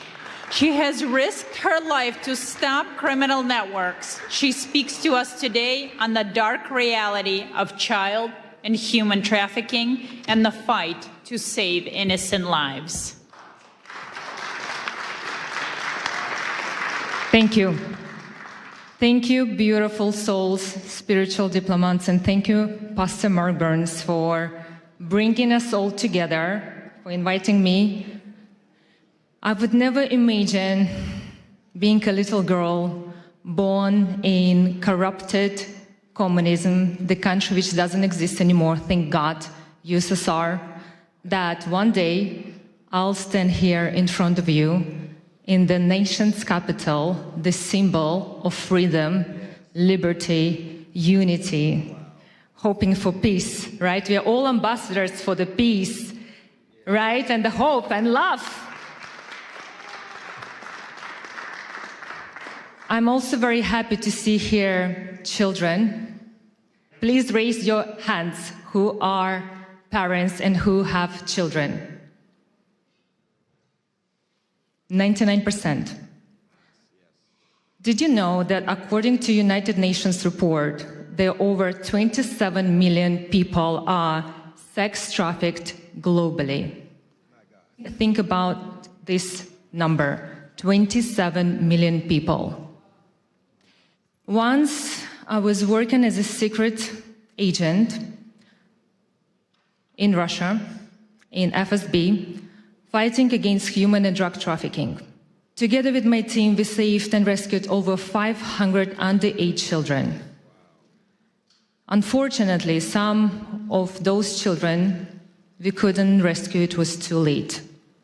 And I still remember their faces, and I still remember the faces of their parents who begged us to help them, but it was too late. Some of my colleagues have died during these missions, and let's take a moment to pray for their souls to rest in peace. So that's why, as adults, it's our responsibility to educate children, not just our children, but all children. Thank you. And that's why it's so important for us to speak about these global issues, to check social media of our children, speak with our children's friends, to support and report to adults or authorities if they will see suspicious behaviors. Create communities and speak about these social issues like we do right now. And hopefully, maybe today, tomorrow, you will share this information with your friends, with some kids, and they will remember that. And one day, when they will go to public places, they will not take from someone a drink or a sweet, and they will not leave their drinks unattended, because this is very important. My son is 16 years old. He was going out with his friends at 6 p.m. He calls me crying that 2 girls from his class were picked up by the car and they drove somewhere. Thank God in Snapchat they have the location. So I pick up my car, my son, I pick up my car, and we drove there to find them. They were picked up by 2 men, 40 years old about. We reported that issue. But this can happen with anyone. Imagine it could be your kids, imagine it could be kids of your family members or your friends or so on. That's why, as adults, we need to bring awareness, especially to our young generation, because this is our future. Yes. Thank you so much for understanding that it's so important to be together, to unite, to fight this problem, because the most important is to prevent a problem before it will even start. And this is our responsibility as adults, to teach, educate our children, because they copy what we do. And a little favor. It's the beginning of the year. I decided to set up a charity to bring awareness about this global issue. And if anyone here would like to help me and join me in this journey, I'm here for you. I would really appreciate about your help, and thank you so much for having me. Thank you for this amazing event, and God bless you all. Thank you. Thank you so much.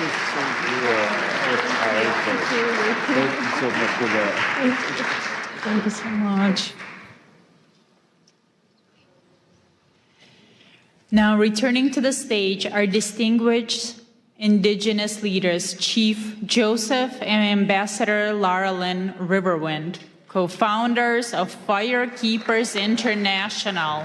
They address a crisis touching every community, from silence to sacred care. They will share how faith leaders must respond to the youth mental health crisis. I knew you were going to make us follow either Dr. Burns or the secret agent. Thank you for Pastor Burns for bringing a microphone to the indigenous voice. It's an honor and blessing. Thank you. She sits on her bed behind a locked door in a dark room. Mascara-stained tears streak her cheeks as she watches blood drip from her arm. This self-inflicted wound, vying for space among many others. Next time it will be deeper. She says. Next time I'll go all the way. And just like that, ideation becomes a painful plan.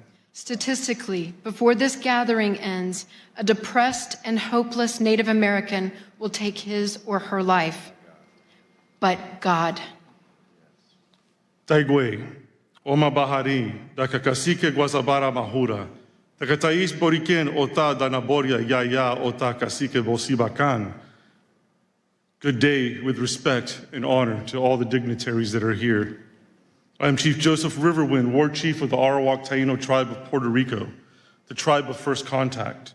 I'm also a servant of Yahweh, the supreme spirit of all spirits and a disciple of the great chief cornerstone, aka Rabbi Yeshua.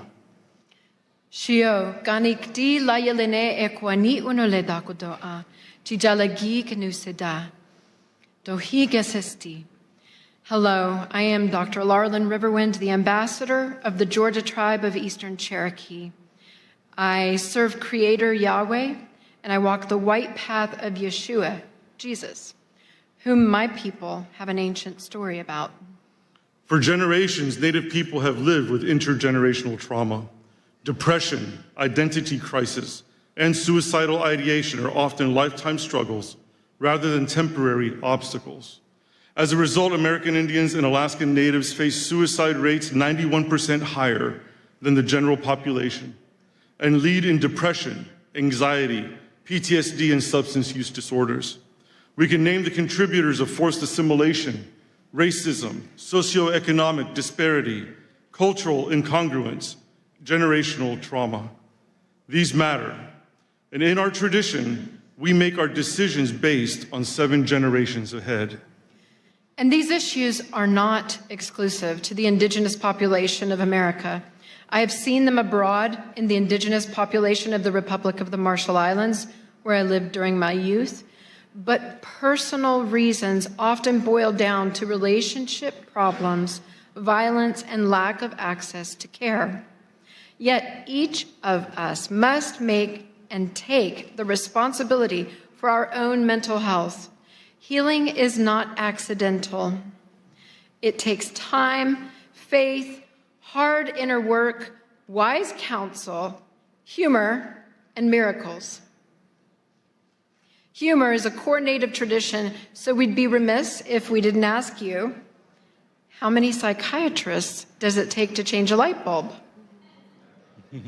1, but the light bulb has to want to change. And speaking of change, did you know that Native Americans will be the first ones in heaven? We have reservations. There you are. Jeremiah 29:11 declares, "For I know the plans I have for you," says Yahweh, "plans to prosper you and not to harm you, plans to give you hope and a future." We must help people envision a future worth living for. Often the first step across that bridge is moving from silence to speaking up, because evil flourishes in silence. It is often through sacred care that people find the courage to speak. Sacred care takes many forms. At Firekeepers International, our Good Medicine program provides sacred care through ancestral teachings passed down by our elders, through art, music, storytelling, dance, counsel, honor, and ceremony that brings holistic healing to the soul. Yet our culture should strive for much needed refinements. To 1, celebrate heroic whistleblowers. Normalize ongoing counseling. Honor mental health professionals. And develop emotionally intelligent leadership. For many, there is no dramatic crossroads between victim and victor. Victimhood is often a default survival mode. But this world, though filled with pain, is also filled with love. A soul's journey from victim to victor is forged through forgiveness, healthy boundaries, and discernment. It is our sacred duty as faith leaders to teach and model healthy, holy, enforced boundaries. Without them, encroachment is normalized, victimhood is enabled, abusers protected, and spiritual necrosis left unchecked. Across Turtle Island, what we call the land here, indigenous wisdom teaches a foundational truth. Life is sacred. It is a gift from the Creator. Important question. So where does spiritual diplomacy end and sacred heroism begin? When there are mobs of serial murderers currently slaughtering Christians, Jews, Druze, Alawites, Kurds, Yazidis, Persians, Syrians, Hindus, Nigerians, Masalit, Hutus, Tutsis, and moderate Muslims, we must speak up. As faith leaders, we must break our cultural taboos surrounding violence, sexual, physical, emotional, and spiritual abuse. Silence is compliance. Silence is condoning. Silence is abetting. We cannot teach tolerance of violence or endorse violence as resistance. We must model the sacred care of speaking up and breaking the silence, and we will now. This great nation protects freedom of religion, our right to serve any God or none. But liberty demands responsibility. If a religion commands the taking of an innocent life, it is a death cult, not a religion. And its constitution, come on now. It is a death cult, not a religion, if it says, take innocent life. Got a few of you. And its constitutional protections then are null. Speech defining holy versus profane is protected, but breaching physical boundaries to commit violence is not. As indigenous spiritual authorities from these ancient lands of Turtle Island, we want to make a clear declaration. Radical Islam, death cults, anti-Semitism, and enslaving ideologies disregarding the sacredness of life and liberty are not welcome on Turtle Island. We must become divine interruptions on someone else's path to destruction. And let me just say this. It's a big deal to have somebody with spiritual authority of indigenous people to say what is and is not welcome in their land. Meditate on it. As we leave today, return with me to that dark room and that bleeding girl. She was not unseen. Her faith leader knew. He knew intervention was needed. He knew there were options. Now the only question left is this. What is he going to do about it?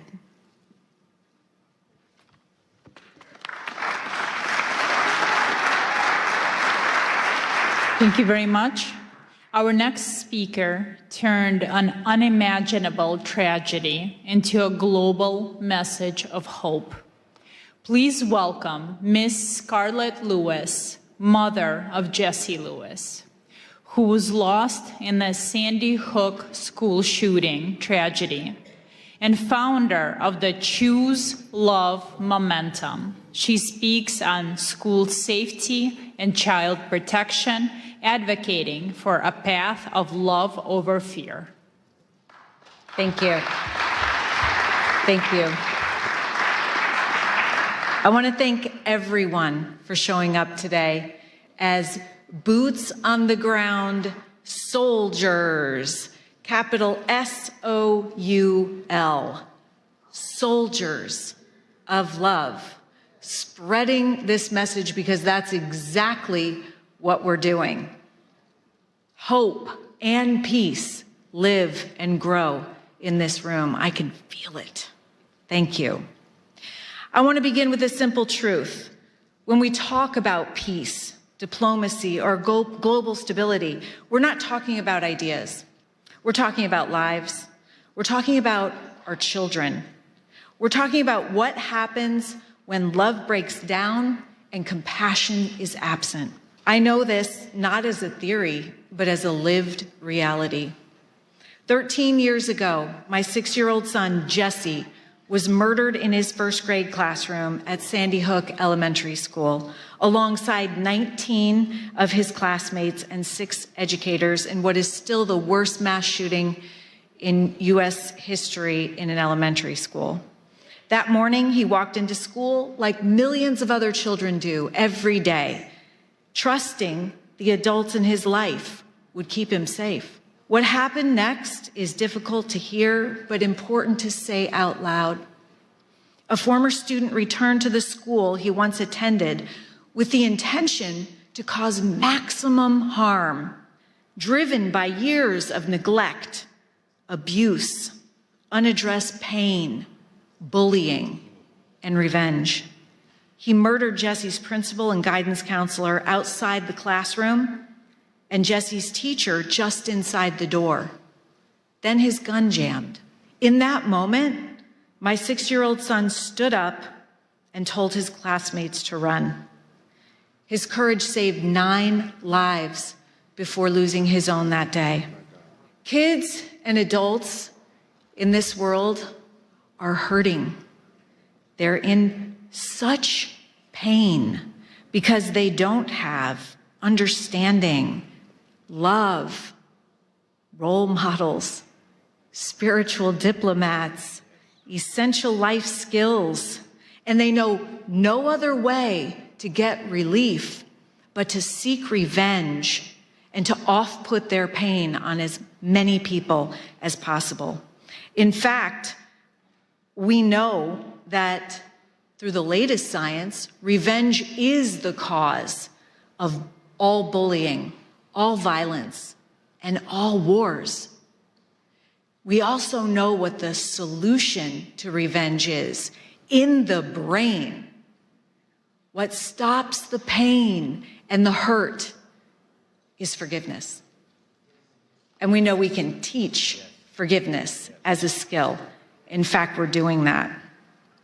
The fact is that 100% of school shootings are preventable, as is the vast amount of suffering that our children are experiencing today. God is love. And when we bring love into our schools, we address the root cause of the pain and suffering that lead to what the Department of Homeland Security says the pathway to violence is: attack end. This is where we have been focusing our attention. After the fact, too late, focusing on the problem, always a step behind, learning from mistakes. We need to adjust our focus to the grievance end, to before the grievance, and give kids the skills and tools they need to be refined by the pain rather than be defined by it. After the tragedy, I was faced with a choice, one every human being faces, whether on a global stage or in a private moment of pain. I could live from fear, anger, and blame, or I could choose love. I chose love, but I'll tell you what, it wasn't my idea. When I came home to this little farmhouse that I shared with my 2 boys as a single mom, I found a message that Jesse had written shortly before he died. He wrote 3 words: nurturing, healing, love. I knew that those words didn't come from Jesse. They were a divine message that came through him, and that was the solution. And then and there, I dedicated my life to spreading this message in schools, homes, and communities around the world. Choosing love does not mean excusing what happened or denying justice. It meant refusing to let hatred take another life, starting with my own. Forgiveness was my response, not because it was easy, but because it was necessary. I realized that if anger consumed me, violence would continue to win. And we cannot afford that, not in our homes, not in our communities, and not in our world. We know that hurt people hurt people. If we could hear that cry for love sooner and respond, much of the suffering that leads to violence, addiction, mental illness, even war could be prevented. It's called proactive prevention, preventing the suffering that leads to violence and despair, and it's possible. What happened at Sandy Hook did not begin with a gun. It began with pain that left unaddressed, with disconnection, with humanity forgotten. And violence is always the final symptom of something deeper. Across cultures, faiths, and nations, our children are showing up with the same signals: bullying, mental illness, despair, addiction, suicide, violence. These are not separate crises. They're signs that love is breaking down and compassion is absent. Everything can be seen as either an act of love or a cry for love. It's our moral duty to answer that cry. And here's the uncomfortable truth. We cannot legislate our way out of this. We cannot blame or argue our way out. We cannot outsource or off-put our own responsibility. Peace begins with us. We can't wait for someone else to fix it because there is no one else. And it turns out love is a skill that can be taught and practiced, and this makes it available for everyone. I created the Choose Love movement to teach how to choose love as a thoughtful response in every situation, circumstance, or interaction, especially the hard ones. At its core is a simple understanding. Every day we choose love or fear, and the outcomes of these decisions look dramatically different. We were created in love, but our brains are wired to defend us and thus attuned to fear. Having these essential life skills enables us to have the courage to face pain, grow, and be strengthened by it, and not pass it on. And as Vicki from Joy of Mom mentioned, our work doesn't stop there.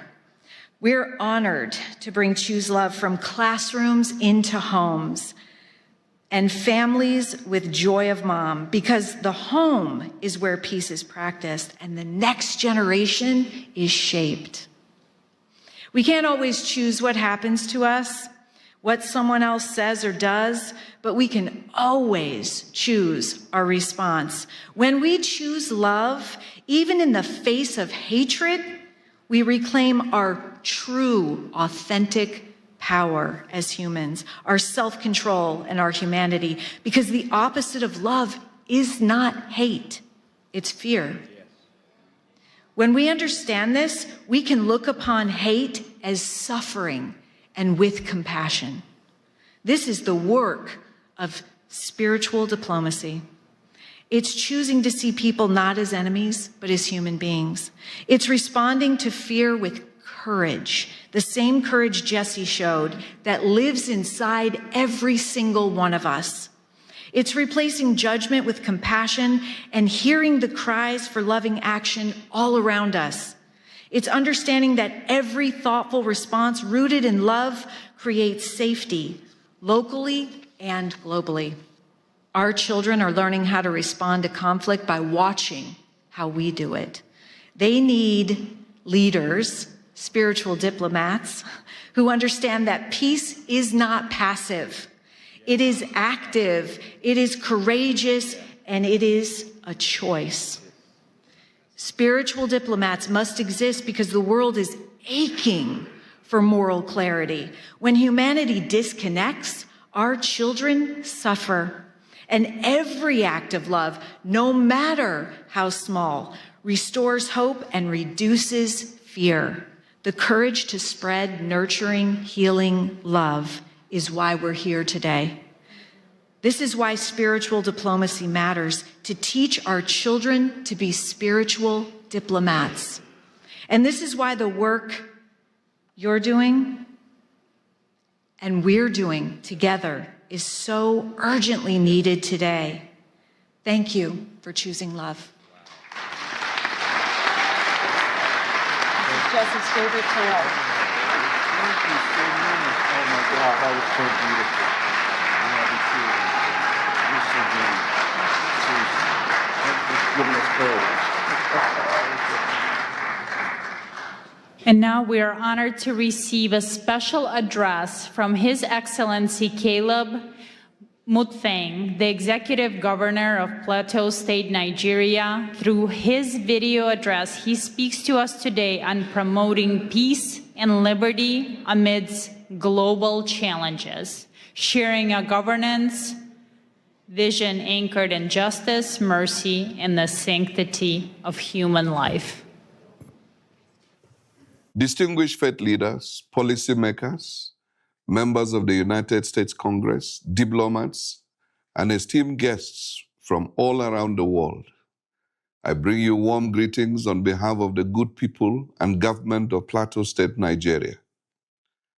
I'm deeply honored by the gracious invitation extended to me to participate in this important International Interfaith Conference with the theme, United in Liberty, the Rise of Spiritual Diplomats. It is with all sense of responsibility that I regret my inability to be physically present at this time due to exigencies and demands of the office. However, I am ably represented by my advisor on development partnerships and strategic linkages, as well as diaspora engagements, Mr. Manji Wilson, who would deliver a presentation on my behalf. I want to specially commend Pastor Dr. Mark Burns and the conference conveners for creating such a global platform that recognizes the vital role of faith, conscience, and moral leadership in diplomacy and peace building. At a time when divisions, that is religious, ethnic, and political, are being exploited across the world, this gathering affirms that liberty of belief and mutual respect remain foundational to human dignity and sustainable peace. For those of you that may not be familiar with Plateau State is Nigeria's 12th largest state, centrally located in the Middle Belt, with an area of about 26,899 square kilometers and a population of roughly 5 million people. Its capital is Jos, and the state is popularly known as the home of peace and tourism. Despite being in the tropical zone, Plateau State enjoys a near-temperate climate due to its high altitude, with average temperatures ranging between 18 degrees centigrade and 22 degrees centigrade. The coldest period occurs during the Harmattan season, which lasts between December and February, while the hottest months are March and April.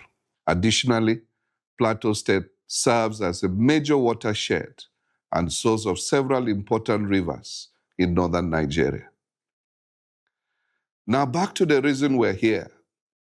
The prophet Micah raises a pertinent question and immediately provides an answer, as recorded in Micah chapter 6 and verse 8, which reads, "What does the Lord require of you? To act justly, to love mercy, and to walk humbly with your God." This timeless call speaks not only to people of faith, but to all who hold positions of responsibility. It captures the essence of spiritual diplomacy, justice in policy, mercy in leadership, and humility in power. Plateau State is often described as a microcosm of Nigeria because it is home to diverse ethnicities and faith traditions that have coexisted for generations. Under the administration I am leading since coming on board in May 2023, we have made deliberate efforts to rebuild trust, strengthen interfaith dialogue, and restore the social contract between government and citizens. We're investing in inclusive governance, youth empowerment, agricultural transformation, infrastructure renewal, digital and economic reforms aimed at restoring livelihoods and hope for our people. However, It will be incomplete and indeed dishonest not to acknowledge the grave challenges we continue to face, especially with regards to the persistent attacks by violent extremists and criminal elements that have led to the loss of lives, the displacement of tens of thousands, and the destruction of communities. Christians and moderate Muslims alike have been targeted, and internally displaced persons, including women, children, and the elderly, continue to bear the heaviest burden. These are not merely security issues, they are moral issues that test our collective commitment to freedom of belief and the sanctity of human life. Yet we refuse to surrender to despair. Our response has been anchored on justice, compassion, reconciliation, and development. We believe that peace is not sustained by force alone, but by improved socio-economic opportunities, equity, and dignity. This for us is reflected in the books of Matthew 5, verse 9, "Blessed are the peacemakers," and Romans 12:18, "If it is possible, live at peace with everyone." It is therefore my earnest appeal that this conference catalyzes meaningful partnerships with governments, faith institutions, development agencies, and the diaspora to as well support our modest efforts in humanitarian relief for displaced communities, strengthen peace-building initiatives, investments in education and livelihoods, enhance healthcare provisions, rebuilding and resettlement of affected communities, and amplify global advocacy for religious freedom. Plateau State stands ready to engage as a partner for peace, development, and interfaith cooperation. It is my earnest belief that together as spiritual diplomats, united in liberty, we can transform shared values into shared action and prosperity for our people. As I conclude, let me mention that Plateau State is open for engagements as well as explore areas of cooperation and interests. As a government, we are dedicated to creating an enabling environment for all our partners.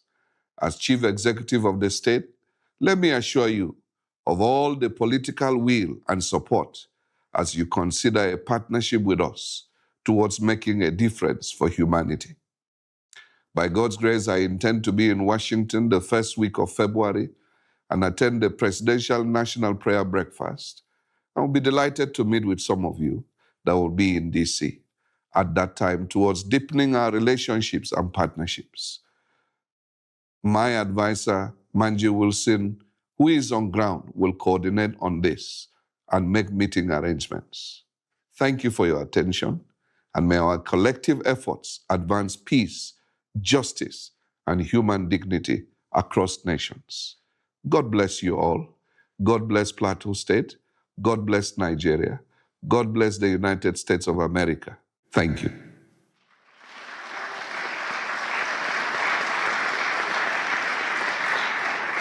And now we would like to invite His Excellency Manji Wilson to the stage, Chief Technical Advisor on Development Partnership, Strategic Linkages, and Diaspora Engagement to the Plateau State Governor, Nigeria.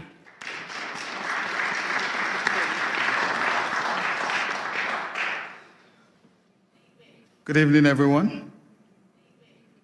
I know it's been a long day, and we are all loaded with all the information we've received from various speakers, so I wouldn't take much of your time, considering also that His Excellency has also delivered a speech.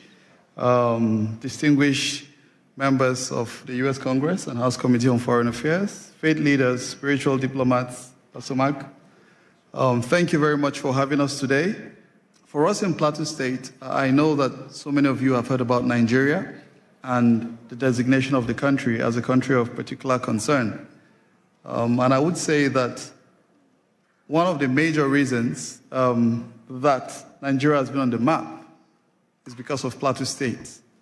For some of you that may not be very familiar, between the year 2001 to date, I think conservatively estimated figures has indicated that over 12,000 people have lost their lives due to the activities of violent extremists as have been highlighted by His Excellency.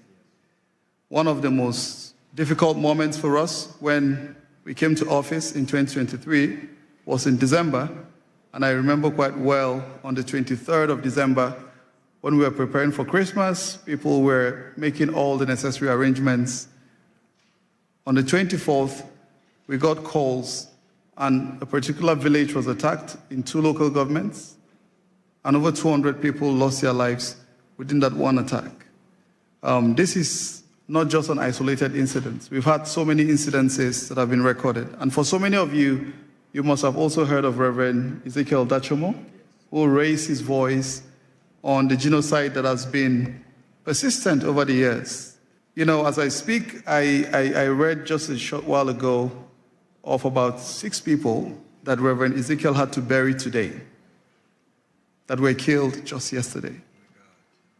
5-6 days ago, a family of about 4 were attacked.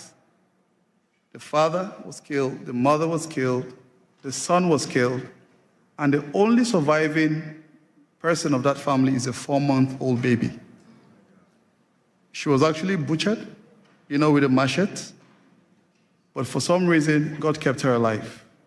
Earlier today, a friend posted, you know, he visited her in the hospital. She was just discharged today from the hospital. There are so many stories, and I do not really want to weigh us down with a lot of these very difficult situations that we found ourselves in. I recall one of my friends, Stedman Harrison of the Global Outreach Ministry here in the United States, and a significant lesson he taught us during one of our sessions. And he draws from the book of Nehemiah, you know, and for so many of us, we remember when Hananiah came visiting and Nehemiah inquired of what had happened, you know, to the remnant that were left. And he shared the story of how the walls were all broken, the gates were burnt, and that completely weighed Nehemiah. Of course, when he went to serve the king observed, and you dare not come to the king with such a countenance. And the king inquired to know, what is wrong? You are not sick. I believe this is simply from a heart that is sick.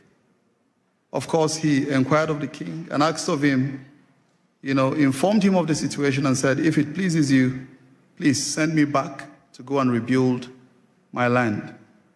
The king granted his request, but he also further requested that the king should give him letters that he will take to the governors across the rivers. And he also inquired for support to get the timber, you know, that he would rebuild, and he got every support that he needed. I'm just bringing this story to put together everything, you know, that I would have been presenting today. To say for so many of us that are seated here, some of us had to travel. I arrived last night from Nigeria, came across the river, came across the Mediterranean, just to come here and meet with all of you doing very important work, you know, to alleviate this very difficult situation that humanity has found herself in. We are looking forward to seeing how we can join hands together like Nehemiah, because for such a time as this, God has called us to rise up and to serve as leaders that will transform nations and communities even beyond the shores of our immediate environments. The capital of Plateau State is known as Jos. It has a fantastic synonym, and we call it Jesus, our Savior, because Jos is in the central part of Nigeria, blessed with abundant natural resources, and it's known as one of the cities that hosts everyone, you know, irrespective of ethnicity or religion. Very accommodating set of people that have kept Nigeria, you know, up till this moment. Plateau State is a city upon a hill, and her light will continue to shine. Plateau State is looking forward to seeing how to welcome you. Pastor Mark, I gathered you at contemplating coming to Nigeria. You know, His Excellency will be quite pleased and delighted to host you. And we look forward to seeing how we can continue to utilize this office, this privilege that God has given us to serve our people, to improve the livelihood of those who are persecuted, those who are displaced, because we have so many of them, over 50 communities renamed, people sacked from their ancestral homes. They can no longer conduct their economic activities. or we're doing what we can do as a government to provide all the succor and support. And we are looking forward to seeing how we can continue to leverage on this very important platform to do the good that our people so deserve. Thank you very much. Please give my respect and love to yes. Okay, right now we're going to have a quick presentation by Dewey Honig. He wanted to present something to Pastor Burns. Thank you, Pastor Burns. It's a true honor. I have to head out, so I'm sorry for cutting a bit over here. First of all, a pin for you. Oh, thank you. Thank you so much. Wow. I could put it on. Yes, I'm going to hold it there. Okay, good. Thank you. Oh, wow. This is an award, Advancing Peace Beyond Political Award, Politics Award, presented to Pastor Mark Burns, spiritual advisor to President Donald Trump, founder of Spiritual Diplomats, in recognition of your visionary leadership and selfless dedication to advancing peace through faith, uniting leaders across religions, building bridges where politics cannot, and fostering peace where policies fall short.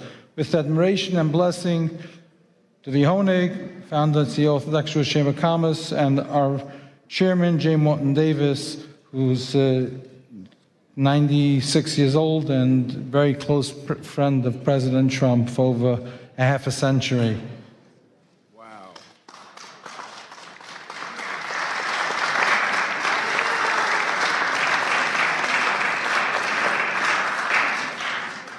What an honor, what an honor. Thank you. What an honor. Thank you so much. And now, please welcome Ms. Madeline Rodriguez, a celebrated journalist, author, and preacher. She brings a message of empowerment titled Standing in the Gap, highlighting how women of prayer become crucial advocates for justice in our society.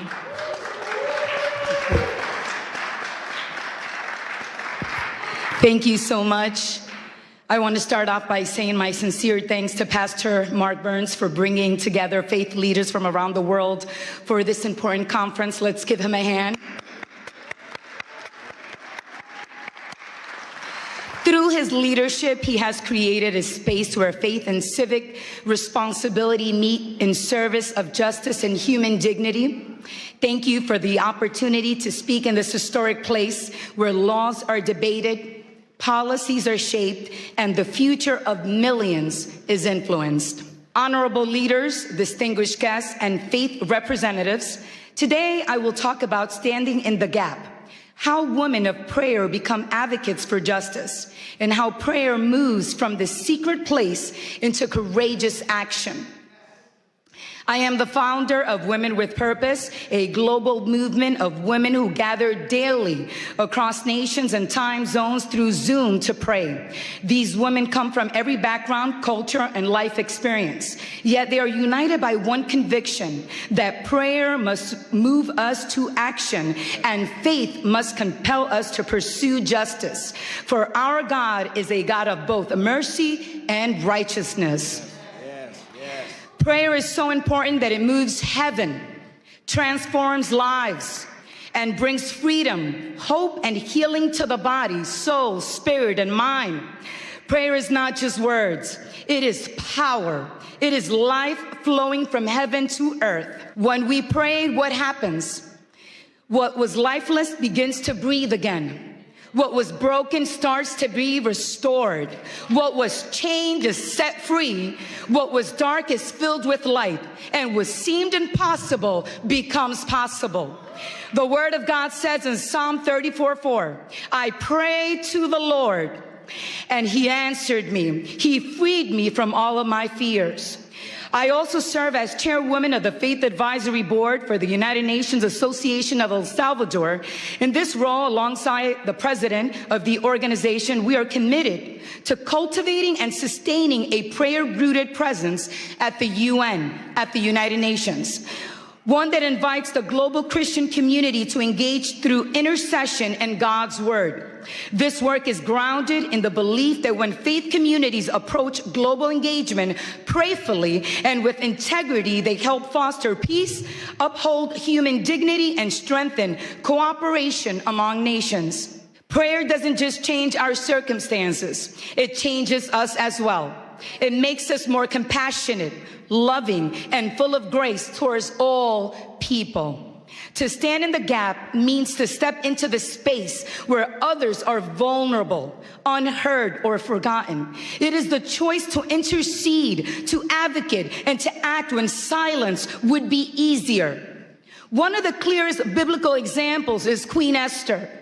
Esther was a woman of faith, positioned within power, yet initially hidden. When a decree threatened the extermination of her people, she faced a choice: remain silent and preserve her own safety, or risk her life to speak. However, Esther chose prayer, fasting, and courageous advocacy. She stood in the gap, approached authority with wisdom and humility, and ultimately saved her people from destruction. Esther's story reminds us that access without courage changes nothing, and prayer without action is incomplete. Her faith did not remove her fear, it gave her the strength to act.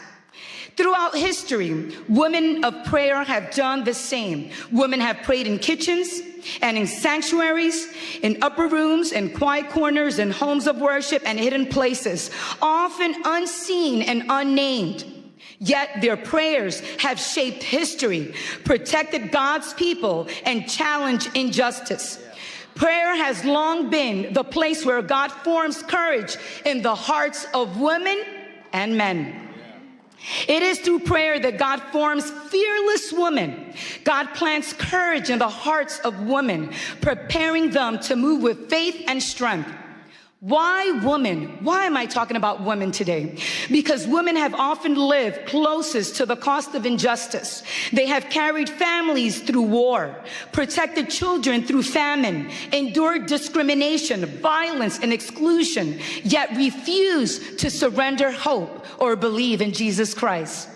In our daily prayer gatherings with Women with Purpose, I witness this transformation continually. Women enter carrying the weight of the world on their backs, but they leave with clarity, courage, and a renewed commitment to stand for what is right in their homes, communities, and nations.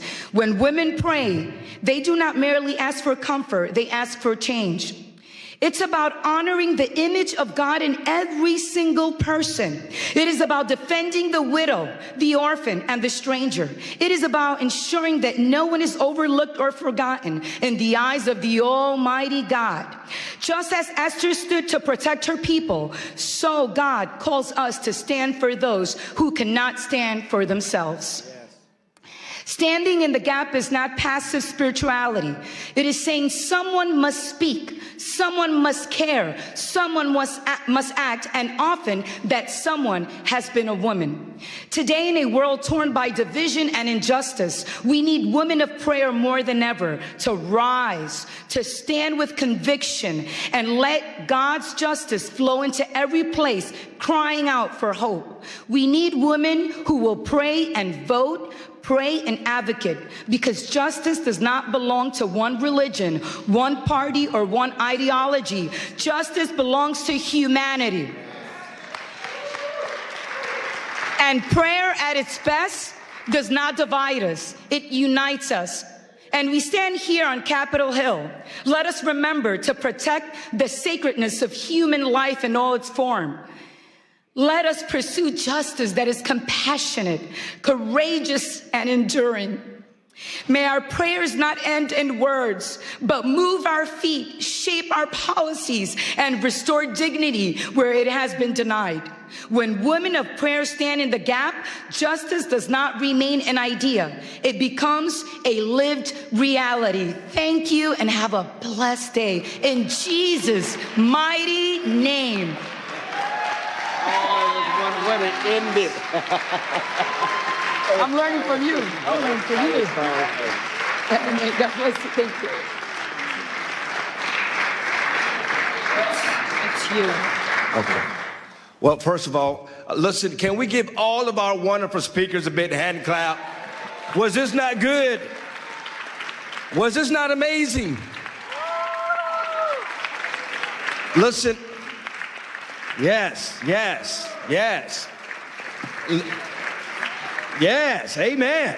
Yes.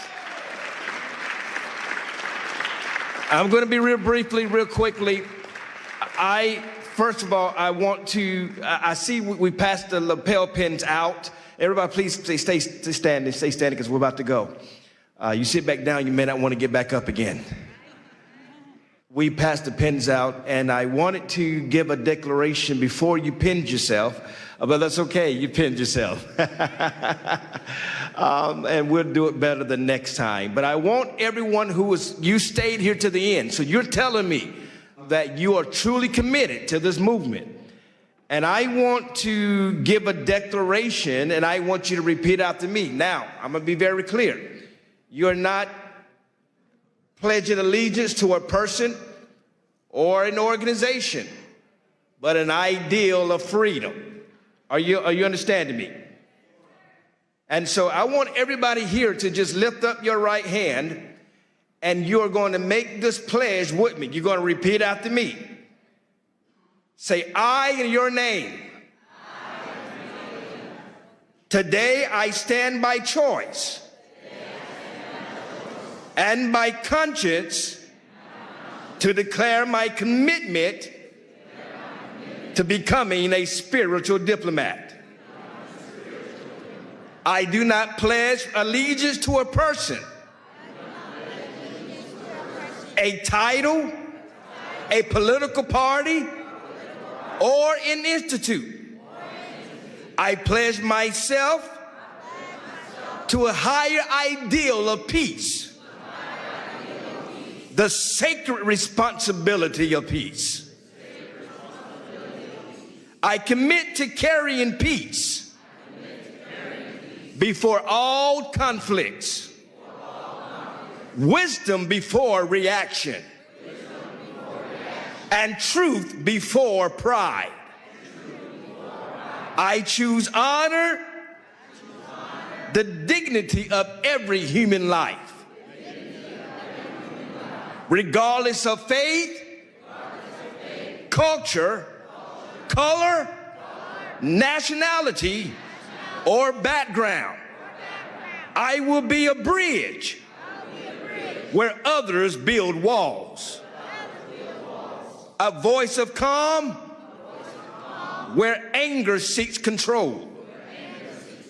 A servant of reconciliation where division has taken root. I accept the responsibility to listen before I speak, to seek understanding before judgment,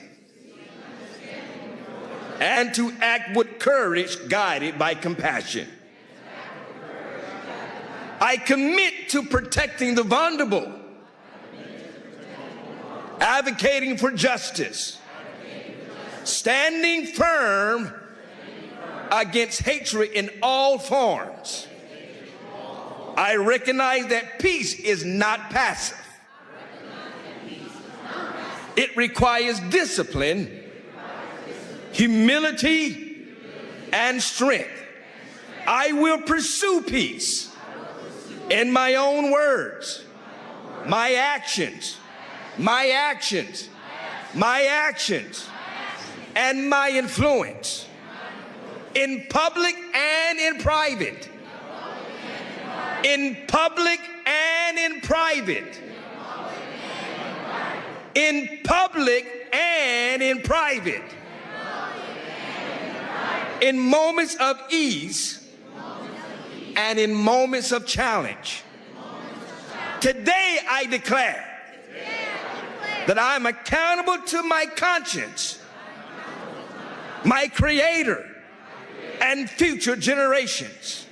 I choose the path of peace.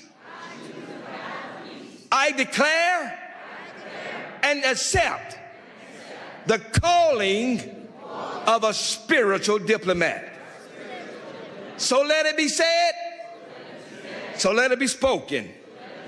So let it be committed. Congratulations, spiritual diplomats. Congratulations. Congratulations. And I want to quickly, before we dismiss, I want to thank, we got a couple of people to thank. We've got to thank ALLATRA, Miss Marina. Come on, give her, the president of ALLATRA. Y'all give a big shout out to all of ALLATRA. Where's Miss Valerie at? Where's she at? She's running around here somewhere. Where's Valerie at? Valerie's so busy, she can't even tell that I'm calling her name out. Valerie, thank you. Y'all give Valerie a big hand clap, who's so hard. Miss Olga from the president of Creative Society. Y'all give a big shout out to Olga.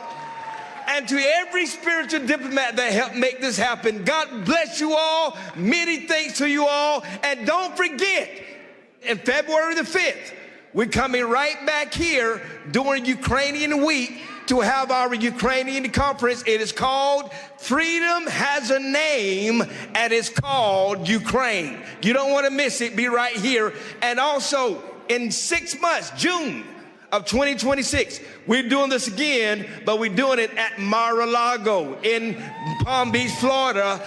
And then in December, we're taking over the G20, and we're doing it again in Miami, Florida for G20. God bless you all. Thank you all.